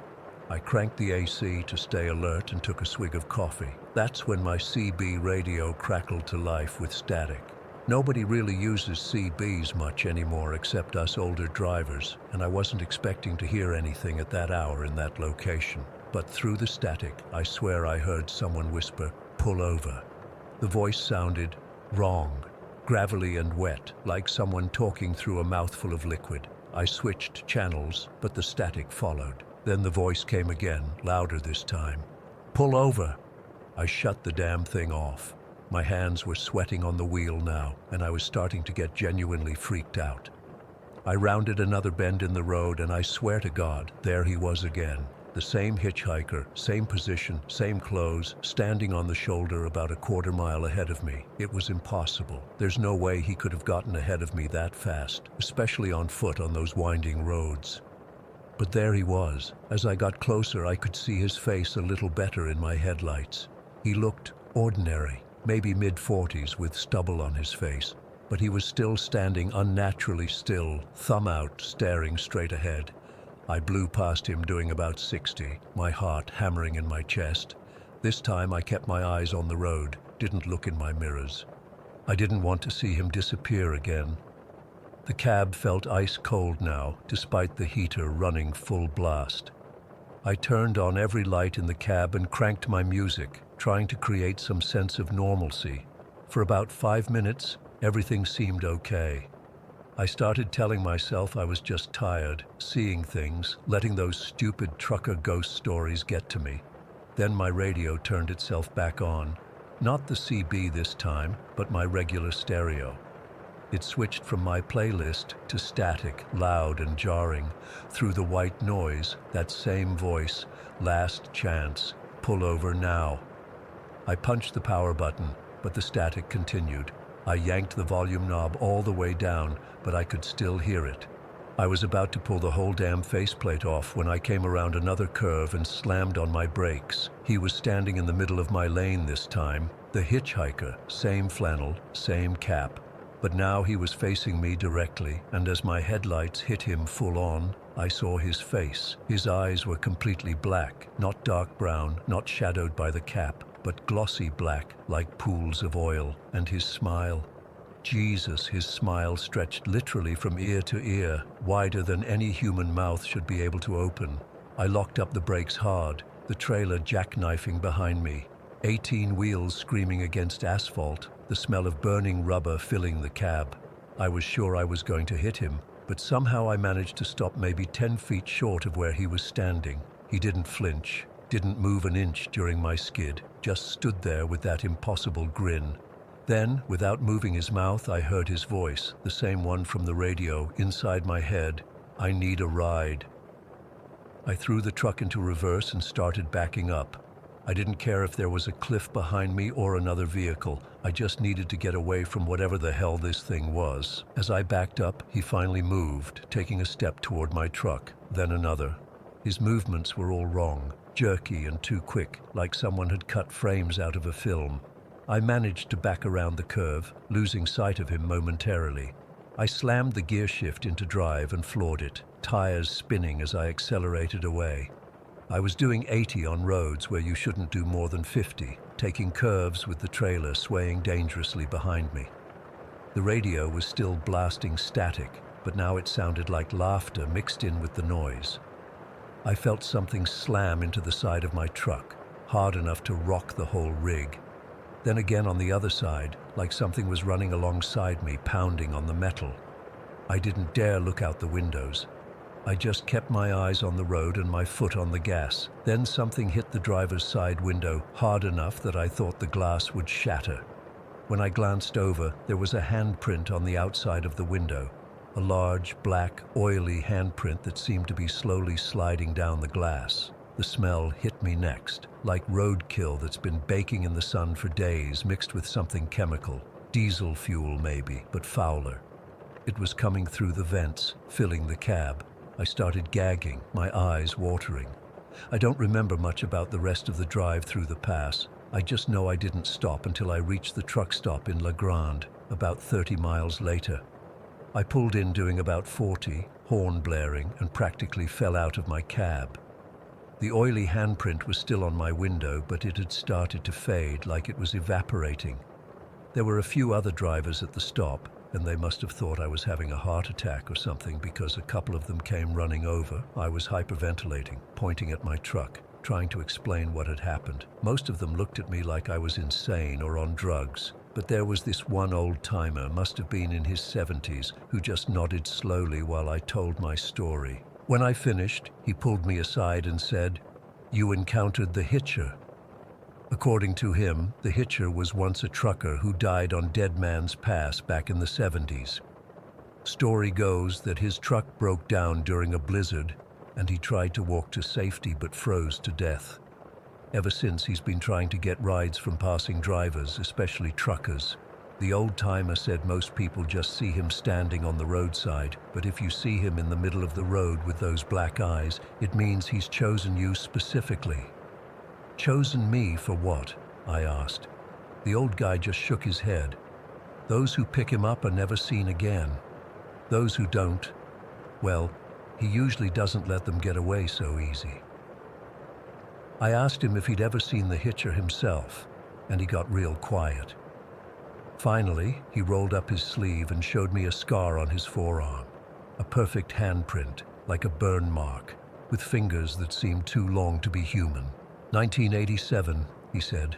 Grabbed my arm right through the open window. Doctor said it was frostbite, but frostbite doesn't come in the shape of a hand. I spent the rest of the night in the truck stop, too terrified to get back in my rig.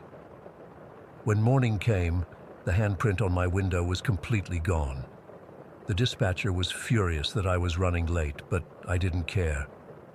I finished the delivery in Boise and immediately requested a different route for my return trip. It's been 3 weeks now. I've talked to a few other drivers who've had experiences on Dead Man's Pass, though none quite as intense as mine. Some have seen the hitchhiker, others have just felt a presence or heard strange things on their radios. One guy swears he picked up a hitchhiker who disappeared from his passenger seat when they reached the end of the pass. I don't know what to make of it all. I've been driving trucks for most of my adult life, and I've never believed in ghosts or anything supernatural. But I know what I saw, what I heard, what I felt. That thing wasn't human. At least not anymore. I've changed my routes permanently. No more overnight hauls through the Blue Mountains. No more Dead Man's Pass. And I don't care if it's broad daylight on the safest highway in America. I will never, ever pick up a hitchhiker again. Story 21. I still get goosebumps when I think about what happened that summer in 2004.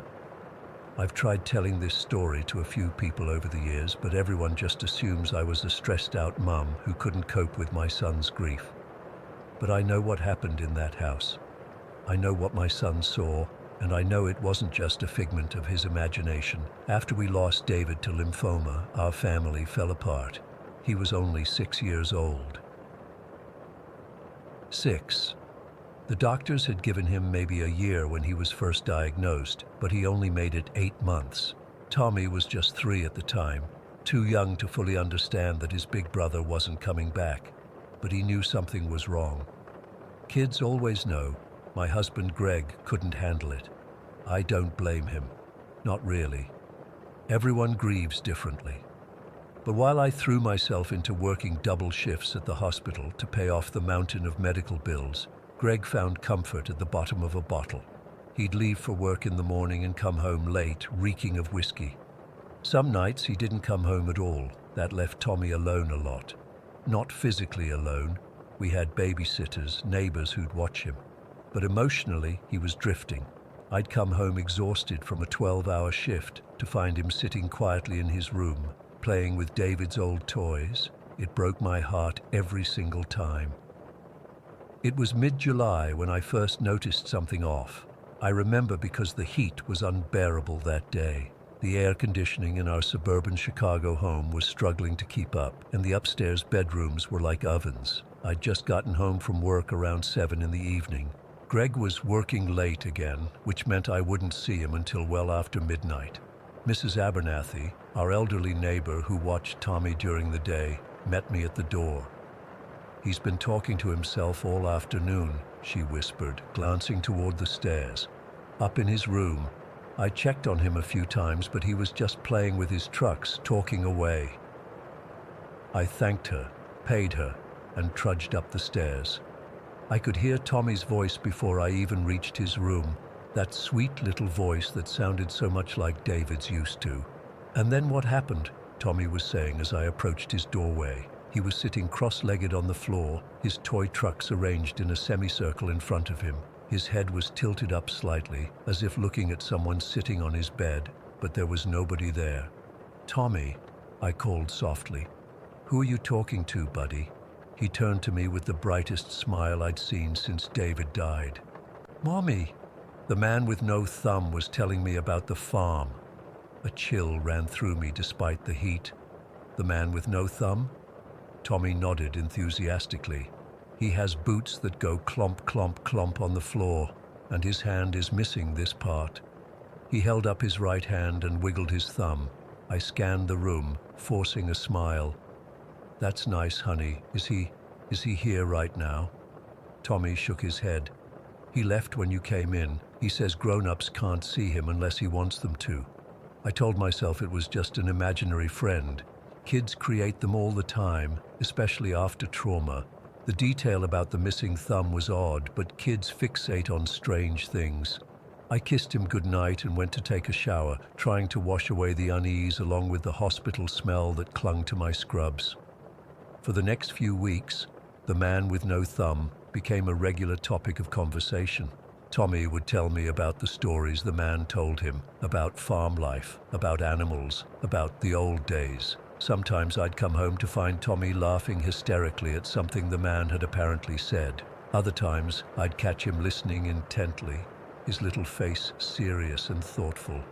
I mentioned it to Greg once, when he was sober enough to have a conversation. "It's just an imaginary friend," he scoffed.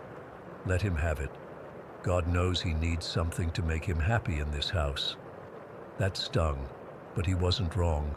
Our home had become a mausoleum to grief. David's room remained untouched, door closed. We spoke in hushed tones. Laughter felt sacrilegious. If Tommy found comfort in an invented companion, who was I to take that away? Then came the night that changed everything. It was a Saturday in August. Greg had taken off for the weekend with his buddies on a fishing trip, his first attempt at normalcy since David died. I had the weekend off too, a rare occurrence. I was looking forward to spending time with Tommy, maybe taking him to the park or the zoo. I woke up around 3 in the morning to get a glass of water. As I passed Tommy's room, I heard voices, not just Tommy's voice, but another one, deeper, rougher, with a slight accent I couldn't place. It was speaking too quietly for me to make out the words. I froze outside the door, my heart hammering in my chest. Someone was in my son's room. I looked around frantically for a weapon, grabbing a heavy picture frame from the hallway table. With shaking hands, I pushed open Tommy's door. Tommy was sitting up in bed, giggling. When the door opened, he looked over at me. "Mommy." The man with no thumb was showing me how to make a cow sound. The room was empty except for Tommy. The window was closed and locked from the inside. There was nowhere an adult could hide. "Tommy," I said, trying to keep my voice steady. "Where is the man now?" Tommy pointed to the empty space beside his bed. "Right there. He says you look tired and should go back to sleep." I felt it then, a cold spot in the air where Tommy was pointing. The hairs on my arms stood up, and I could have sworn I smelled something earthy, like freshly tilled soil. "Tommy, come sleep in Mommy's room tonight," I said, not taking my eyes off that empty space. "But we're talking," Tommy protested. "Now, Tommy," I said more firmly, and something in my voice must have told him not to argue. He sighed dramatically, slid out of bed, and took my hand. As we left the room, I could have sworn I heard heavy footsteps, like leather boots on hardwood, walking toward the window. I didn't sleep the rest of that night. I lay awake watching Tommy sleep, wondering if I was losing my mind. Grief does strange things to people. Maybe I was hallucinating. Maybe the voice I heard was just the TV I'd left on downstairs. Maybe the cold spot was just a draft. But I knew deep down that none of those explanations were true. The next morning I called my mother.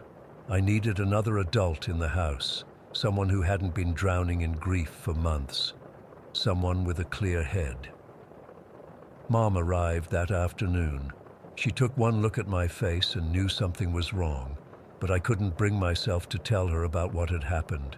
How do you tell your practical, no-nonsense mother that you think your house is haunted? "You're working too hard," she said, patting my hand. "Let me take care of Tommy for a few hours. Go take a nap." I was too exhausted to argue. I fell into bed and was asleep within minutes. When I woke up, the sun was setting.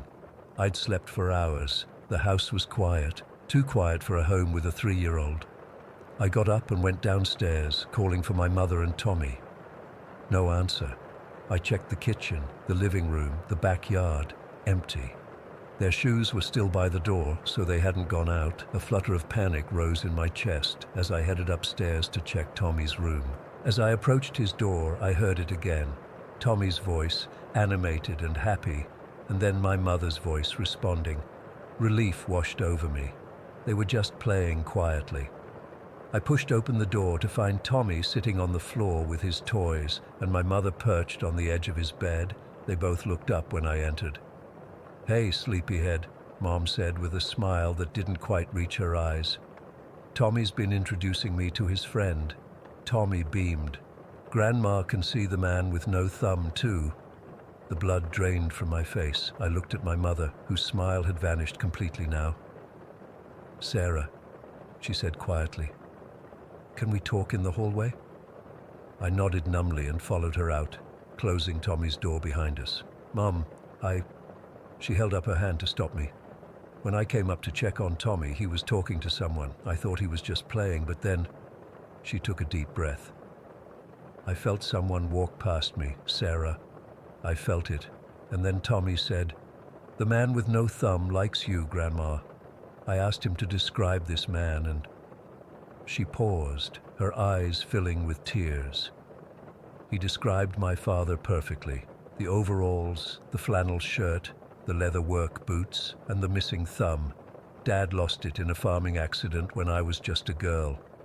I stared at her, uncomprehending. "But Tommy never met your father. He died 5 years before Tommy was born." Mom nodded. "I know, and I never told any of you kids about his missing thumb. It wasn't something we talked about." "That's impossible," I whispered. "There's more," Mom said, her voice shaking slightly. I asked Tommy what kinds of things the man talks about. He said the man told him not to be sad about David because David is with him now and they're taking care of the animals together. My legs gave out then, and I slid down the wall until I was sitting on the floor. My father-in-law had never been a farmer. No one in Greg's family had been, but my grandfather had owned a small farm in Wisconsin. The farm where my mother grew up. The farm where her father had lost his thumb in a threshing accident. "He's been coming around for weeks," I said, my voice barely audible, "keeping Tommy company while you grieved," Mom finished for me, "and while Tommy was alone." We sat in silence for a long moment, the implications washing over us. From inside the room we could hear Tommy chattering away happily. "Should we be afraid?" I finally asked. Mom considered this, then slowly shook her head. "I don't think so. If he wanted to harm Tommy, he could have done it by now. I think..." She swallowed hard. "I think he's just looking after him, like he used to look after me." That night, after Tommy went to bed, I sat in his room in the dark. I felt foolish, talking to empty air, but I needed to say it. "Thank you," I whispered, "for being there for him when we couldn't be."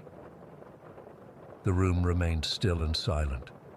But just as I was about to leave, I felt it, a weathered hand on my shoulder, giving a gentle squeeze. And for just a moment, I caught the faint scent of tobacco and leather. Tommy still talks about the man with no thumb sometimes, though less frequently now. Greg got help for his drinking. I cut back my hours at the hospital. We're healing, slowly. But sometimes when I pass Tommy's room late at night, I still hear him giggling at jokes I can't hear, told by a grandfather he never met, who somehow found a way to come back when our family needed him most. Story 22. I still can't believe what I experienced at my sister's house back in 2019. Even typing this now, my hands are getting clammy, and that familiar knot is forming in my stomach. I've tried talking to a therapist about it, but they always circle back to sleep paralysis or hypnagogic hallucinations. But I know what I saw was real. I was fully awake. I could move, and what I saw that night has haunted me ever since.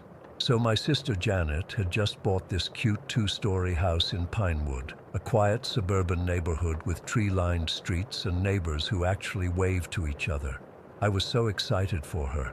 It was her first home purchase after years of apartment living. When she invited me to stay for the weekend to celebrate, I asked if I could bring my college friend Sophie along. Janet was cool with it and said we could have the guest bedroom. It was a standard bedroom, nothing fancy or remarkable about it. There was a single bed with a trundle underneath that pulled out. The room had pale blue walls, hardwood floors with a small area rug, and a window that faced the driveway. Sophie and I arrived Friday afternoon. We helped Janet unpack some boxes, ordered pizza, drank some wine, and stayed up late catching up. Around midnight, we decided to turn in.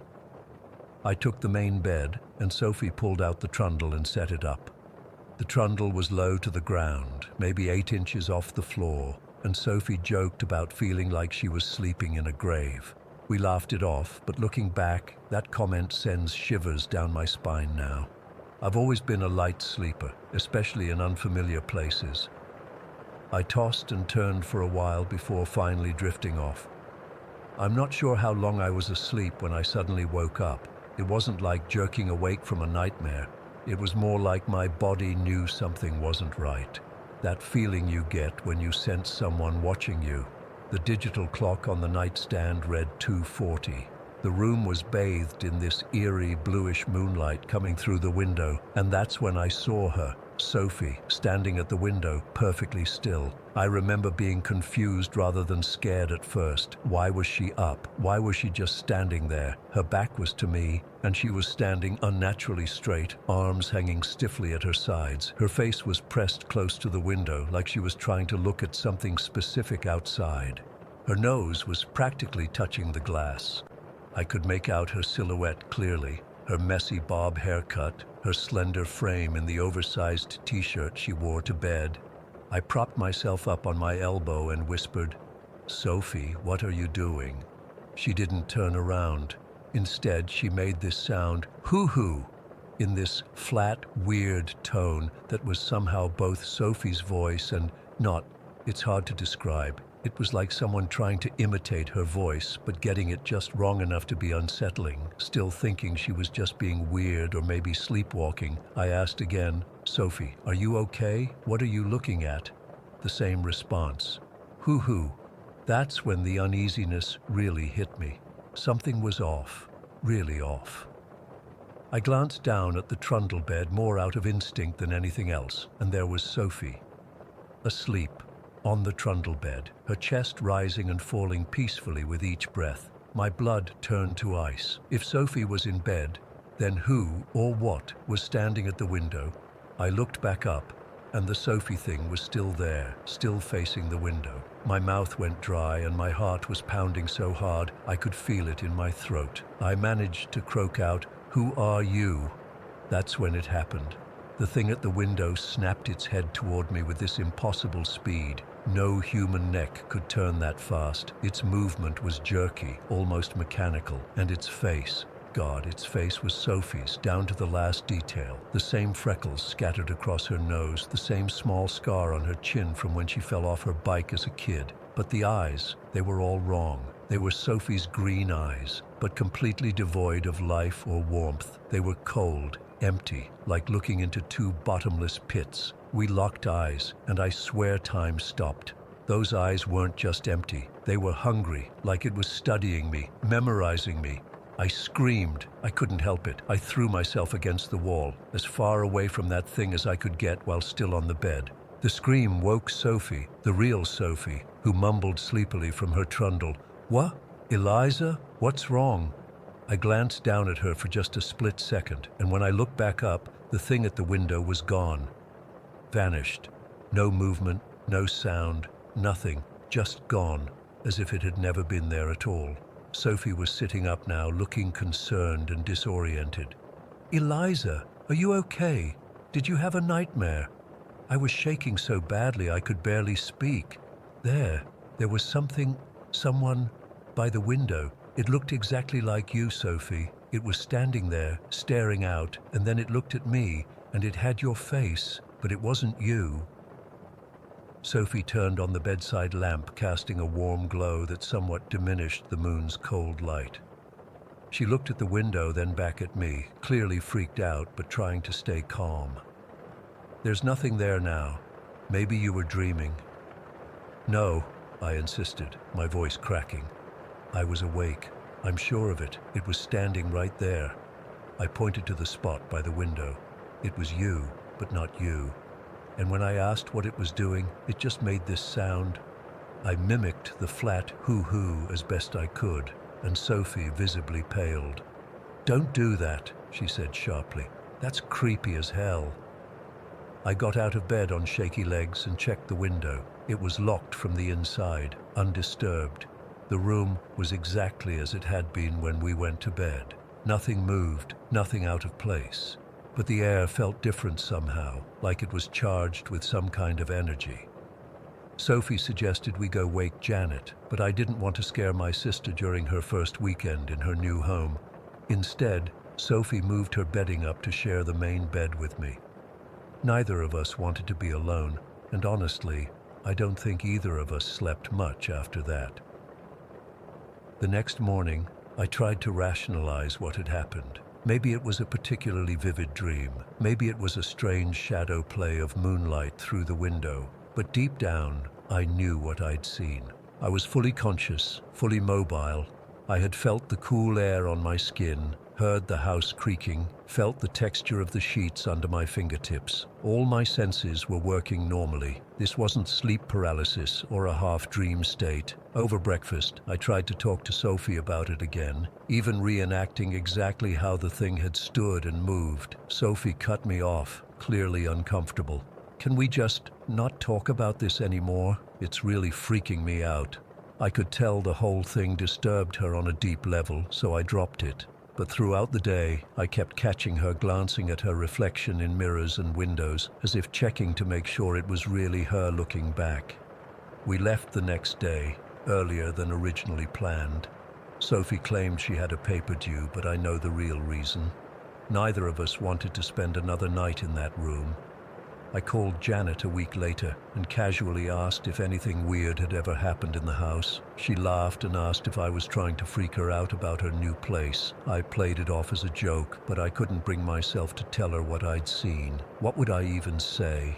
"Hey, by the way, I saw some entity mimicking my friend in your guest bedroom." In the months that followed, I did some research on doppelgangers and similar phenomena. I found stories about mimics or skinwalkers from various cultures, entities that can take on the appearance of someone familiar to lure people or cause harm. The Germanic doppelganger is often seen as an omen of death, though thankfully Sophie is still very much alive and well. What disturbs me most isn't just that this thing wore Sophie's face perfectly. It's that it seemed to be studying me. Those empty eyes were taking me in, memorizing me. Sometimes I worry that somewhere out there's now a thing wearing my face too. Standing in someone else's bedroom window, making that same unnatural hoo-hoo sound when spoken to. I've never gone back to my sister's house. I always make excuses when she invites me. Sophie and I are still friends, but we never talk about that night. Sometimes I'll catch her looking at me strangely, as if she's wondering if I'm really me or something else wearing my skin. It's been 4 years, and I still sleep with a nightlight. I still check windows and mirrors more often than I'd like to admit, and I still wake up sometimes at exactly 2:40 in the morning, my heart racing, absolutely certain that if I look toward my window, I'll see it standing there again. A perfect copy of someone I love, but with those cold, empty, hungry eyes staring back at me. I don't know what that thing was or what it wanted. I don't know if it was specific to that house or if it followed me home. All I know is that what I saw that night was real, and the memory of those empty eyes staring back at me from Sophie's face is something I'll never, ever forget.